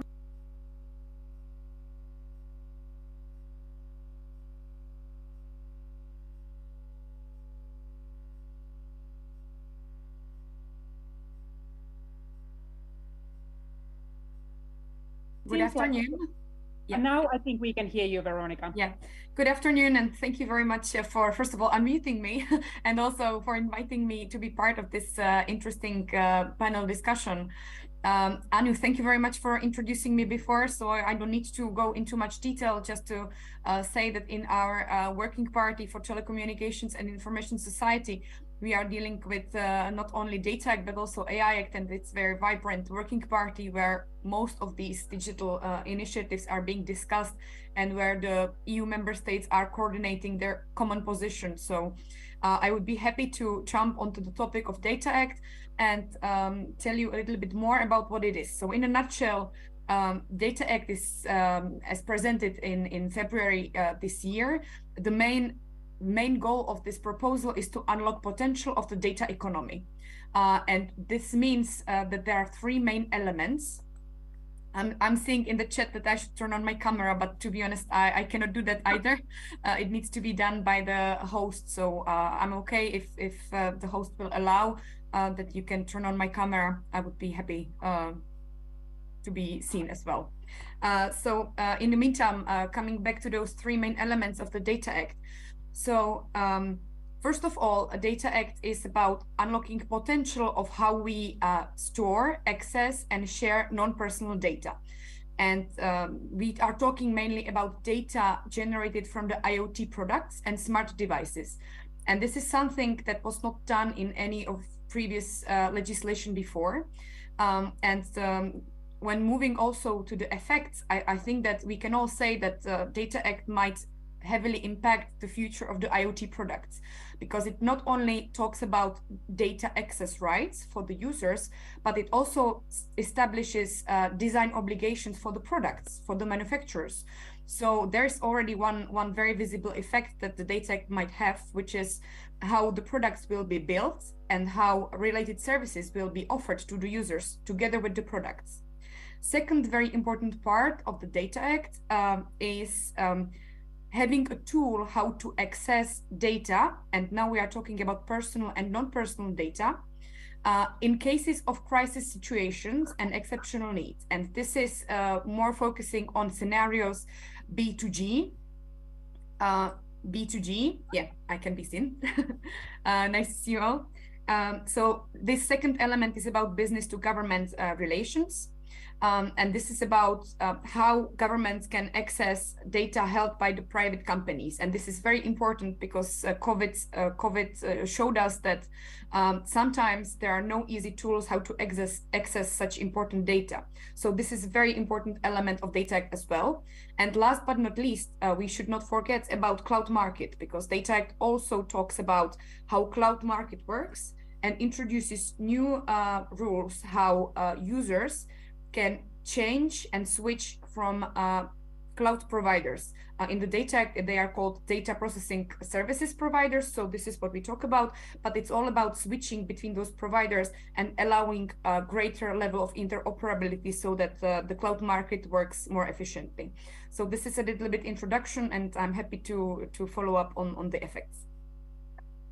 Great. Veronica, maybe you can comment a little bit on the sort of opportunities and challenges in implementing this particular act, and then maybe say a few words on whether you expect it to set the model for other countries around the world. I'm going to then, after you, turn to Maiko and hear about Japanese experience, but maybe from the European perspective. So first of all, the opportunity and a challenge in implementing, and then what the potential global effects are. Yeah. So I think the opportunity is really about, as I mentioned in the first place, unlocking the potential, because there are a lot of data that are just laying around and they are not used efficiently. And this is the main opportunity, how to allow efficient use of such data in a manner that our economy can be further explored. We can have further and more services offered at the EU market. But of course, this comes with some problems, or I would not call even a problem, but challenges in implementation, because it's very technical proposal. And first challenge is to make the regulation right. We are at the early stage of negotiating, and we need to make sure that the regulations and rights we are introducing can be enforced in an effective manner.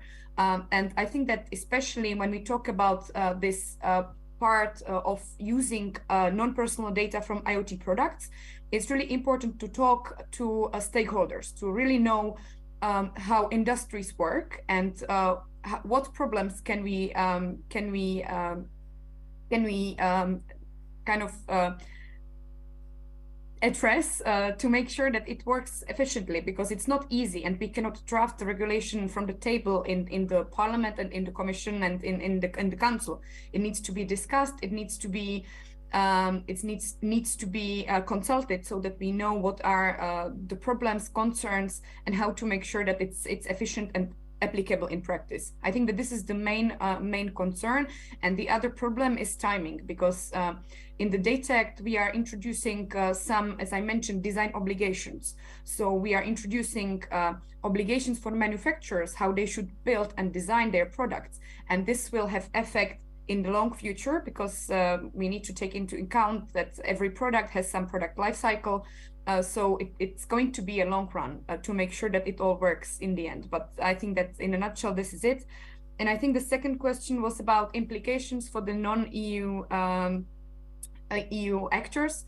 I think that in the case of non-personal data from IoT products, it's going to be quite impactful, because there are a lot of non-EU manufacturers that are placing their products at the EU market, and there they would need to obey the EU rules, and they need to be in line with the Data Act. So I think that there it's going to be very visible.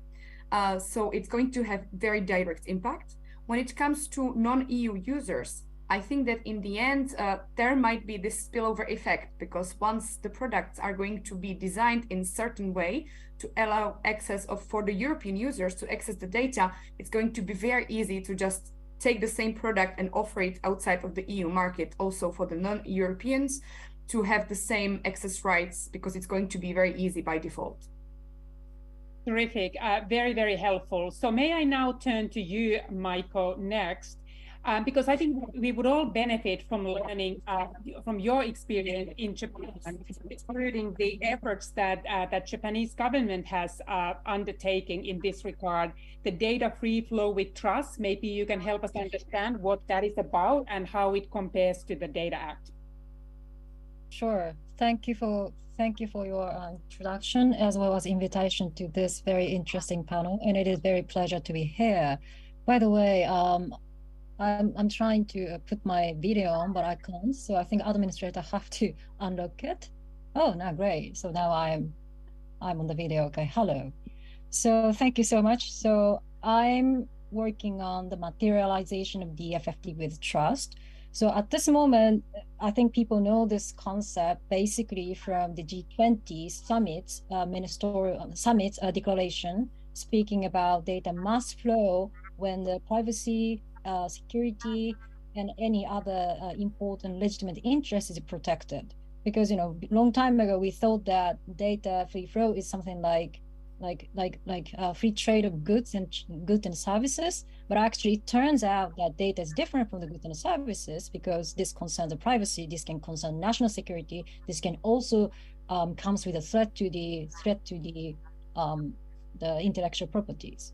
So this is where this concept came in, which is the data free flow with trust. So this is basically, we need to unlock the potential or optimization of the different important element or fundamental values that is attached to the data governances. So we can't really have one value surpasses the others. So we really need to have this, the privacy must be protected, national security must be secured, then data flows. That's how we perceive the data free flow with trust as a concept. But then this have to be implemented. This have to be materialized as an actual policy framework that can enable the data to flow and we can overcome the barriers. So this is what we are working as the Japanese government for the priorities of the G7 ministerial and digital ministerial track for the next year, because we're taking over the presidency. But of course, we're facing a lot of barriers itself to move on with this data free flow with trust at this moment, because how people think that the optimized data governance is quite different place to place. Actually, I used to work with the European Union, and I understand it, how proud and how much advanced the European people how much European regulations are in terms of the data governances. But of course, there are other countries who have completely different idea about how the data should be governed. And when I'm speaking to many different countries and partners from the G7 as well as G20s, I see tremendous gaps about how the data should flow and what would be the fundamental principle attached to it. So this is where we are really working to have the interoperability across the completely different approaches and governances about data.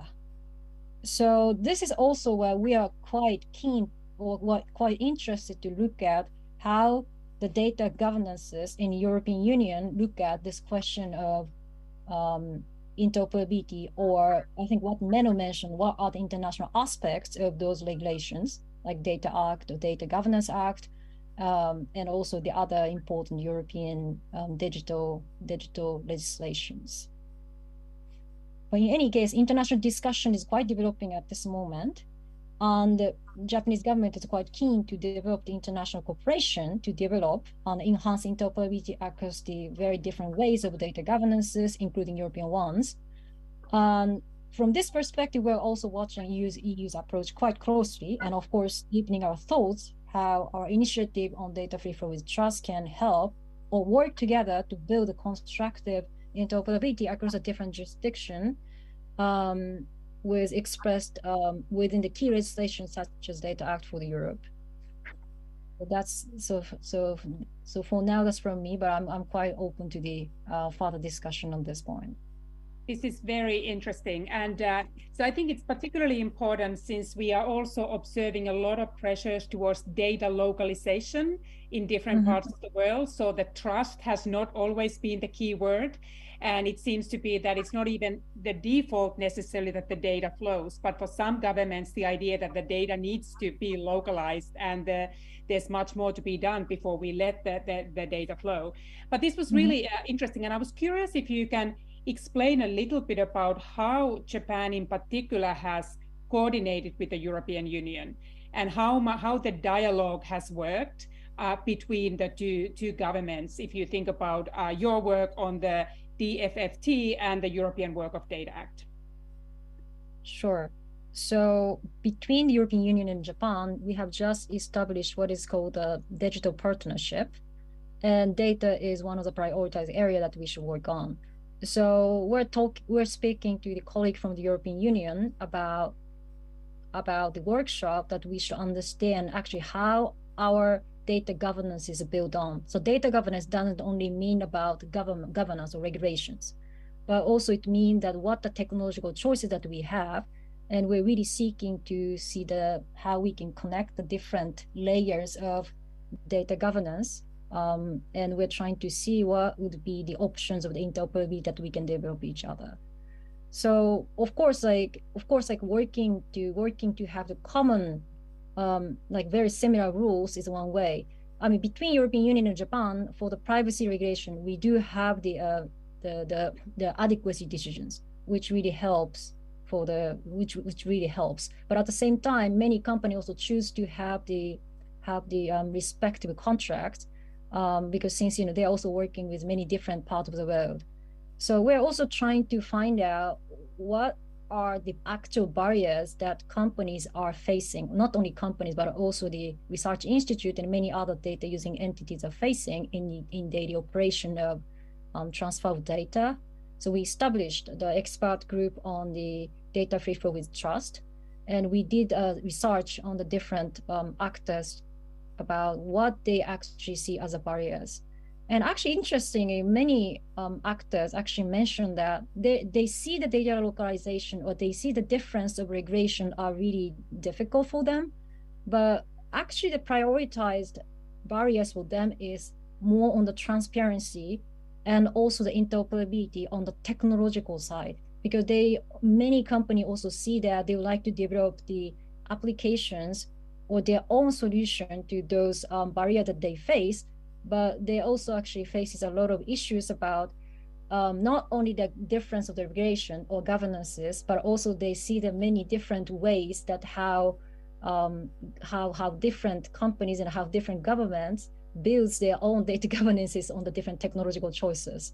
So that's how I see it. So for even between the European Union and Japan, you have to really see the different layers of the interoperability to have to enhance actually the data flow between these two jurisdictions. Terrific. So thank you both, Michael, and thank you, Veronica.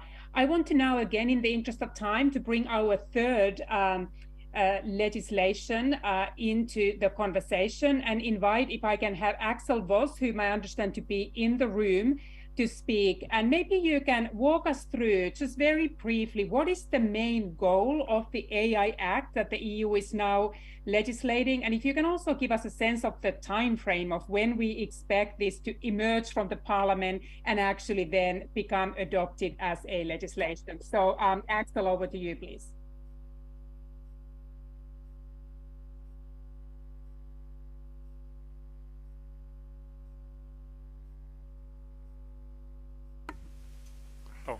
So thanks a lot, Anu, for the nice introduction, and also for the Commission. Thanks to create this event, and I think it's very important to have this also on the IGF panel. So the goal of the AI Act is that we are trying to build excellence and trust to our citizens in using algorithms and having these also be part of our day-by-day life. We would also like to ensure human rights, because some of these algorithms or some of these artificial intelligence products might be in a way harmful, so that we need to have a balance here. And also what we would like to do is strengthening the research and also our industry capacity, so that we have a frame for our society, how we would like to deal with the artificial intelligence and the devices who might contain this. And here we have a lot of issues, but regarding the time frame, just let me give you also this idea.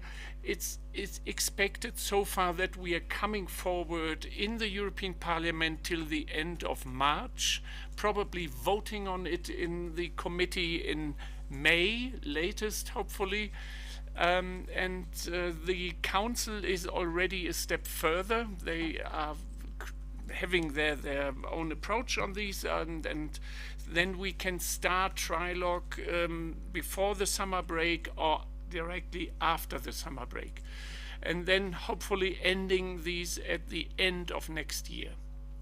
So this is how we are thinking on this right now, but the importance of this legislative tool shouldn't be underestimated. So if we are not doing this right, then all the wealth and competition and so goes to other regions in the world. So we have to be very careful here in not changing the wrong track.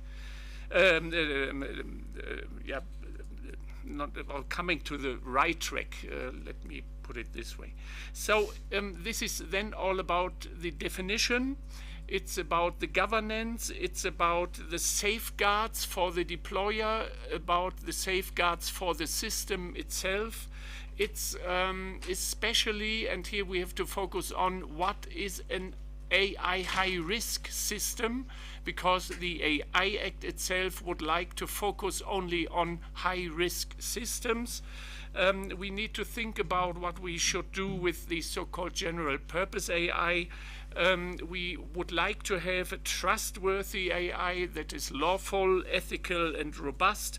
And here we are coming also to one point what is very important, sandboxes. So we have in mind two cases. One is a company is new and has no data at all, but how we can provide data for this new business model or new idea, or there is a company having already data in place but using this not for the purpose this was collected, and how we can manage this one also.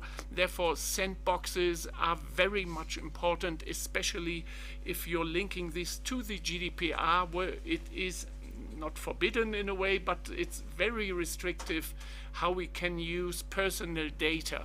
And to come to a result out of algorithms what is gender balanced, non-discriminatory, and non-biased, you will need massively personal data to create a result like this, what a legislator has in mind. And also we are creating a kind of a governance here and an expert group where we can also, and the Commission is then dealing with it, where we can also have the expertise around what is high risk and what not at the end. And the question of liability is not integrated in this proposal so far, but is another proposal what we have got, I think, a couple of weeks ago, and but here also we would like to come to an end this term, so meaning April 2024. This is very helpful. Thank you, Axel. And I've in my work sometimes suggested that one of the reasons why the European legislation has been so influential as a template for other governments is that it is already a result of a compromise. You have many different political views, many different member states that need to sign on to that legislation. So in that sense, it is the kind of legislative drafting that results in the kind of legislation that is designed to work in different legal systems, which has sometimes been easier than to export that and implement in other jurisdictions compared to, for instance, the legislation in the United States. And I think the way you discuss some of the sticking points and important decisions that the Parliament now faces, that deliberation probably contributes to the kind of balance that emerges from the process. Can I ask you one question? When you are legislating, do you feel that you are now drafting AI legislation for Europe, or are you conscious that it will have a broader, potentially global influence?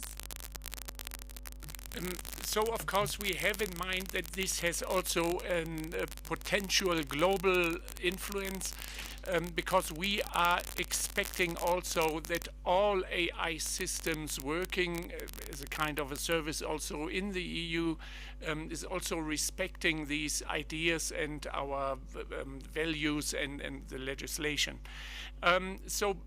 But because we are sitting in a round of 7 different political parties with 7 different opinions, this is not always on our mind when we are discussing the definition or sandboxes or so on.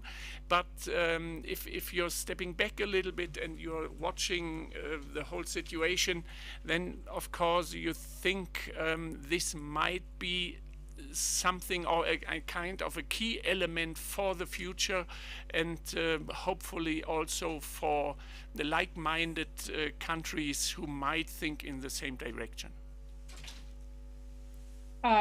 Perfect. That is a great segue for me now to move to Mark and have him share more of an American perspective on the AI Act. So I do want to talk about the Democratic AI and Democratic Values Index, but maybe you can briefly give us kind of an American reaction to the AI Act. What is it accomplishing? What are some concerns that you might have on what the Europeans are trying to accomplish? Well, first, let me thank the Commission for the opportunity to join you today, and great to see you, Anu and Axel. It's been fascinating to watch the reaction on the U.S. side. I think it's fair to say that there's a wide range of opinion. Certainly, as a general proposition, the tech industry does not like to be regulated, and I think on the tech industry side, there's a sense that if they can avoid regulation, they'd like to do that. On the other hand, I think there's also growing recognition that the GDPR in the United States actually helped stabilize public concerns about privacy, because the US Congress itself was having difficulty passing legislation. And as you've observed, as companies moved in the US to comply with the GDPR, were able to establish some trust and confidence in their services. So unlike the almost hostile reaction to the GDPR, I think there's also, let's say, a greater openness and willingness to see how the AI Act might establish consumer confidence and basic market circumstance. But that is on the tech industry side. I think the US government itself likely views the initiative more favorably. We've seen positive statements from Secretary of State Anthony Blinken, from the National Security Advisor Jake Sullivan, and from the former White House advisor Lynn Parker, speaking positively about the efforts of the EU to move forward the AI Act. And then, of course, most recently, we have from the Office of Science and Technology Policy the blueprint for an AI Bill of Rights. And just to clarify any confusion that may surround that document, it was never intended as a legislative proposal. Executive agencies in the White House don't have lawmaking authority. But I think understood as a white paper, it's actually quite influential. And it sets out 5 key principles that do align with many of the pillars contained in the EU AI Act. So I think the US is anticipating that the AI Act will be adopted, that it will have consequence for US firms. I don't think the opposition is as strong as it was certainly with the GDPR, and I do think some in the US government actually welcome the initiative on the EU side. Very helpful. Maybe now we can also extend the discussion to China. And I'd like to hear your thoughts on whether the Brussels effect will reach Beijing, or whether Beijing will reach Brussels, Washington, and the rest of the world. So we know that China is very active in both developing AI, but there's been also some attempts to sort of establish the Chinese policy view around the AI. So maybe you can describe a little bit your thoughts on what influence China will have the future development and regulation of AI. Right. So we've been absolutely fascinated over the last few years studying the regulatory approach of China. As I'm sure people know, in November, China adopted the Personal Information Protection Law, largely modeled after the GDPR. It's an influential and comprehensive approach to data protection, even introduces some improvements. There's new regulation on recommendation algorithms, actually looks very much like Article 63 in the DSA. And what we're beginning to see in China, I think, is an approach that combines a commitment both to leadership, some would say dominance in the tech field, that's certainly an ambition for 2030, with regulation to create the circumstances that enable the continued presence of Chinese firms. And to me, this is actually fascinating, because in our traditional analysis, we see the United States leading on innovation, we might say, and we see the EU leading on regulation. I think in this moment, we could fairly say that China has the ambition of trying to lead in both domains, creating a Beijing effect, and certainly creating some new challenges for the US and the EU. So that is fascinating to hear about your views on China's ambition, and I think we're all eagerly watching whether that ambition actually will translate into concrete outcomes. So I would like to you also tell us a little bit about the research that you are doing on the AI and Democratic Values Index. What are some of the key findings that you could potentially share with us? Great, thank you. I'm going to very briefly share the screen only to show you one page from our website. You'll find our website just searching, of course, Center for AI or Center for AI and Digital Policy. This was from the release of our report, second edition of our report, February last year. We were pleased to have Eva Khalid join us, Stuart Russell, and others to talk about our findings. And you'll see over in the left column some of our key highlights. We've conducted the first comparative study of national AI policies and practices. It includes both a narrative evaluation, but it also includes a series of metrics so that we have the ability to quantify, as against 12 key metrics we've established, how countries are doing in terms of democratic values. And it's a useful tool because at a moment in time, we can compare countries against one another, and we can also see over time changes in countries' practices. And I would like just to give a shout out to UNESCO because last year we actually modified our methodology to acknowledge the support that countries expressed for the UNESCO recommendation on AI ethics. We thought that was a big step forward. We're making a slight modification on our methodology this year as we begin to explore the implementation of the UNESCO recommendation on AI ethics. Extremely helpful and valuable work, and I am really glad you shared that so that we can all continue to watch the results. So let me at this point turn the floor to the questions. I want to make sure that our audience will have a chance to engage with our speakers on these topics.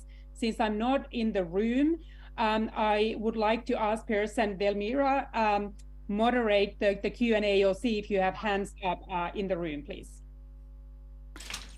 Thank you, Anna. We will do so. So, of course, we're also opening the floor to all those who are online.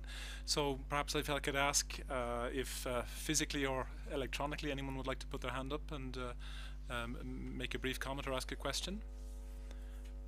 Yes, please. And if you could introduce yourself and your organization. Thank you. Hello, everyone. I'm not going to say good afternoon or good morning because I don't know the time zones. My name is Jordanos Welde. Please call me Yordi.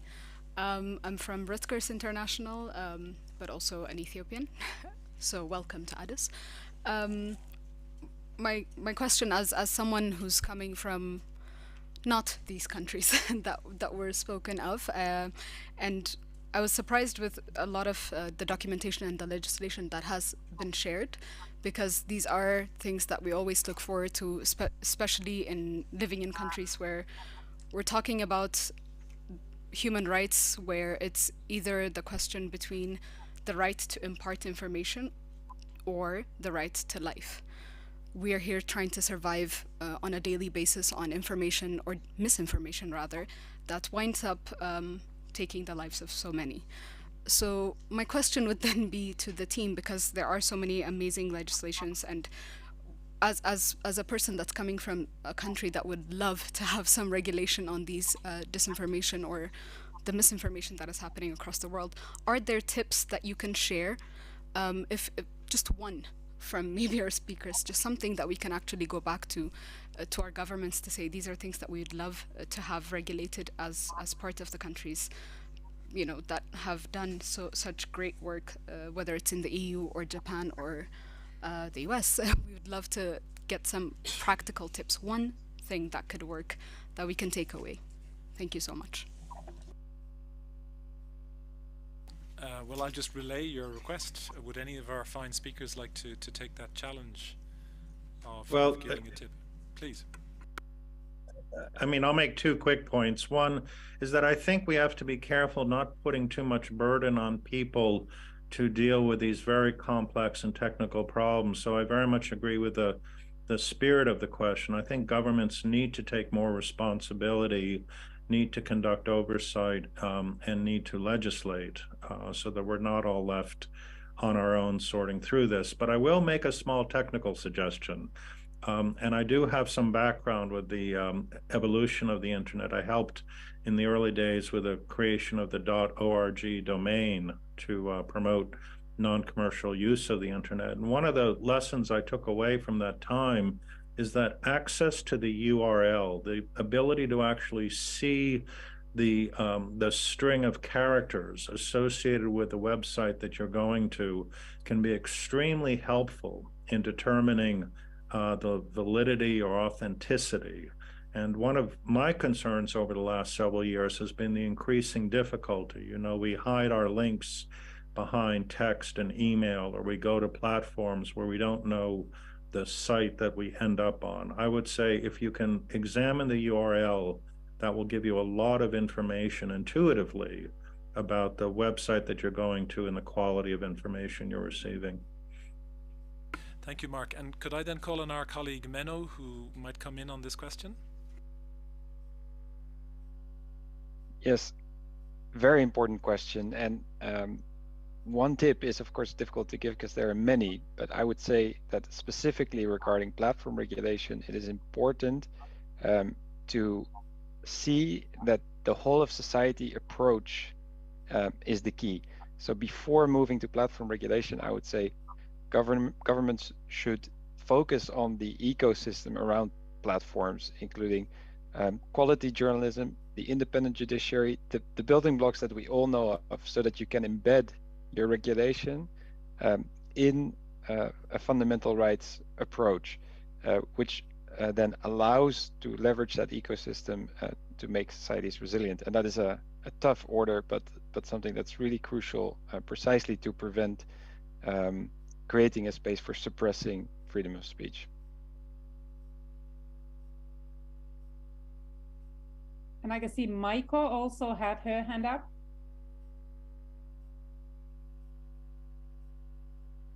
Sorry.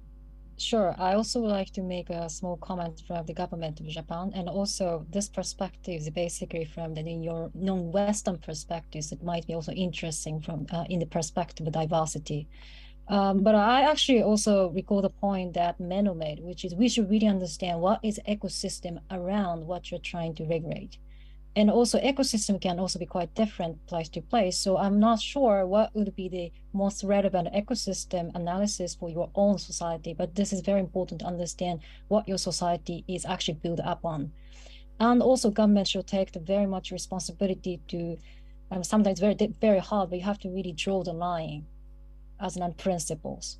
But then beyond that principle, different government chooses the different approaches. Like European society basically chooses the regulations.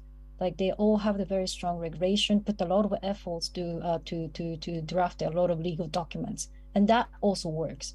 Particularly for the society like Europe, which is consisting of 27 different cultures and countries.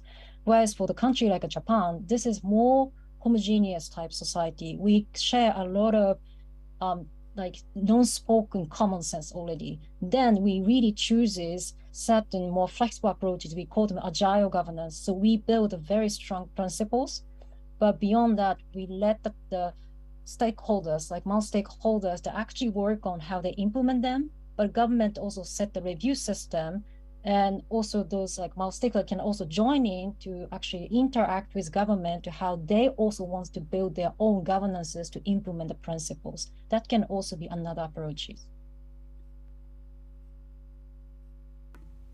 Guillaume, I see that you would like to take the floor. Very briefly, to add one thing that for this question for us is very important. Unfortunately, we don't have simple solutions for complex problems. And this issue of disinformation, I think we think now that we have reached the point that we need to go into the specifics, because we have already discussed a lot. We need to counter disinformation and misinformation that is true, and then all that what Menno just said is very important. But it's not the same to counter disinformation and misinformation in the elections process, or when we are discussing climate change, or when we are discussing migration. So we need to go into the specifics. What is the risk assessment that the companies and other actors need to do when they are countering disinformation in developing process during elections, to counter disinformation for climate change or for health issues? Because there are important differences here and different strategies that need to be considered when we are talking on those different processes. So we need to go further in this discussion to really reach the results we want, obviously always using as basics a human rights-based approach. Thank you. So is there anyone else in the room who'd like to raise a question or make a point? Yes, please. Thank you very much. I'm Sophia Longwood, German Youth Delegate. It seems like in the beginning it was said that the idea behind the act is to put the citizen back in charge. However, it was also said that it does not need full transparency and that the government in the end should take care of that. But if you want to put the citizen back in charge, you need informed consent in a way and inform the public, and engage also civil society maybe. So my question is, how do you make sure to sufficiently inform the public about your legislation in the EU, but even on a global scale? Thank you.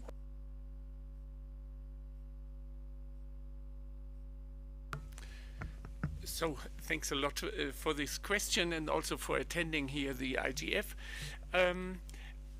I would always say the European Union is the most transparent organization in the world. But of course, you have to do your own selection on these enormous amount of information. Of course, with every legislative act, there is also special information around what you can find and how this can be used. Of course, all the legal tools are also having in mind, if I'm generalize this a little bit, how we can survive digitally in a more and more bipolar developing world. And this is very much important for the EU. And here, of course, this has to do with human rights, individual rights, and so on. And we are trying also to get this balance, but we need also competition.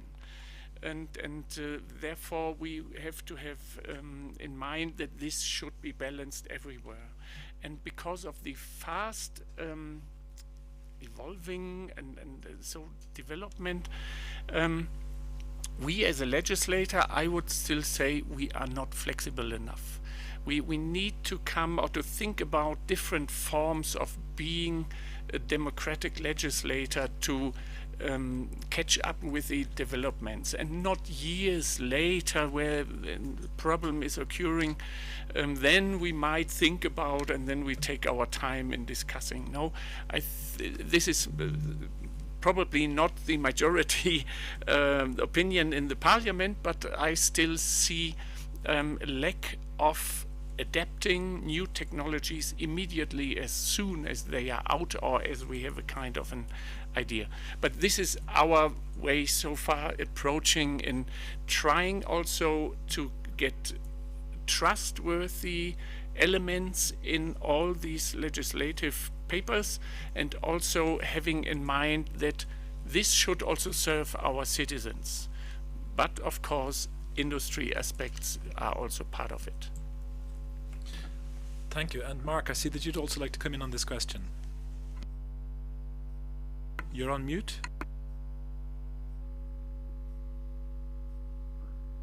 In our Democratic Values Index, 2 of the 12 metrics actually relate to the ability for the public to participate in decision-making regarding AI policies. So one question asks, are the country's policies for AI readily available to the public?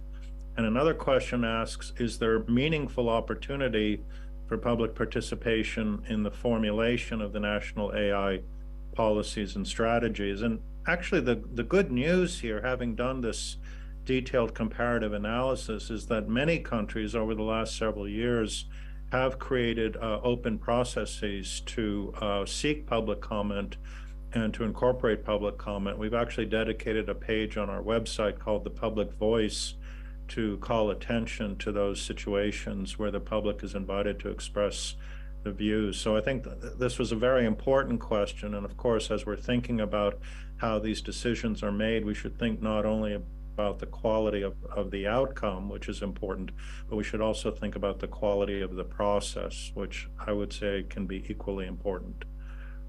Okay, thank you.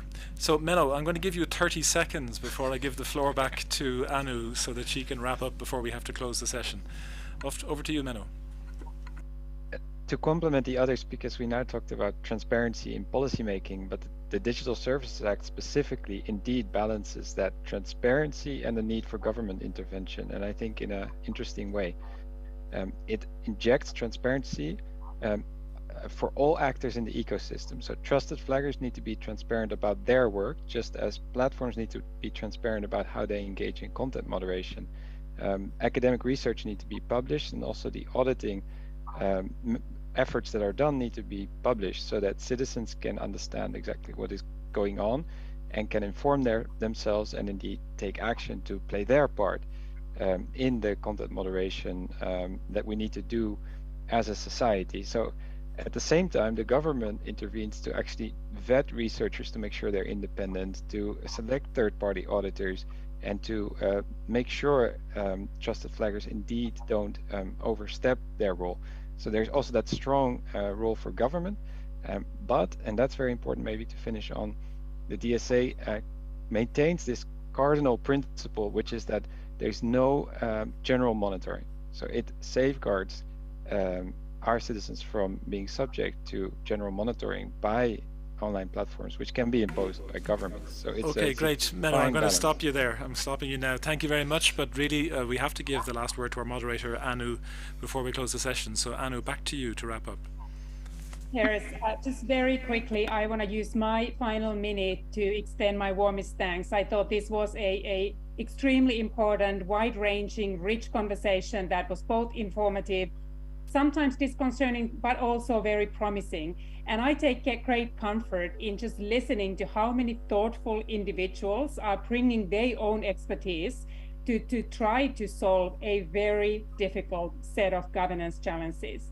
So I think just a deeper dive into these 4 different policy domains reveal to us how there is no single legislation, there's no single policy that is going to help us govern all these different challenges. But at the same time, it reveals there's no single actor who has all the answers. So it's the dialogues like we've had today that I think help the Europeans and help the rest of the world to bring this conversation forward and use the expertise to appreciate the challenges and make the best of those challenges and use the tools that they have to move us towards that vision that has been articulated and that all of us can recognize both the significance and the urgency of the digital transformation and the importance of getting it right. So thank you for the important work that all of you are doing. Thank you for taking the time to joining this conversation and for the many rich insights that you shared. So have a great day, everyone. Good continuation of the conference and my very best regards. Thank you very much, Anu. And on behalf of the European Commission, I would like to thank our speakers for their very thoughtful and useful interventions, our 2 questioners who had very pertinent questions, and of course, Anu, I'd like to thank you for guiding us and framing our discussion. So thank you very much for that. This has been very enriching for us. We wanted to continue the discussion, and I wish you all a very successful continuation of this very important IGF week. Thank you all, and goodbye.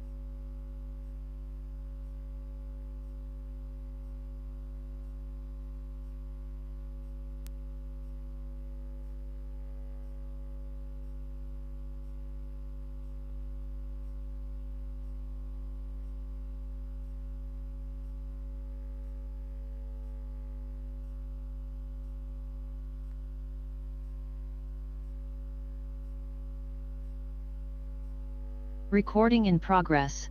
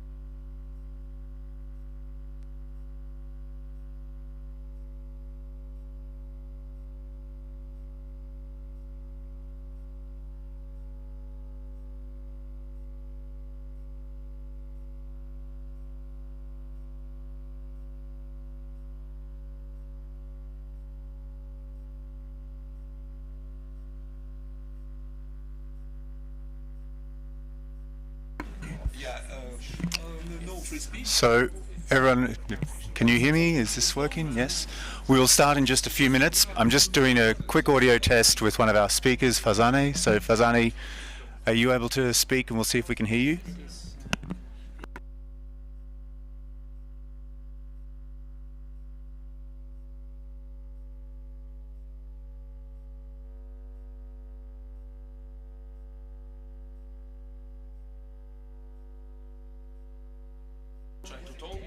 So is the audio going into the Zoom? Because our Zoom participants can't hear this.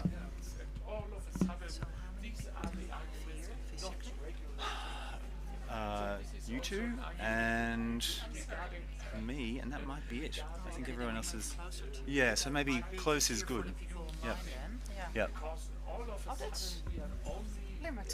Yeah. It was a shame we couldn't get more.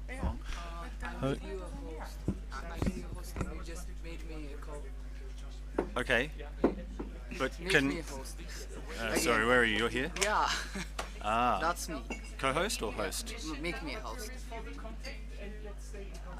Yeah. Okay, but am I co-host now? I'll make you a co-host. Okay, do that. I made you a co-host, that's why. Okay, great. Maybe I'll meet you and okay. Sorry for blocking. And you're from the commission? No.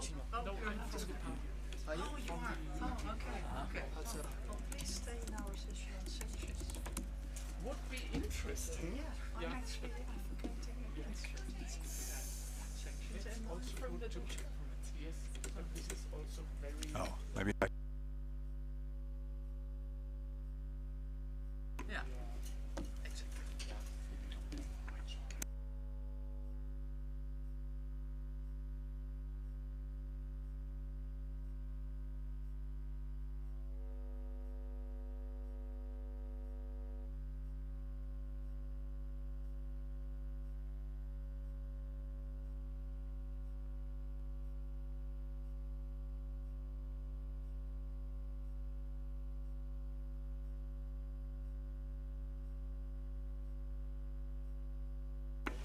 Okay, I guess everyone in the room can hear me. Can I get some indication in Zoom if you can hear? We can hear you. Perfect. Okay, well, we might get started here. So,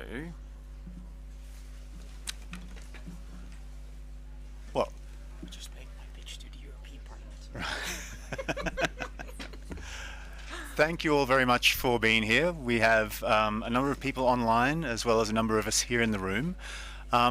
This session is, and I just had the title there and I've lost it, but it's about protecting the global internet in the age of economic sanctions. My name is Chris Buckridge. I work for the RIPE NCC, and sanctions is an issue that the RIPE NCC has been grappling with for a number of years now, but one that's become very urgent in the last couple of years, where we've seen the use of sanctions really grow and become much more prevalent, and have to consider the implications as they apply to the global internet. We have a panel here today which I think wants to consider what those implications are, what the impact on the global internet is, the way sanctions are being used, and how they're being developed, and then hopefully to look towards some solutions, ways that we could actually tip the needle in a direction where we minimize those risks or that jeopardy for the global internet. We have also a presentation from Fazane Badi, who is doing a research project currently funded by the RIPE NCC, but looking into more broadly how sanctions affect the internet. And so that's a really important foundational piece of information on which we hope to build this discussion and hopefully find some solutions.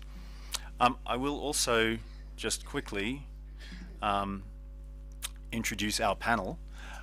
We have Nathalie Jasma with us here from the Dutch Ministry of Foreign Affairs, Cyber Ambassador at Large. Is that the correct title? So thank you very much for joining us. We have Alexandra Savnan, who is in civil society from Russia. David Bekele from ISOC. David, I'm sorry if I mispronounced your surname there, but thank you for joining us. Jane Coffin, who is working for Connect Humanity Fund, but has a very long history in both government and technical community. So thank you, Jane. And Natalia Fodic, who is working in the academic space in Latin America. So Natalia, very good to have you with us as well. I think that's everyone, yes. So with that introduction complete, I would like to invite Farzaneh to give us the summary of the work that she's been doing and set the stage for further discussions here. So thanks for that, Farzaneh.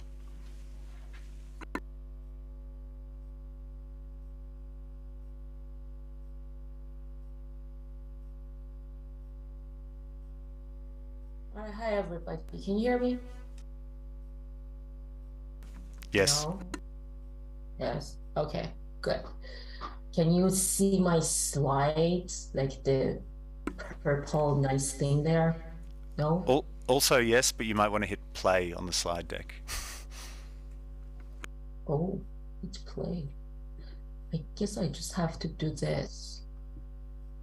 Yeah, all right. Well, can you see this? I think that will do. Yes. Okay. Hi, everyone. As Chris said, my name is Farzaneh Baidi, and I'm the founder of Digital Medusa, and this research is funded by RIPE NCC.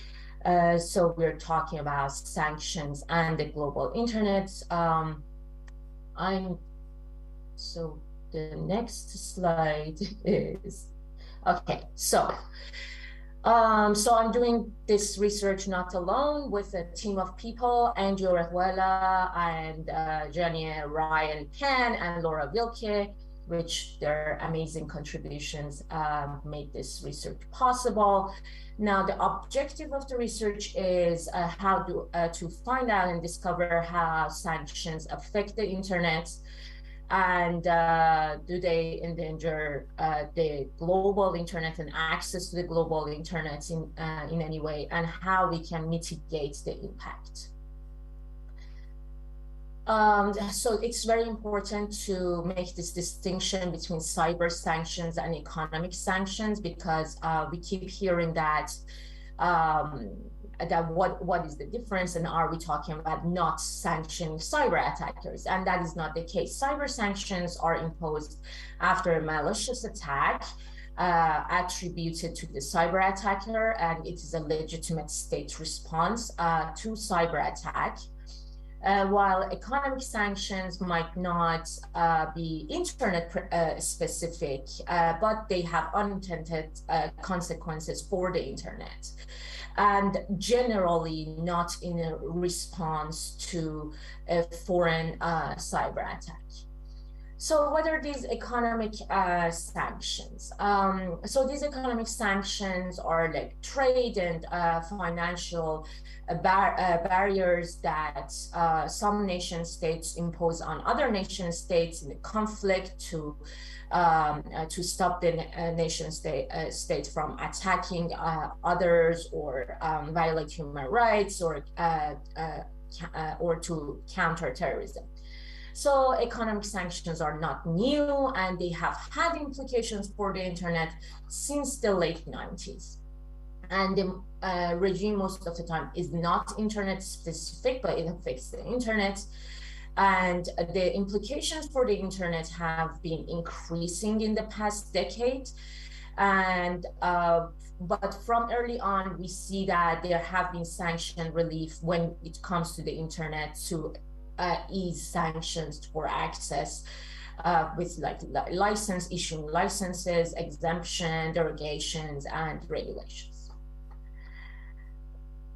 Okay, so this is a timeline. I'm not going to go through everything, but just in 2001, when the U.S.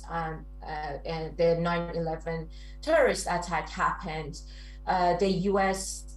came up with a very organized answer to sanctioning the terrorists, and kind of the Treasury, the Office of Treasury had a very had a very strong response to financial sanctions, putting financial sanctions on terrorist states and terrorist groups.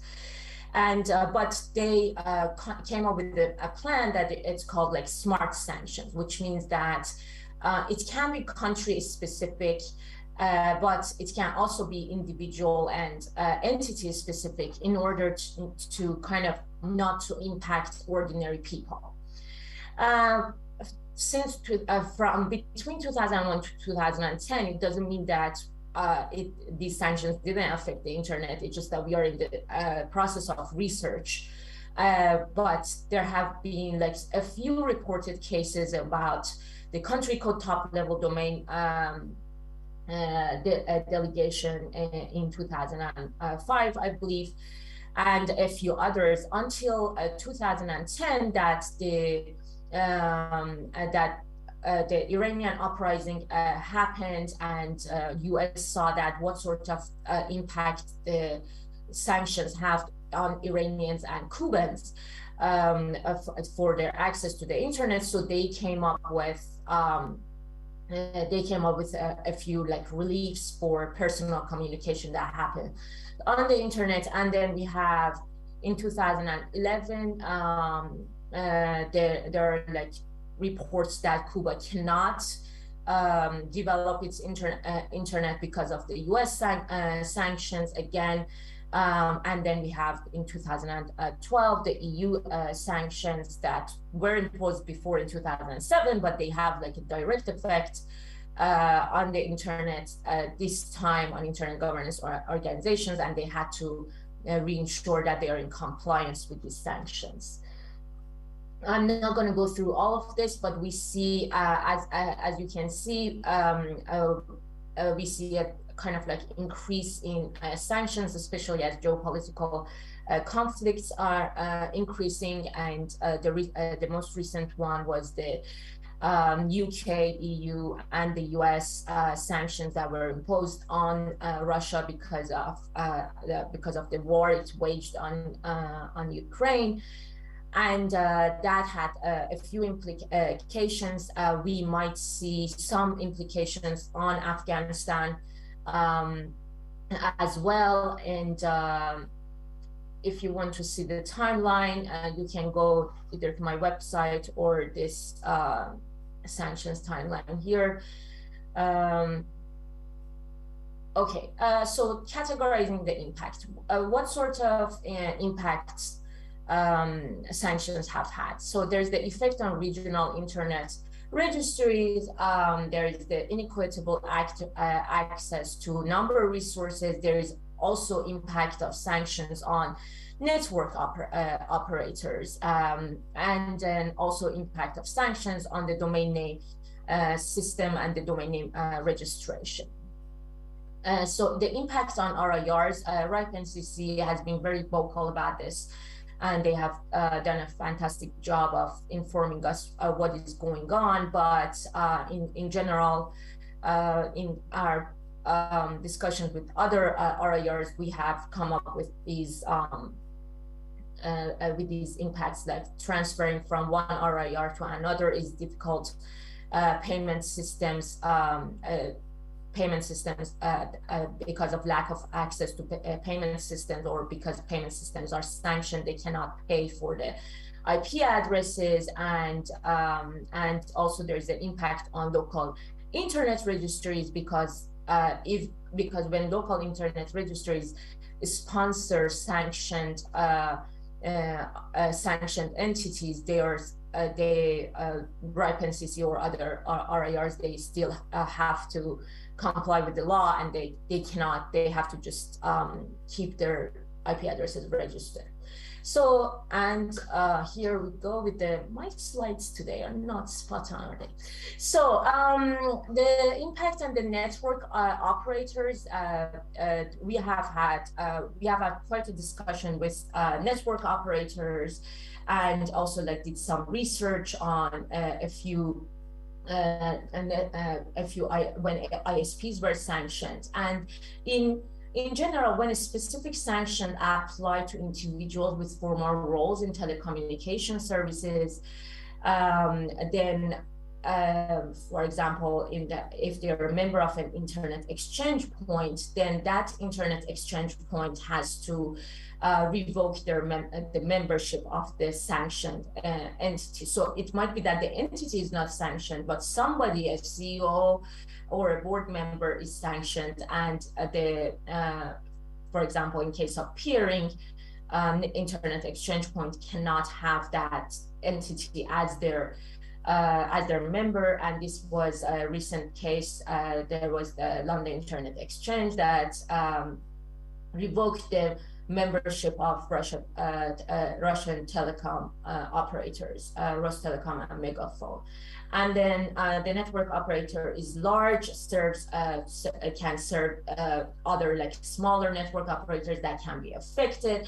And also network operators that are sanctioned might carry internet traffic from other non-sanctioned countries, that those countries that are not sanctioned get affected as well because of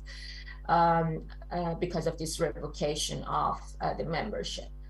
Okay, so I don't have much time, I think. So let me just talk about concretely about the impact on network operators. We are still in the process of collecting feedback, but at the moment we see that, as well as the peering, network operators might not be able to like be a part of an internet exchange point, and other network operators might not want to peer with them, and this will affect their internet traffic. It doesn't disconnect them from the internet as such, that it kind of affects the quality of access to the internet. And then and then we also like have the cache servers, a case that in Russia a few of the cache servers reportedly were deactivated because of sanctions. We also have a few reports about in Afghanistan that this has happened. And for the cache servers allow for like easier and more accessible and faster download of content. So it is important. So if it depends on which country and how well connected the country is. If you have a country like Afghanistan and you take like their 2 cache servers away, that would affect their access to content online. And then we have to talk about like domain name registration. I don't want to. How much time do I have, Chris? You're okay. I think you've got a few more minutes, and we're working with it. All right. Okay. So then we have the domain name registration problems that people have been dealing with, and why people, I mean people who are not sanctioned, just ordinary people who live in sanctioned countries. So there was the Sudan CCTLD delegation some years ago, which faced some hurdles, and then Iran and Syria lack of access to new GTLDs. For example,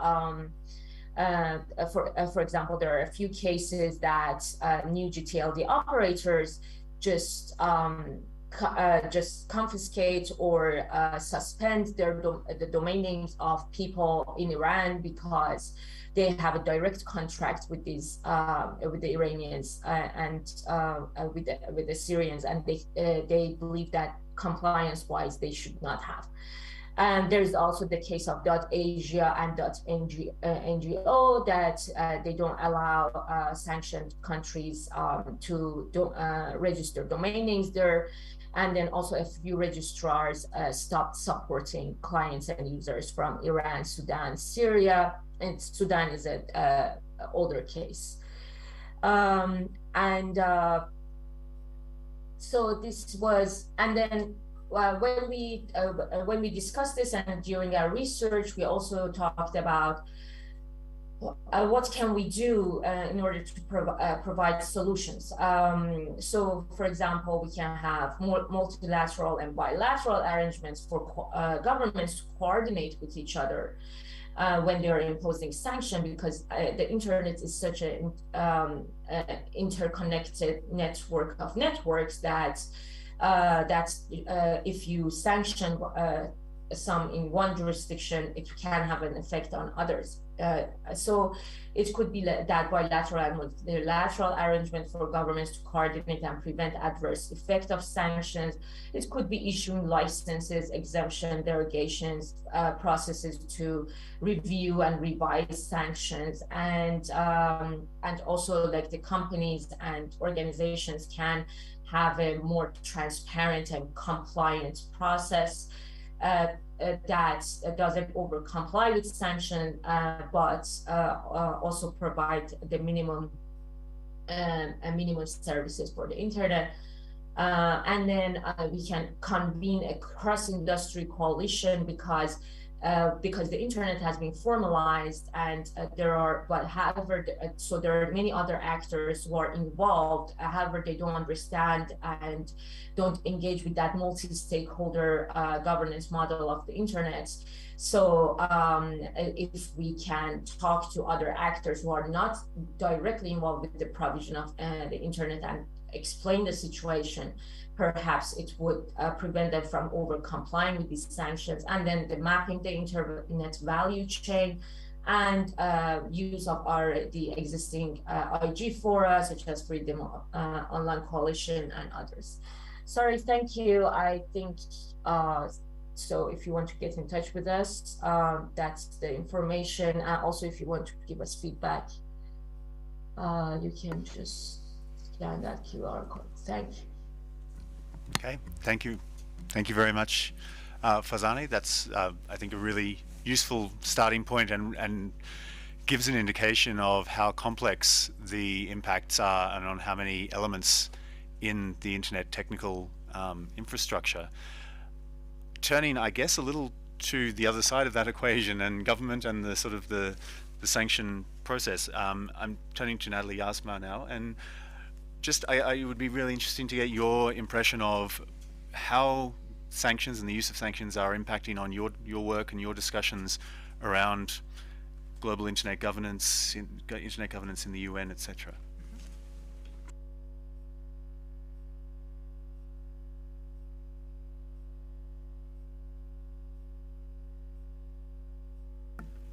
Yeah, okay, yeah. Push that out, yep, okay. Well, thank you, Chris, and thank you also for inviting me on the panel. I very much welcome this discussion. I'm indeed the cyber ambassador of the Netherlands, and we have been advocating for an open, free, safe, secure, interoperable internet for a long time. So, of course, when there are unintended consequences of certain policy measures, we need to look at them. So when it's about sanctions, first of all, Farzaneh, thank you for making this distinction between cyber sanctions and economic sanctions, more general. I think sanctions in general are a legitimate foreign policy tool.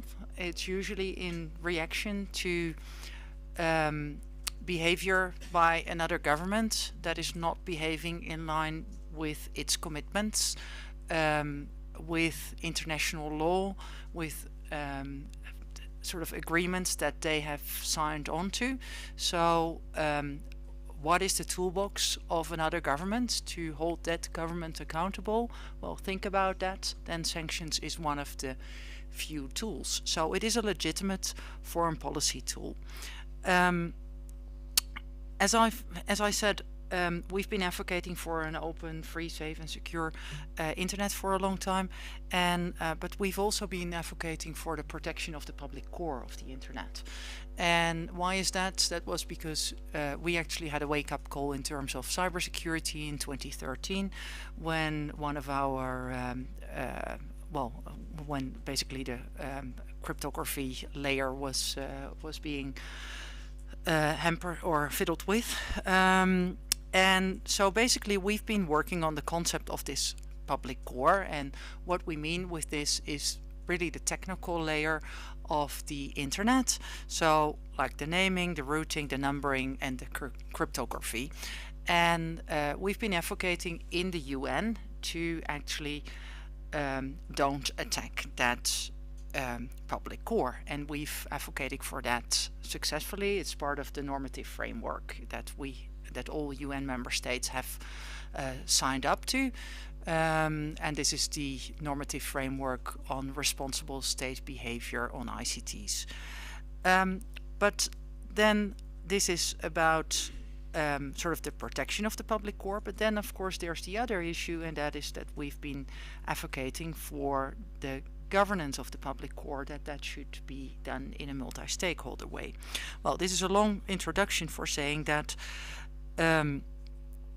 within the area of sanctions, which is dealt with in another area than sort of the cyber silo, these sanctions are usually coming about under a lot of time pressure, because there is something going on in a country and another country wants to react to that. Sanctions are, in our view, really a mean to change the behavior of another country. So there is really a time sensitive part to it. So that means that if things are coming about under pressure, then the impact is not always sort of looked at in a very complete and comprehensive way. And what we have and then sort of coming back to sort of the public core, and when we look at also the research that Fazani just presented, then of course it doesn't make sense to us as the Netherlands, but I think for a lot of governments, to deprive citizens from their access to the internet while we are trying to send a message to another government. And so that is something that we need to sort of take into consideration in a better way. So, and we've been looking at this as Dutch government, also sort of doing our homework in terms of looking at the different sanction regimes, and then it's not so clear cut. The world is never black and white, I think. So then I've come to sort of an initial conclusion that we can probably not come to sort of an overall clear-cut exemption, because there are always sort of situations where you would say, okay, now the owner of a certain entity is being sanctioned, and you still want to have that possibility.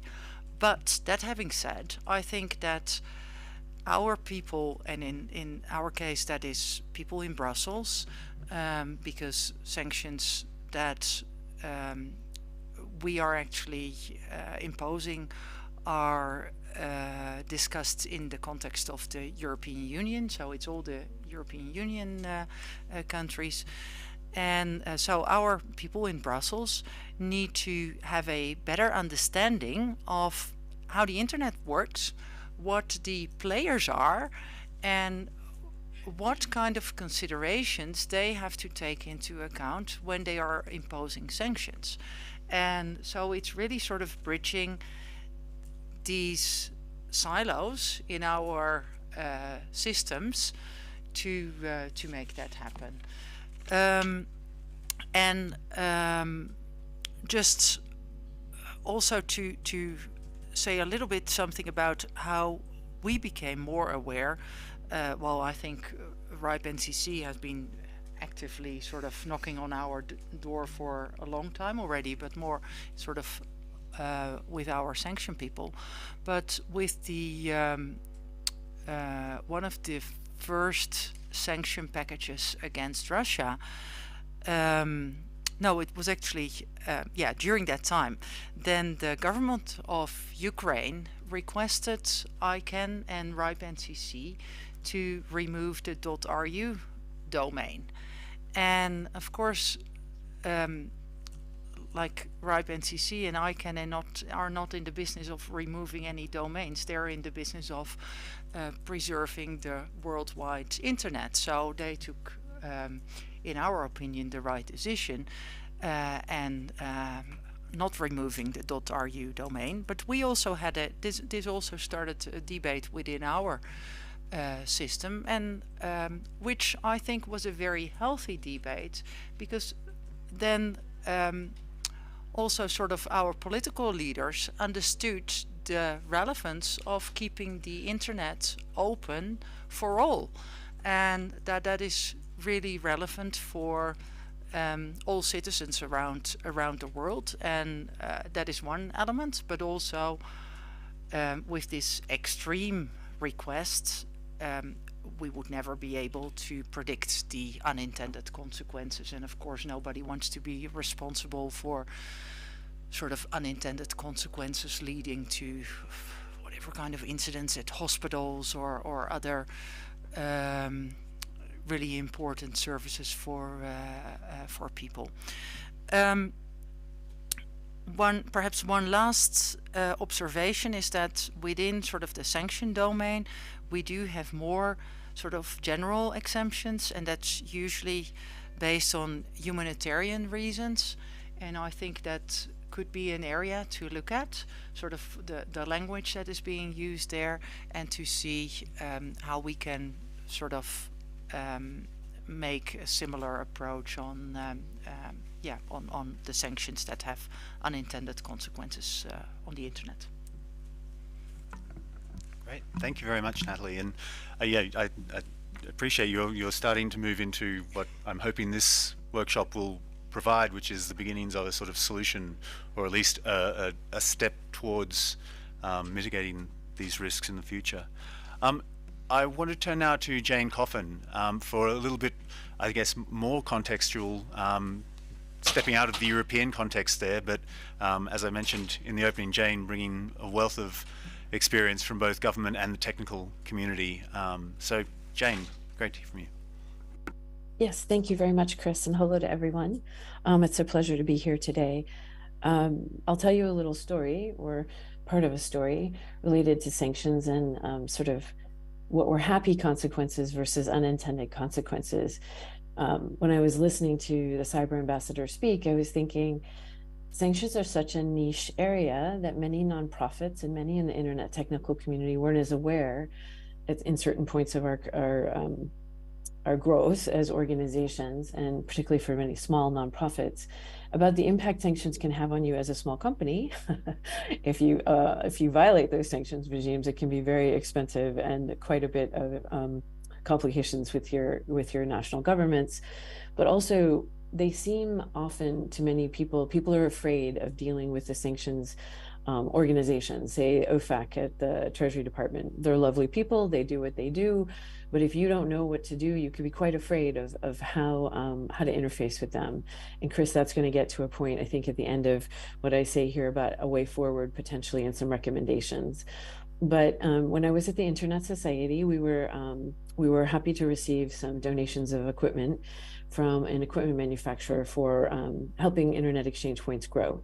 These would be switches, and sometimes we would send servers as well. These were not highly encrypted pieces of equipment, but if you don't know where you're allowed and not allowed to send even a low encryption switch, you can end up violating a sanctions regime without knowing. So it's unknowingly, you might violate a big rule that could put you in jeopardy as a small company. One, the smaller organizations, nonprofits, don't have the legal teams. They don't have the knowledge They often don't know how to interface. I was lucky enough to have worked for the US Department of Commerce, where one of the sanctions organization sort of lives. It's the BIS at the Department of Commerce. And I had the good offices of having worked at a law firm before that, working with sanctions and embargoes. So I had a bit more scope of work in my career. When I came to the Internet Society, I was able to bring that with me. If you don't know these things as a small nonprofit and an organization, a technical community that's trying to do good, build out infrastructure, why would I have to check in with anybody to take a switch in my suitcase or to send it? Please don't take switches in your suitcases. But you do run into challenges. And so this was back, we knew what to do at the Internet Society when I was there. And I think it's just very important to realize that the IGF is a multi-stakeholder event. People talk to each other from different government offices. We're lucky to have a government official on this panel. We do need to think of ways that the internet community and small nonprofits can interface with sanctions organizations in different countries. How do you approach them without, you sort of triggering something with one of those organizations where they might think you've already done something and you haven't? How do you start to create a better dialogue with those organizations? Because you're not sending usually very complicated equipment around the planet. Or you could be unknowingly. I mean, back in the day, an iPhone, the type of computing in an iPhone would not have been allowed years and years ago when I was first doing work in sanctions and embargo. So I would just say that there's it's really important for people to know what you can and cannot receive, what you can and cannot send. It can be a little tricky. And quite frankly, when you're trying to send equipment, this is super practical, you're working with different organizations like FedEx and DHL, which actually have to comply themselves with the sanctions regime rules in their own countries, particularly I'm thinking of the United States. So often I would have to get on the phone with FedEx or DHL. And when you're a small organization, you do the work yourself, or you might have someone that can help you do it, but it can be highly time intensive. And then if you do get a license to send the equipment to a certain country, which you didn't think you had to, but you do, you'll get that license and you'll have a time frame within which you've got to make sure if it expires that you're then working with the sanctions organization, whether it's Treasury in the United States, to ensure that you get that license re-upped. And so you've got to have a good program inside your organization. There are very easy tools now that you can use also to check for people's names, because if you're running a big global event, I think Farzana had touched on this a little bit in her research, there's something called blocked entities and specially designated nationals from the US sanctions regime program. And if you by accident have somebody who's on that list who attends one of your events, there could be trouble. So all of this is to say there needs to be a bit more a more open dialogue on all these issues, particularly for nonprofit, civil society, and the internet technical community with their own countries and the officials, just so that people are more aware. I know there are programs that some of these government entities run, but they're really expensive. And so if there's some way we could aggregate and invite them to different meetings and say, okay, how does this work? How do we make sure we comply? And how do we all be better aware of what the programs are? Because they'll call them sanctions programs in a country. And so it can be a little off-putting and a little daunting if you're an organization that hasn't dealt with these organizations in the past. And the last thing you want to do is run afoul of the rules. And it can be hundreds of thousands of dollars in fines if you're not aware. Usually those fines would go to bigger companies, but it's and the last thing I'll say is that if you're trying to build the internet and get more people online, many of our organizations are so well intended. We're just trying to get equipment out the door or build a bigger, better internet exchange point in some country. Everything is super well intended. And if you run afoul of these programs, that's where, you could cause a lot of harm to yourself and to your company. And it's really important that we just all are more aware of it. And I'm really grateful, Chris, that you put this panel together. I will stop talking so others can speak.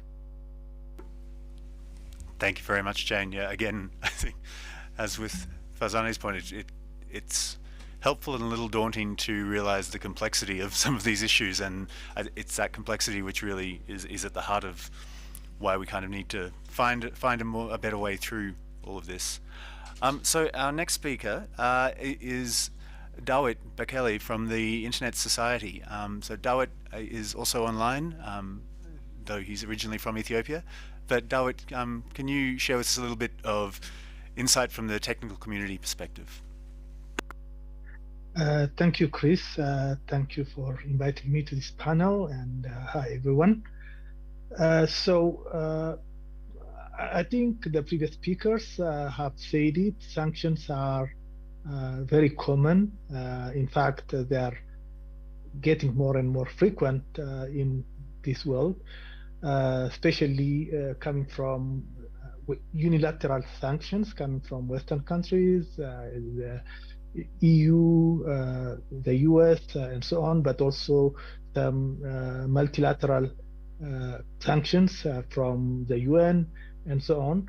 And they are, well, very often economic sanctions, but sanctions on arms and so on, that have direct and sometimes indirect consequences on the internet. Jane mentioned some of the challenges that might be indirect to the internet, like importing equipments. I have had some issues very similar to what she had, because I was based in Ethiopia and I didn't know anything about US laws, and I heard that I'm in big problem because I was supporting the chapter in Sudan, which was under sanction. So these are the kind of things that those of us who are in a country very far from the country that sanctions don't even think about, but that can be very important. So what are the consequences on the internet? First of all, the internet is not really done in a national way. So it is not done respecting the national borders. The inventors of the internet never thought that they had to deal with these kind of issues. So most of the structure of the internet is not really done in that way. So it's not really easy to block just one country or one region. So how is it done? So just to give some technical details of how this is done, or at least suggested to be done.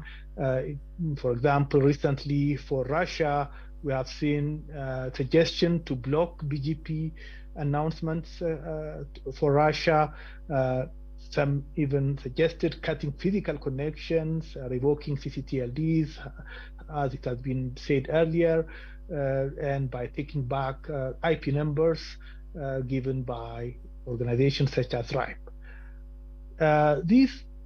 All these suggestions have major consequences on the global internet. The Internet Society identified 5 critical properties that make the internet that we all enjoy. These are an accessible infrastructure with a common protocol, an open architecture of interoperable and reusable building blocks, a decentralized management and a single distributed routing system, a common global identifiers, and a technology-neutral general-purpose network. All the methods that have been proposed by proponents of sanctions have many negative impacts on these critical properties. Just to mention a few, the solutions jeopardize the first criterion, which is accessibility of the whole internet infrastructure. Moreover, the decentralized management and single distributed routing system will be questioned, since countries will fear that it cannot be used, it can be used by their political force. So in summary, some countries will start questioning the current management of the internet, which might push them to create their own independent networks, effectively taking us toward the splinternet.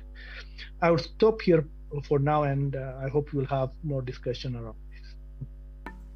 Thank you, Dawit. That's great. And actually, you give me a really good segue to our next speaker, Alexandra Savnan, because I think that point that you make there about undermining trust in the global governance processes and incentivizing or inspiring countries to take steps that would, in a sense, fragment the internet, is something we're actually already seeing some countries doing already. So, Alexander, we get your. Yes, thank you very much for participating in this panel. Thank you, Chris, the previous speakers. I would like to mention the following, because any talks of sanctions related to internet are actually in line what Russian regime is doing for last years. For us 10 years, and with the introduction of so-called sovereign internet for last 3 years. All talks, even this legislation was introduced to control data flow towards its citizens. Its motivation was kind of our fight against possible sanctions. So even talks about possibility of sanctioning internet and the mentioned letter by Ukrainian deputy minister is actually like supporting idea of having sovereign internet. So like previously for years Putin was dreaming about how to cut his own citizens out of the internet, and actually now he have real reason for that. Really, it's important, I think, from technical point of view, also to discuss consequences, because we have now not just landlocked countries. We have what I call sanction-locked countries. The countries of Central Asia, Kazakhstan, Kyrgyzstan, Turkmenistan, Tajikistan, and Uzbekistan is now surrounded by sanctioned countries, economically sanctioned, but it's also impacting. It's like China, Russia, Afghanistan, Iran. So there is no land way to get traffic to them. So if sanctions will affect transport infrastructure, not just core infrastructure, but also transport infrastructure of networks, these countries may suffer. Also, to finish this my thing, I would like to mention that internet was not designed for executing governmental functions. Protocols does not contain any requirements which governments may impose, including sanctions and something like. And as far as I remember, I think my neighbors to the left from IAB may remember that there was a statement: the internet is for end users. So if we are talking about possibility to live free life for end users, any massive sanctions on a core internet or something like may impact end users also. In this case, I would like to thank Cloudflare, who made really open statements at the beginning of the war that the information flow is really required to end users in Russia. And Farzanish mentioned multi-stakeholder approach on imposing technical sanctions, which was led on Twitter by PCH, as far as I remember, which was saying that sanctions on technical infrastructure may be applied only in case of attack on technical infrastructure, rather. I think I have something to say about impact of monetary sanctions on this, but I think we can return it. Okay, thank you, Alexander. That's very useful insight, I think, from an area or a country that's actually the target of sanctions, and how that can work. Our last speaker, and sort of concluding our tour de table here, is Natalia Fodic. And Natalia, I misspoke before saying she was academia. She's actually an independent consultant these days. So Natalia, can you give us, I guess, a bit more of a private sector perspective on what's happening here? Thank you so much, Chris. I would like to thank Farzanet too for the invitation. It's a real pleasure to be here with you all. I decided to, because you asked me to give a perspective of Latin America and the Caribbean, I decided to look to one specific country for this panel, and I studied it a little bit. A really interesting one, which is Cuba, right? So in a lot of the information and things I will say here today come from the book Cuba's Digital Revolution, which was organized by Ted Hanking and Sarah Santamaria. And also I have talked to a friend of mine, Olga, who actually has a chapter in this book and actually has field experience in Cuba. So she also told me a bit of her field experience in the country. As Natalie and Alexander were saying, well, Natalie mentioned that, you know, people in Brussels should know how the internet works to impose sanctions, but also I will say something along the lines of Alexander, which is people should also know how it actually impacts on users, right? Because this the US embargo in Cuba has really concrete impacts for the population itself. And also it actually backfires the fact a lot of times, because like if the US mentions that people in Cuba deserve more freedom of expression, and in the end of the day, the embargo has a lot to do with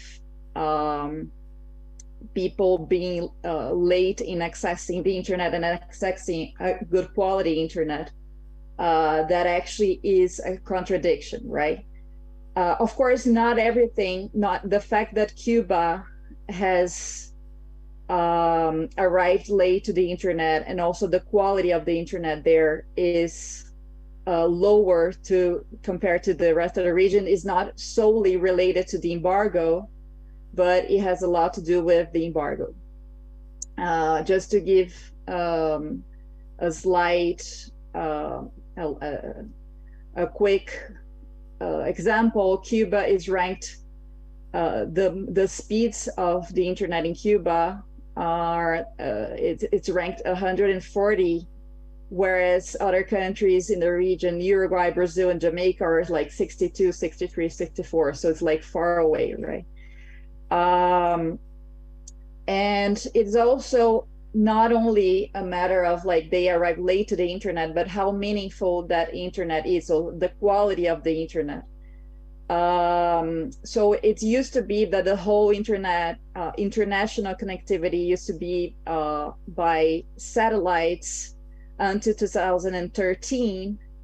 And then finally they got a submarine cable, which was actually dormant for 2 years, by the way. And then now they finally have arrangements with Google, for example. In 2019, they have an arrangement to have like international cable, and also the 3G connectivity has only been launched in 2018, and the and 4G actually started in 2019. So as Jane was saying, there are unintended consequences of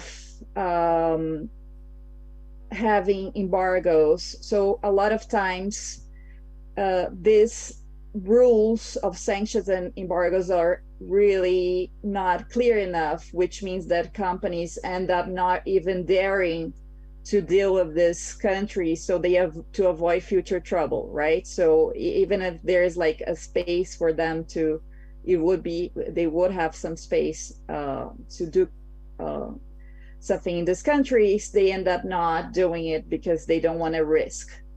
One example of, again, going back to Cuba, Microsoft, for example, could not really do things in the country, so they started using other types of software and started using a lot of Chinese equipment. And so this is also the type of unintended consequences, which is nowadays Chinese providers are basically really strong in the country. And then there's also interesting things that come out of it. For example, they have something famous called El Paquete Semanal, which means the weekly package, which is they have, it's like a offline internet they have contents that weekly people distribute these contents in USB drivers and offline versions. So it's almost like an offline CDN, but that goes from people to people. But actually, although that's a really interesting, it's really interesting from an academic point of view and cultural point of view, we still want these people to have like real access and real chance of having access to the whole internet as we all do, right? Just 2 quick points. One is that a lot of times embargoes and sanctions also do not only relate to the two countries, let's say Cuba and the US itself, but also it has implications for third countries. So for example, Germany and other countries that could provide softwares and chipsets to Cuba, and I'm not doing that because they are afraid of being in trouble with the US, right?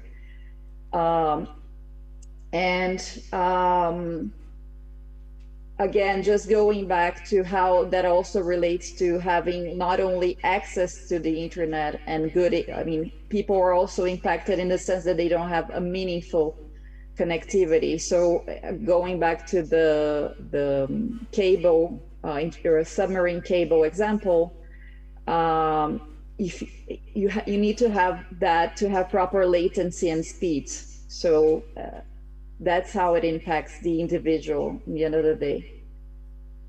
I will stop here and we will continue in the debate. Thank you. Thanks, Natalia.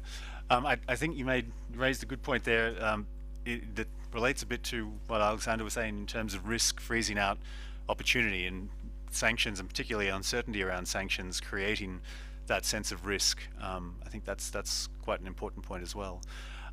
I do want to open the floor if there are comments, but perhaps just before doing that, there have been a couple of discussions going on in the chat which are quite interesting, and I know Fazane has been answering them in the chat, but Fazane, do you maybe want to just speak briefly to those?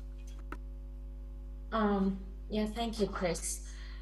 So there were a few points raised about the one of the points was about the solutions, and I think it's Vyacheslav asked whether we consider immunity of these like organizations that provide the critical properties of the internet and like number resources and ICANN, whether we can consider granting them immunity. And yes, we are doing this research to also like collect the potential solutions and then later on work on them as a group of like among the internet community to implement these solutions or to find the best solution and implement it. So definitely immunity is something that we can consider, but there are of course many barriers, and it is not a new request for a while for ICANN. They when we were talking about IONET transition and during ICANN accountability, we were discussing whether ICANN should be granted immunity, and the community was not, a large segment of the community was against that because they wanted to hold ICANN accountable by taking them to the court. So, I mean, in case of dispute. So, but then the issue of immunity of internet exchange, and then when we talk about immunity, who are we gonna like immunize? Is it like only the iStars and those that are working on infrastructure, which is like a very a complicated word as well, and we can't quite say where is the internet infrastructure. And also, is it like IXPs as well, internet exchange points? Are we going to talk about ISPs? So that's one, and that's one comment. And then the other issue that Marilia Maciel from Diplo Foundation has raised, which I think is a very good point, which we have not been discussing a lot.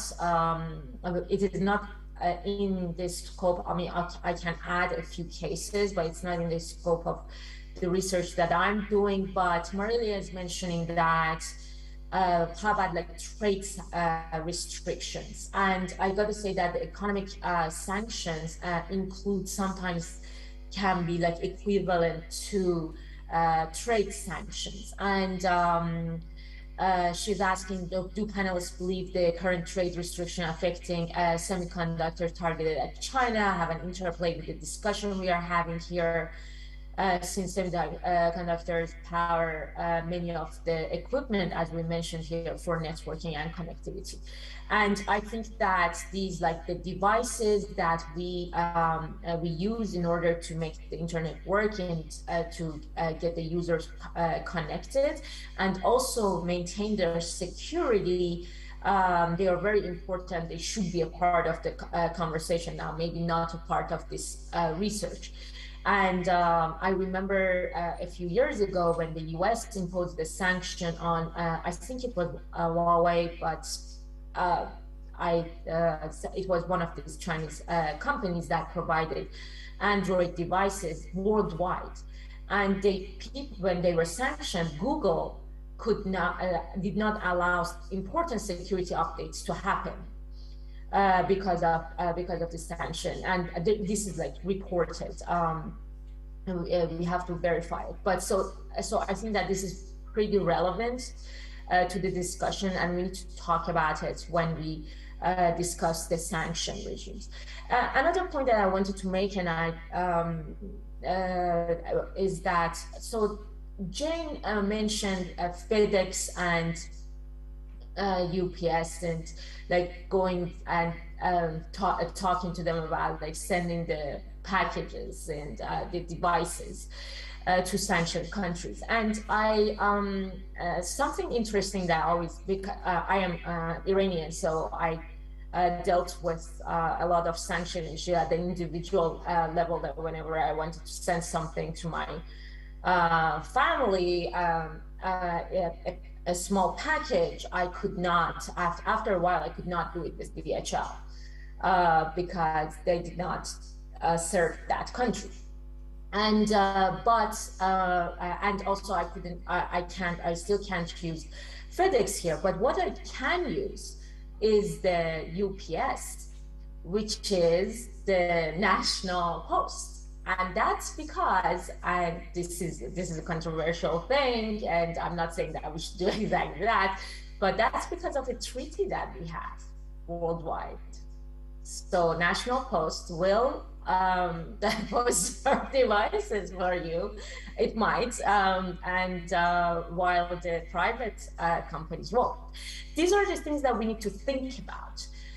I'm not saying that we need a treaty. I'm not putting that forward as a solution, because I think that we need the multi-stakeholder model, but we also need to consider what we are like missing out on when we are not using the treaties and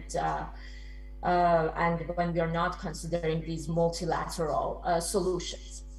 And also this was like one of the last points that I discussed when I mentioned that maybe there should be like multilateral or bilateral talks between governments. I'm not saying that we should have a treaty. I just mean that when they are coming up with sanctions, before imposing it, they can talk to each other in order to have an understanding of, because some governments have more experiences, some governments have like processes that others might want to actually look at and see how they can come up with these sanctions without affecting the internet Also, the UK and US, this is something that is normal, like cooperation. US and UK have cooperated on imposing harmonized sanction. And one important point that I wanted to make that I think Natalie mentioned is that when like the governments need to know when they are imposing sanctions, they need to know what is the internet and what are the internet services that can be sanctioned legitimately, and what internet services, if they are sanctioned, they are going to diminish the presence of people online. And I think that is something that we need, as a internet community, we need to work on. And we need to, because when the sanctions are imposed, then even with the exemptions, with the licenses and everything, the companies are risk averse. They have their compliance mechanism in place already. They rarely change that compliance mechanism because of a license is issued, unless they are taken to court, and which is very difficult. Thank you. Sorry, I went on. No, that's great, Barzani. Thank you. So immunity and treaties. We're stepping on all the third rails of multi-stakeholder internet governance today. There was a question from the audience, but I think he might have left. And I know then Alexander and Natalie, if you, that would be great. So perhaps you and then Olga.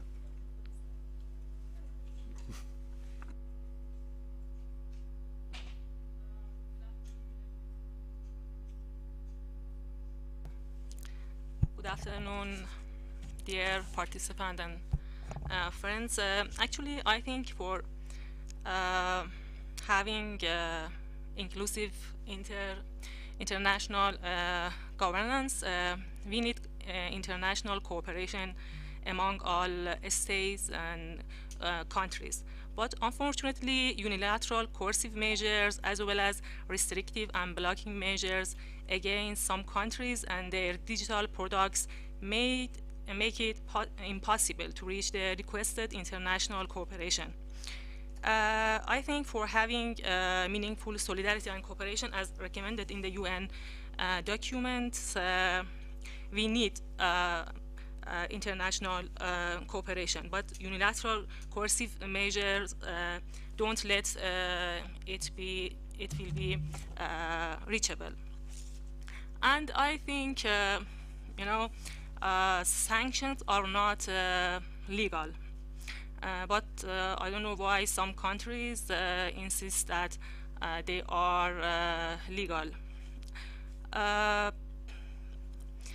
I think we cannot react to the behavior of other countries, but by illegal means. And from the other side, it is very important to assess humanitarian impact of unilaterally applied measures.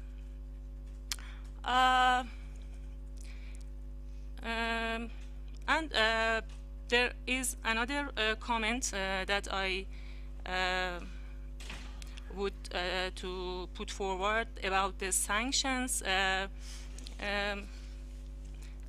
Iran is a country that suffered from very serious sanctions imposed by the US and by some other states. What is special about Iran's situation is that it was under the UN Security Council sanction for 10 years until August 2020, which no longer exists, and but some states are still imposing that kind of sanctions, that there is no, that this, they are not existing now. And unfortunately, it has usually been maintained that the unilateral sanctions are imposed by good guys on bad guys for some supreme, let's say, purpose and with good intentions. But I don't think so that is correct. Unfortunately, in reality, that is the people of country who are affected by those kind of sanctions. Okay, Thank you very much. Olga.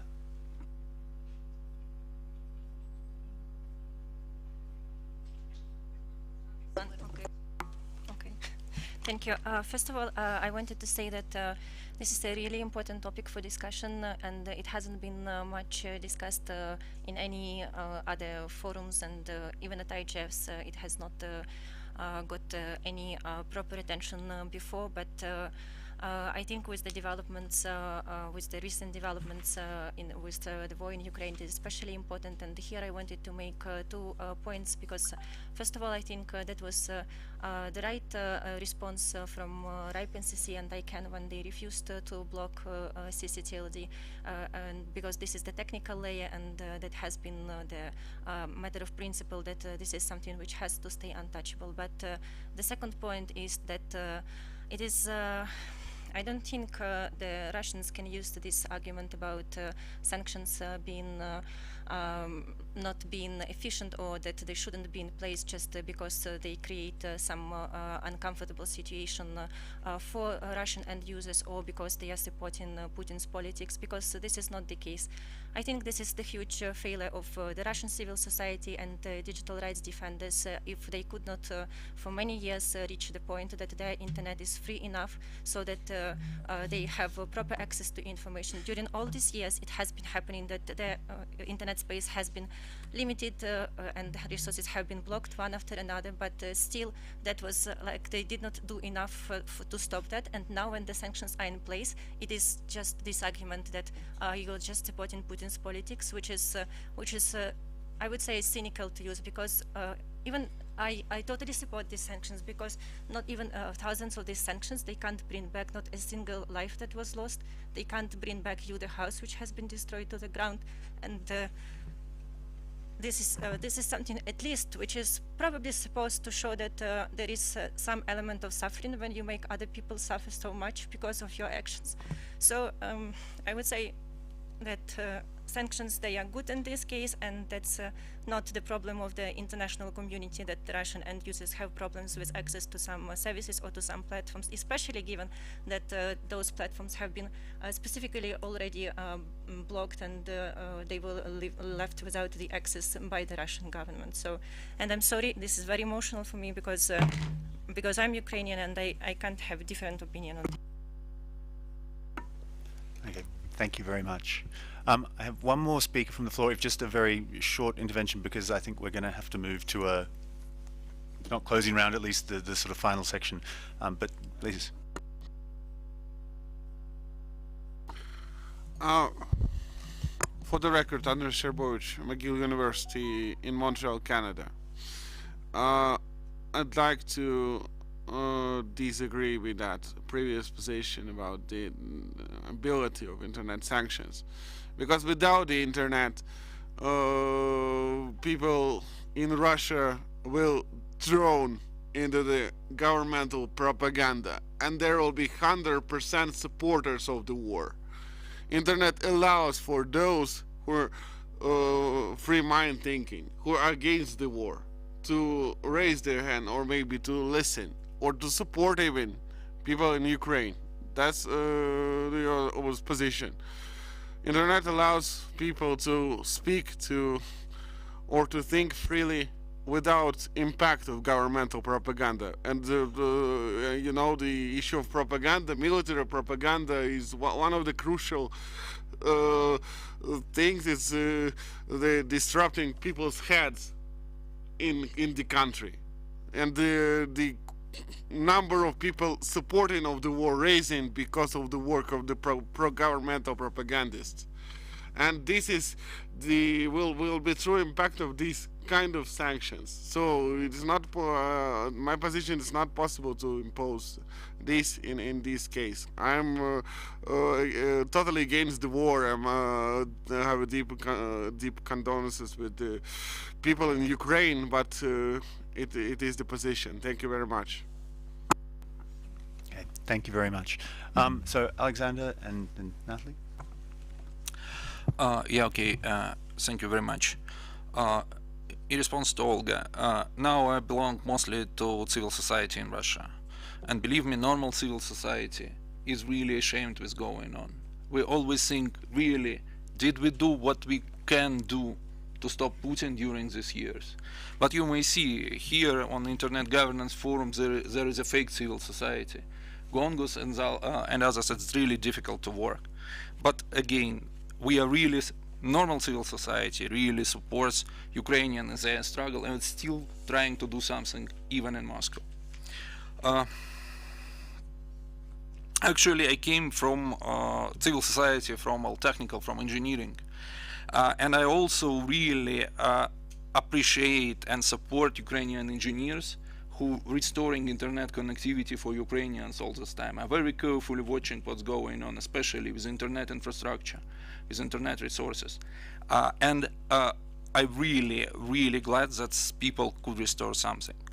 But this is also tells us which story. Internet is really resilient. Yeah, you see that for years Putin tried to block resources, and actually they were restoring.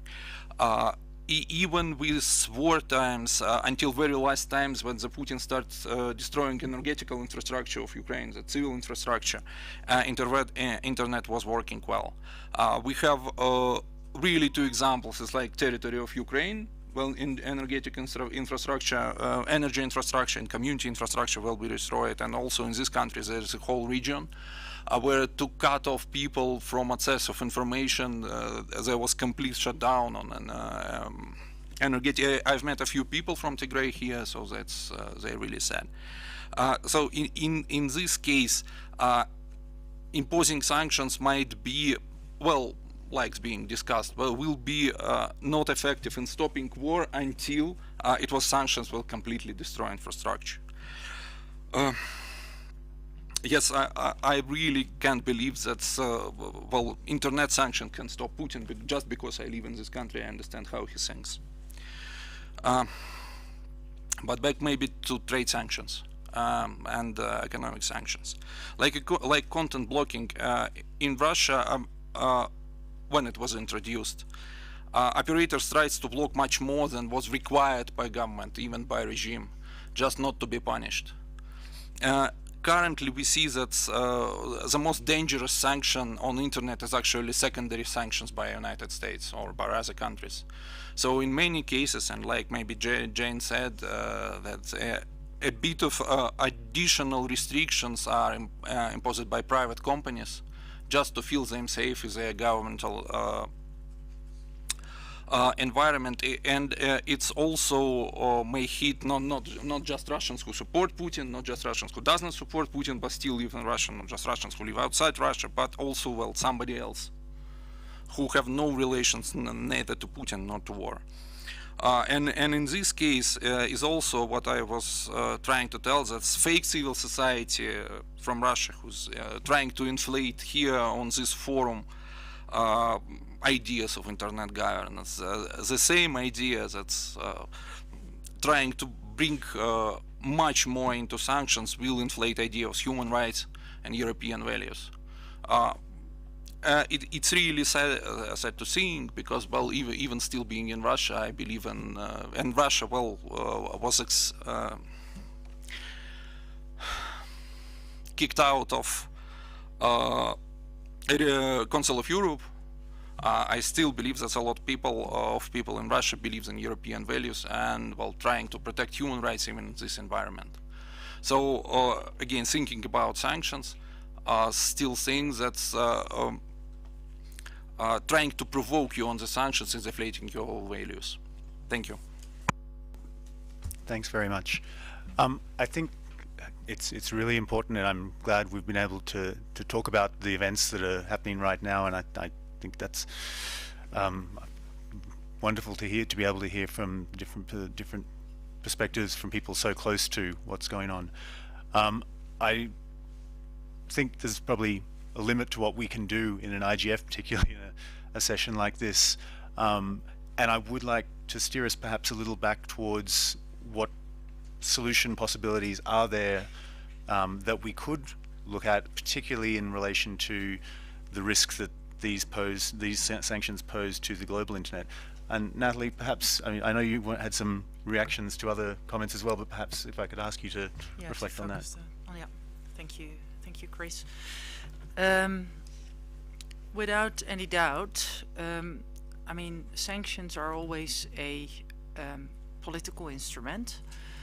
And so whenever policymakers, politicians are considering sanctions, they need to take into account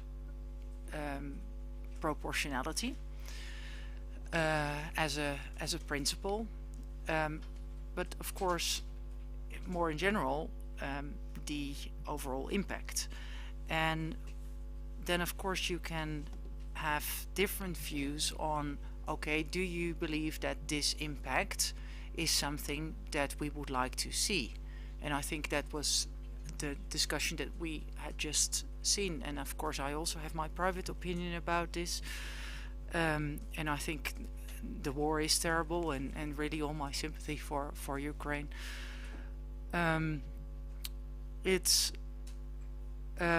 But what I find really important with sanctions is that people who are about to take decisions on sanctions, that they do make those decisions made based on sort of fully understanding the impact. And that is what I believe is now lacking. And Fasani, you made a suggestion that perhaps the multi-stakeholder community need to build that better understanding, and I think that is a very generous offer. Just to share with you sort of our internal thinking when we're sort of going over the current sanctions and sort of taking all our policy frameworks into account. We started with sort of this public core of the internet and sort of looking at the technical layer, and then thinking about, okay, well, perhaps we should make an exemption for RIPE NCC that is based in the Netherlands, and then sort of go for that. So perhaps an overall exemption for regional internet registries around the world. But then you come to, okay, what about other actors? I mean, you mentioned Cloudflare. I had a conversation with Cloudflare in the beginning of the war, and I also sort of listened to their considerations and actually asked them, like, do you have an exemption under the OFAC sanctions? And they said, yeah, we believe we do have an exemption.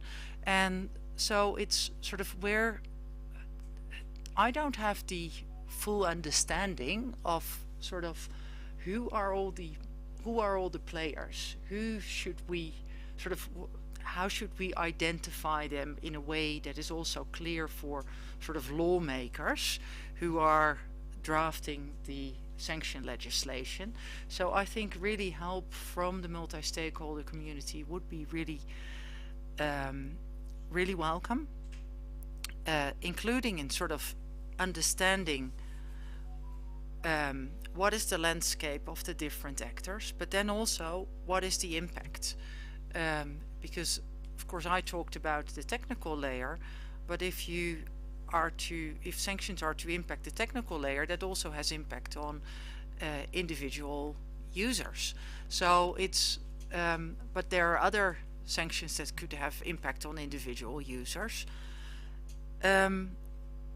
and sort of making that kind of mapping, I think, would be really beneficial and would be fruitful for discussions, in our case again in Brussels. And I just wanted to get back to one point that Jane made, and that was sort of, how about small companies, small NGOs who want to do good and who to liaise with within the government. I mean, I was being introduced as a cyber ambassador. I think in general cyber ambassadors are on the side of sort of the continuity of the internet, and so I think that there are more sort of cyber diplomats nowadays around the world, because we have more sort of discussions about responsible state behavior online. And so I think from a very pragmatic point of view, reach out to ministries of foreign affairs and to the cyber diplomats at the Ministry of Foreign Affairs to sort of get a better understanding. Okay, Thanks very much, Natalie.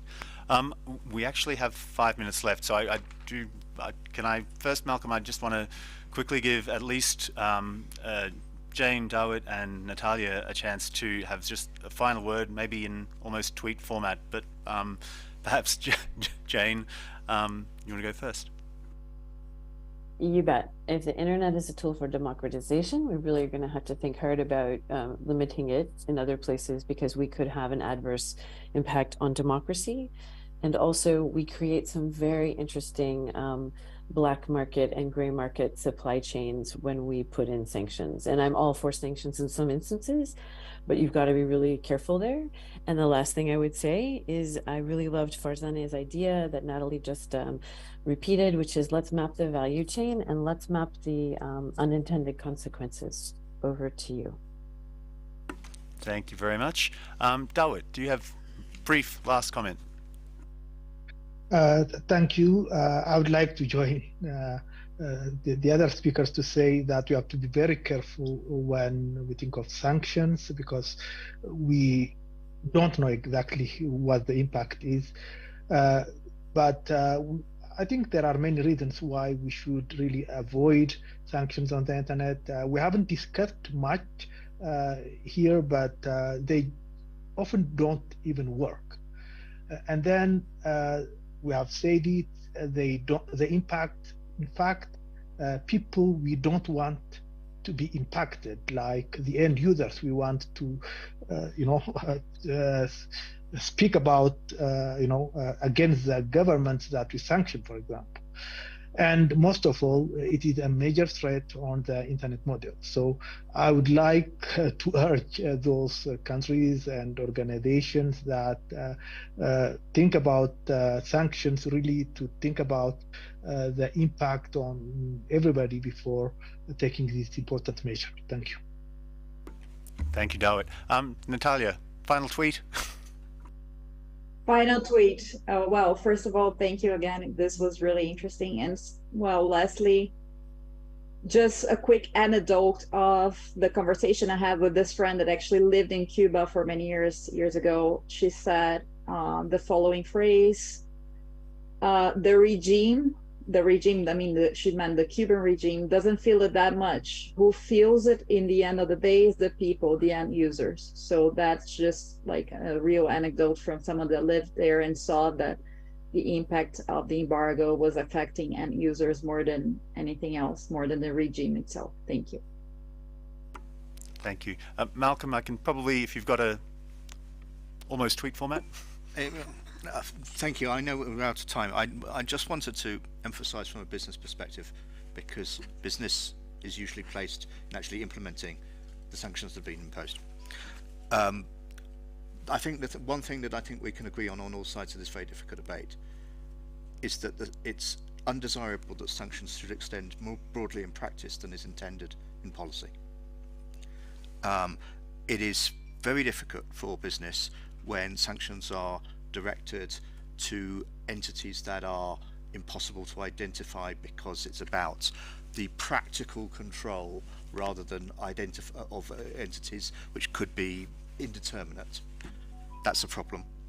And I would like to commend the European Union's approach in exempting broadly a category, namely transit between the Union and Russia, where that was not intended to be covered, and then specifically targeting the blocking of particular media stations.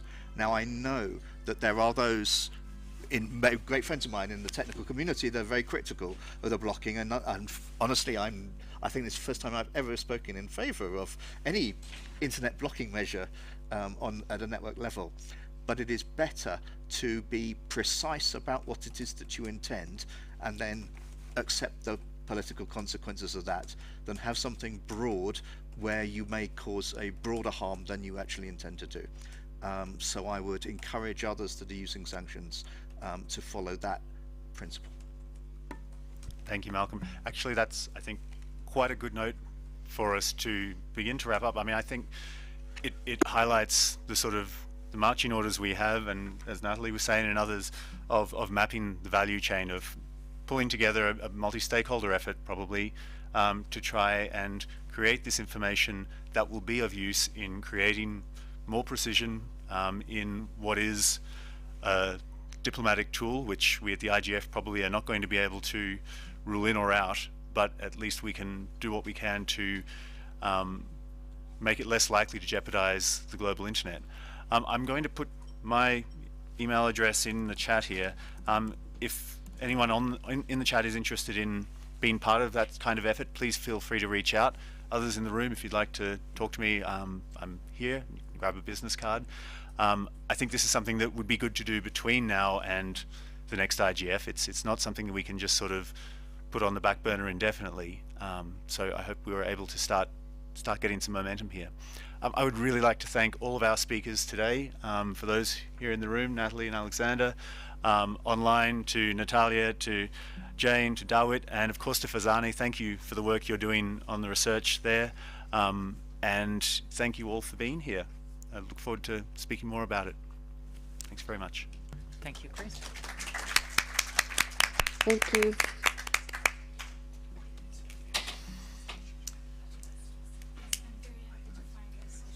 Yeah, I'm glad. Thank you. Thank you. Okay.